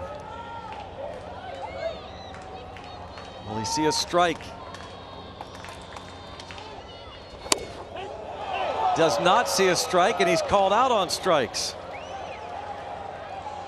Marte's not going to like it when he goes back and watches that video. Nor will he.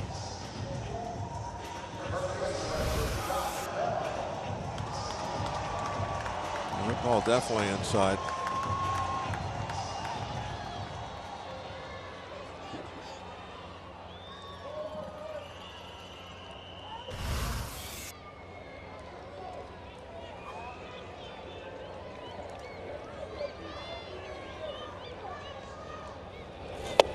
Josh Bell takes ball one. Melky Cabrera on deck.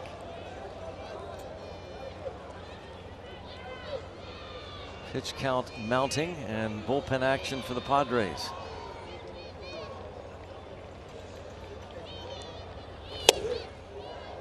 Two and 0.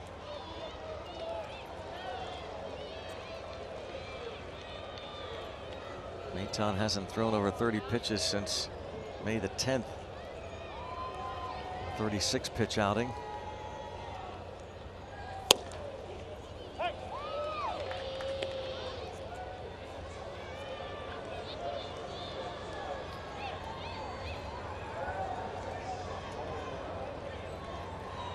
Both sides. Lefty righty. Yep. Got it covered.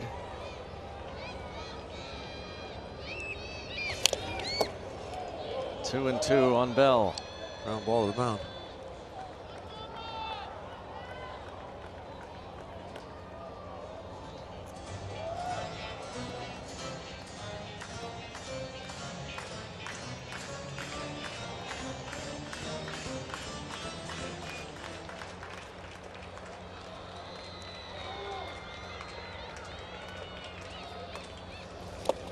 Three and 2, a backhanded pick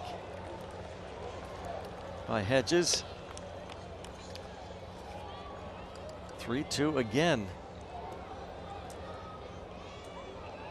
Well, the way he is throwing right now, I got a feeling we got the tying run coming up.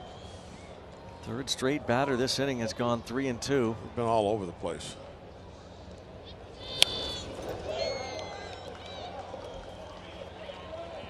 Just snuck that one in the strike zone.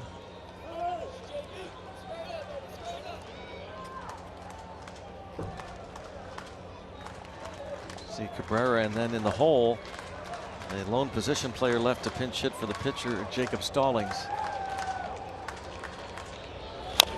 Another 3-2 pitch, fouled off.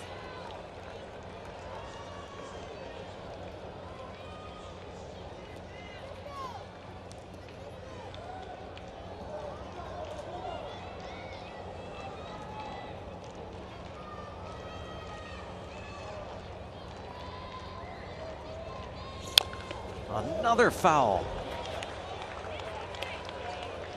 That was right down the middle. 3-2 fastballs in a row.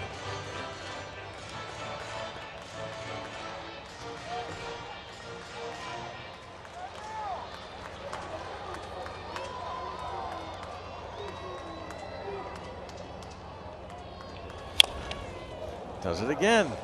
And right down the middle. And Bell's probably thinking, how am I missing this? He wouldn't throw Reynolds a 3-2 fastball to lead the inning off with a 3-run lead. He's thrown Bell 4 in a row. 3-2 fastballs. Pretty much 3 of them right down the middle. Yeah, there you go. Another one right down the middle. Not a fastball, but still right down the middle. 10 pitches this at bat to Bell.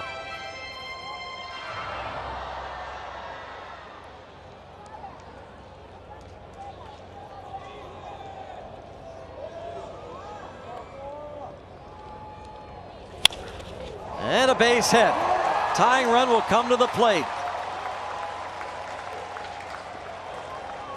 Long at bat results in a single. Josh Bell on base for a third time today, and now Melky Cabrera not likely to face Maton, who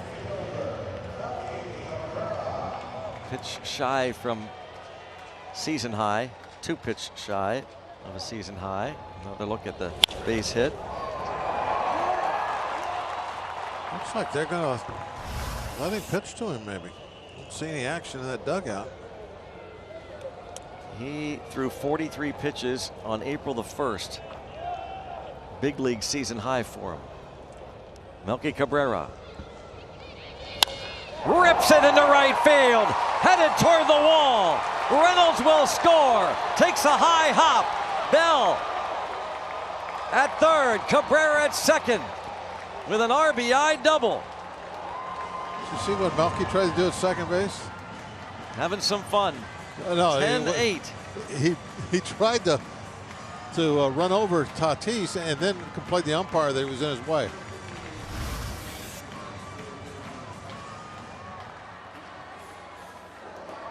just rips this ball down the line.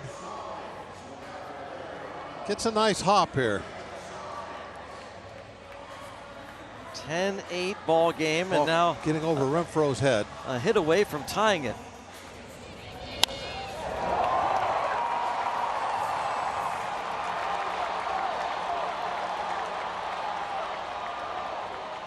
Watch what he does right now. Look at that.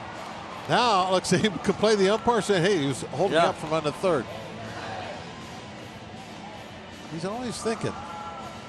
Look, right now, the ball's getting away, and now, like he said, hey, he's not letting me go to the third base. Why did the umpire point? I don't know. He was helping Tatis out, saying, there's the ball. I don't know why he was pointing. Are relentless.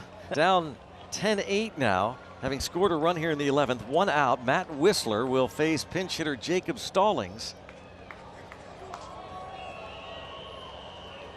Whistler's numbers this year, ERA up in the 5s.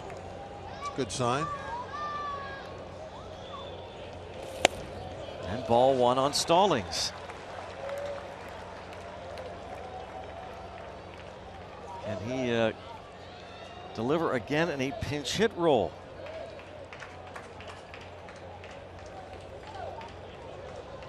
A base hit could tie it.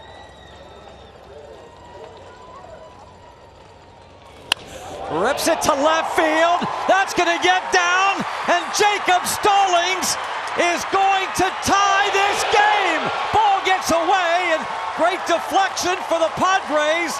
How about these Bucco pinch hitters? And what about Jacob Stallings? It's tied at 10. It's incredible. It is more than incredible. I have never seen anything like the Pirate pinch hitting this year. A 2-run pinch hit single. It's 10-10. This gets up there, very aggressive, taking a swing, kind of a borderline strike, but getting ahead of the bat to it and just ripping it down the line far enough, you know, away from the outfielder, close enough to the foul line that Melky able to score pretty easily. Pirates are looking to see if that ball didn't go out of play, and we'll see here.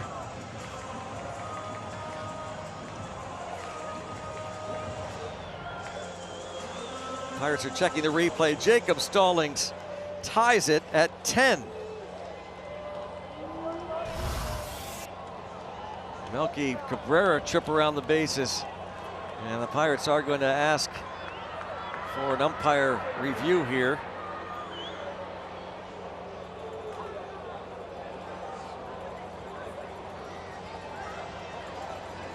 Cabrera doubled in a run. This is unbelievable.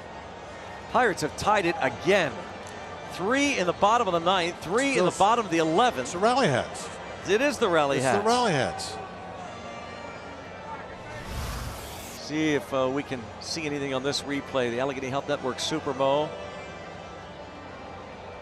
I don't know what it hits.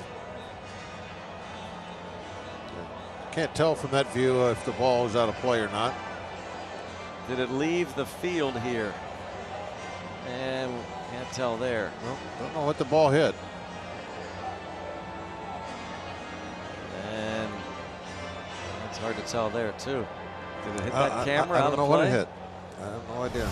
That's the question. Did it hit that camera, which is out of play, behind the railing? I don't know that there's any angle there. Just walk over and ask somebody, where'd that ball hit? They're all standing there. They saw where it hit.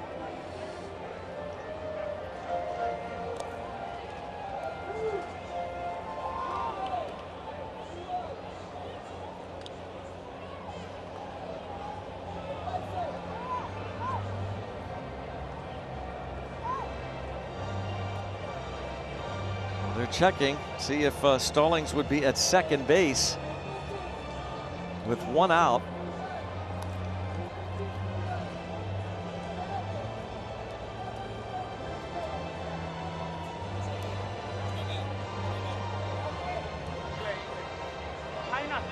Melky Cabrera, Gregory Polanco on the injured list. Eric Gonzalez there also on the injured list.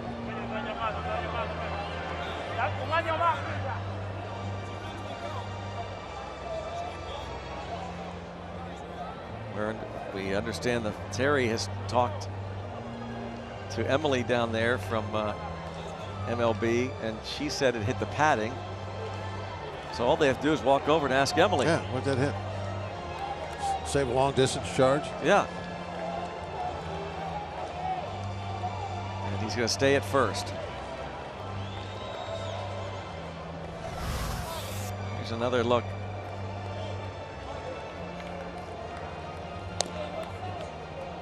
Emily was right. Hit the padding.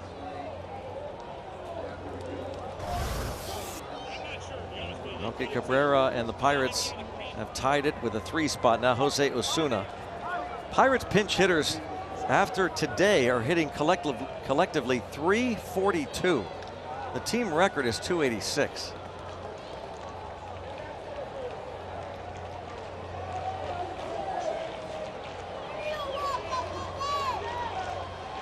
The Pirates lose that challenge, but I don't think that's a big deal because in late innings they asked for umpire review.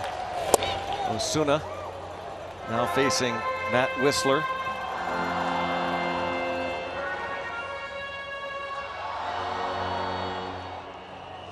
He's had so many big hits and just a little bit of playing time. Osuna. Now Whistler, a couple of strikes. 10-10 ball game.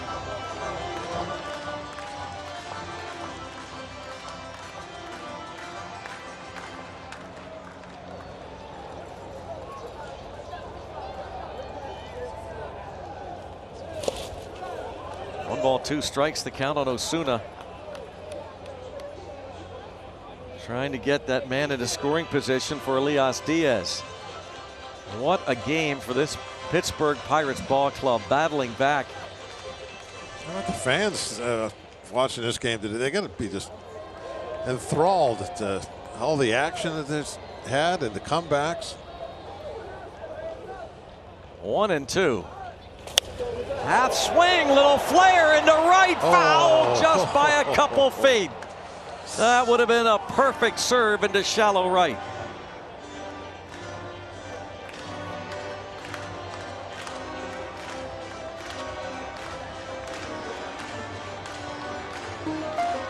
Pinch hitting, again, 342, including today. The National League record was set 3 years ago by the Cardinals. That Redbirds team hit 333 off the bench, so Pirates have topped that.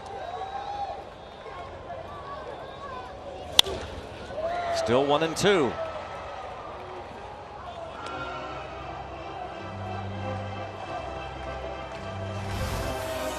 Melky Cabrera, after he went back to the dugout.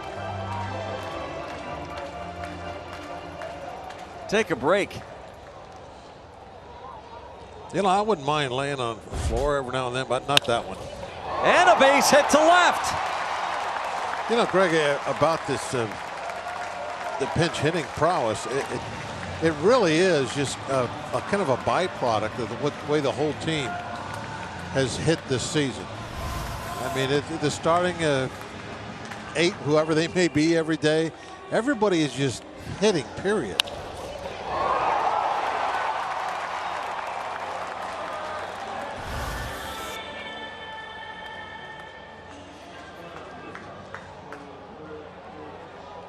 First and second. Great job by the Pirates. Rick Eckstein, 17 hits. Here comes Elias Diaz. Strike. I wonder if the Pirates are considering pinch running Joe Musgrove for Jacob Stallings at second. 0-2 on Diaz.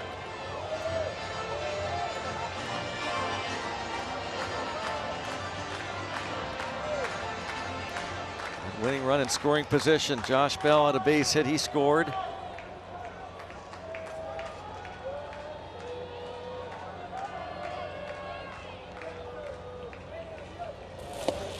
Another block by Hedges. He's been so busy today, this marathon game. Pirates have been down by scores of 1-0, 3-2, 5-4. They were down 7-4 going into the bottom of the ninth. And they were down 10-7 starting this bottom of the 11th inning. 1-2 count on Diaz. 2-2, another block.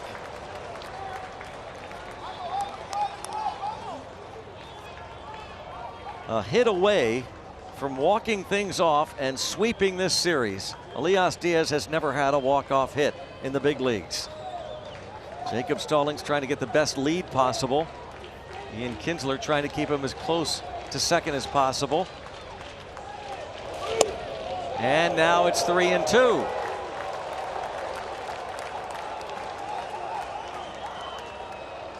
Adam Frazier is on deck. Matt Whistler, first time he's appeared in this series.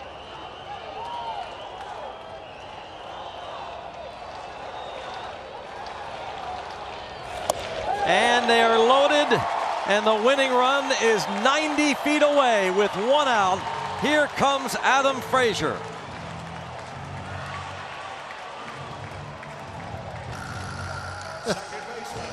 It's just an incredible game this afternoon. It is unbelievable, this game. Just keeps rolling. Jeez. You know, every moment you got to like get up on the edge of your seat or stand up. Yeah, Baseball Joe and everybody up now. And boy, the folks that stuck around. This game got started a little after 1:30. Over 25,000. What a weekend. Adam Frazier trying to win it in probably fly ball pop-up. This is not going to do it. 2 outs.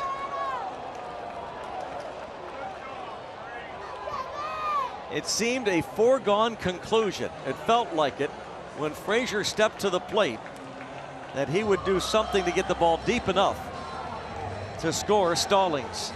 Instead, it's up to Kevin Newman.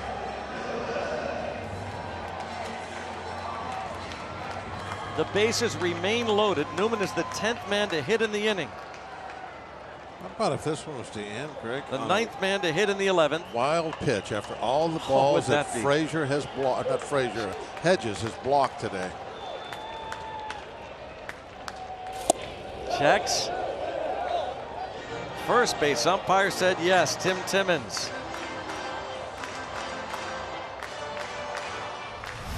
And Allegheny Health Network Supermo look at it. It was a strike anyway in the zone. Somehow, some way, Newman trying to find a way. And now it's 2 strikes on him.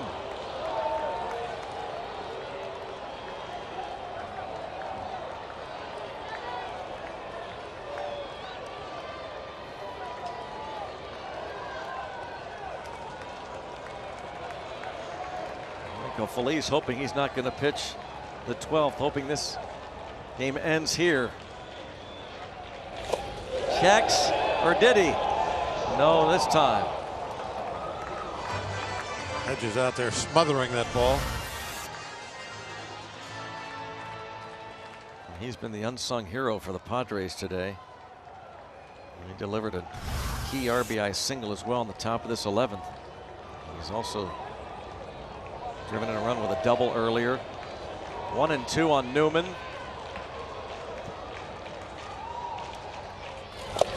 Two and two, another block by Austin Hedges. His first start of the series.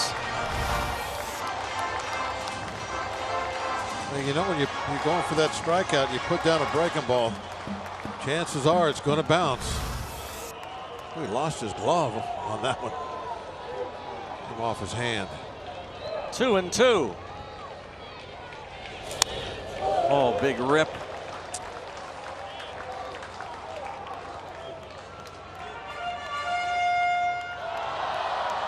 Two hits today for Newman. Infield RBI single in the 9th.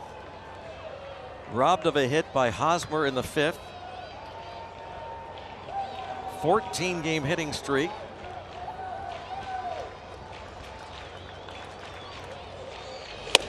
And now it's 3-2. What a moment, what a game, what a day, what a series. Baseball at its best in the Berg. 3-2. The rookie Kevin Newman trying to win it.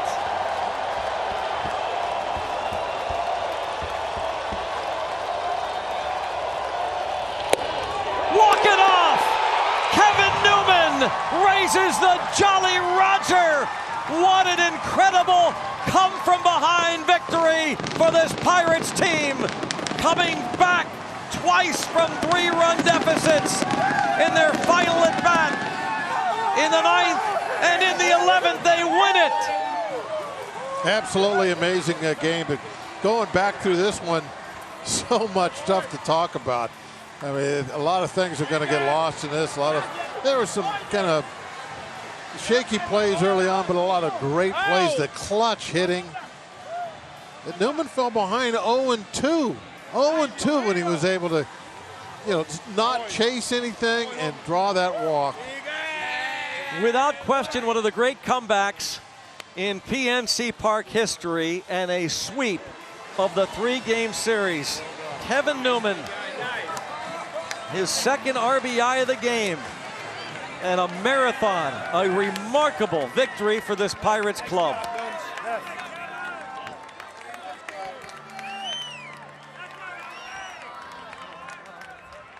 And let's go out to Dan and Michael. Well, Michael, I'll let you start because I don't know what the heck to say. I mean, that was a wild ball game where everybody was involved. I mean, my sheet is just completely it's a mess. covered. I don't have any more room. Yeah. It was an incredible game. I mean, they made some mistakes early in this game, but they bounced back. They were resilient. The bullpen was a little sketchy at times, but they were able to just muster through. And when they needed to step up, they did.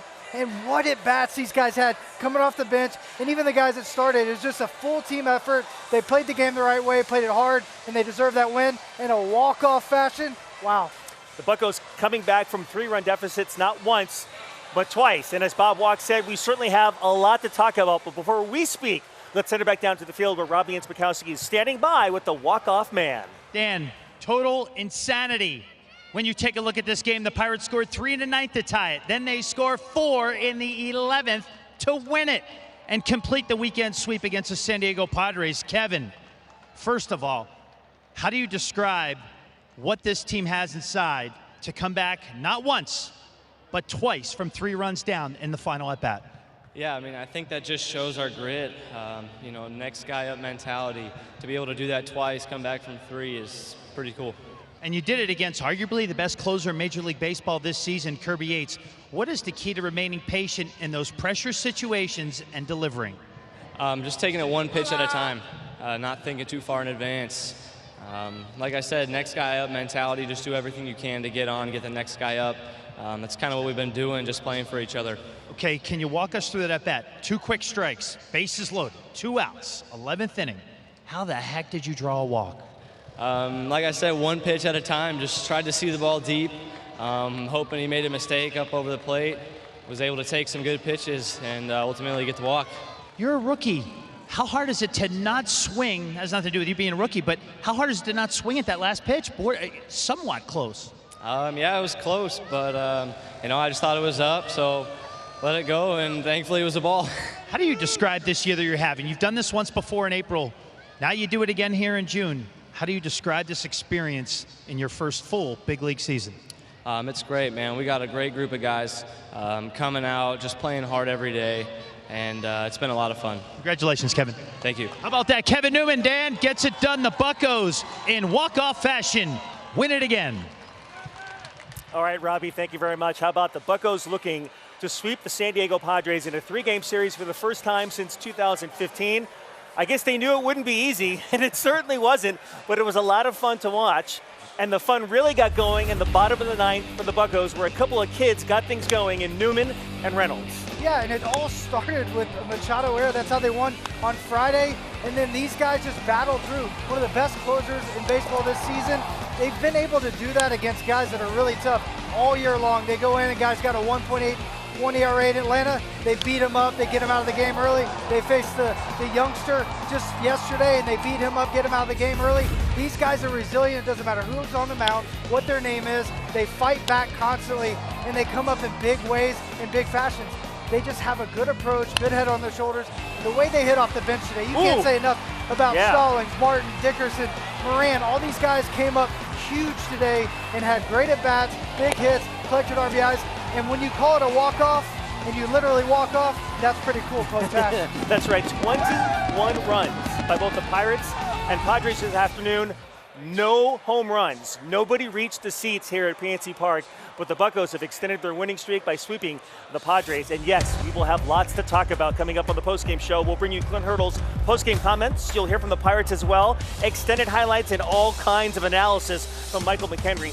We have more good news coming your way from the injury front as it pertains to Jordan Lyles. We'll show you what he did in Indianapolis. Out-of-town highlights and all kinds of stuff coming your way on Pirates postgame. And it's coming up next.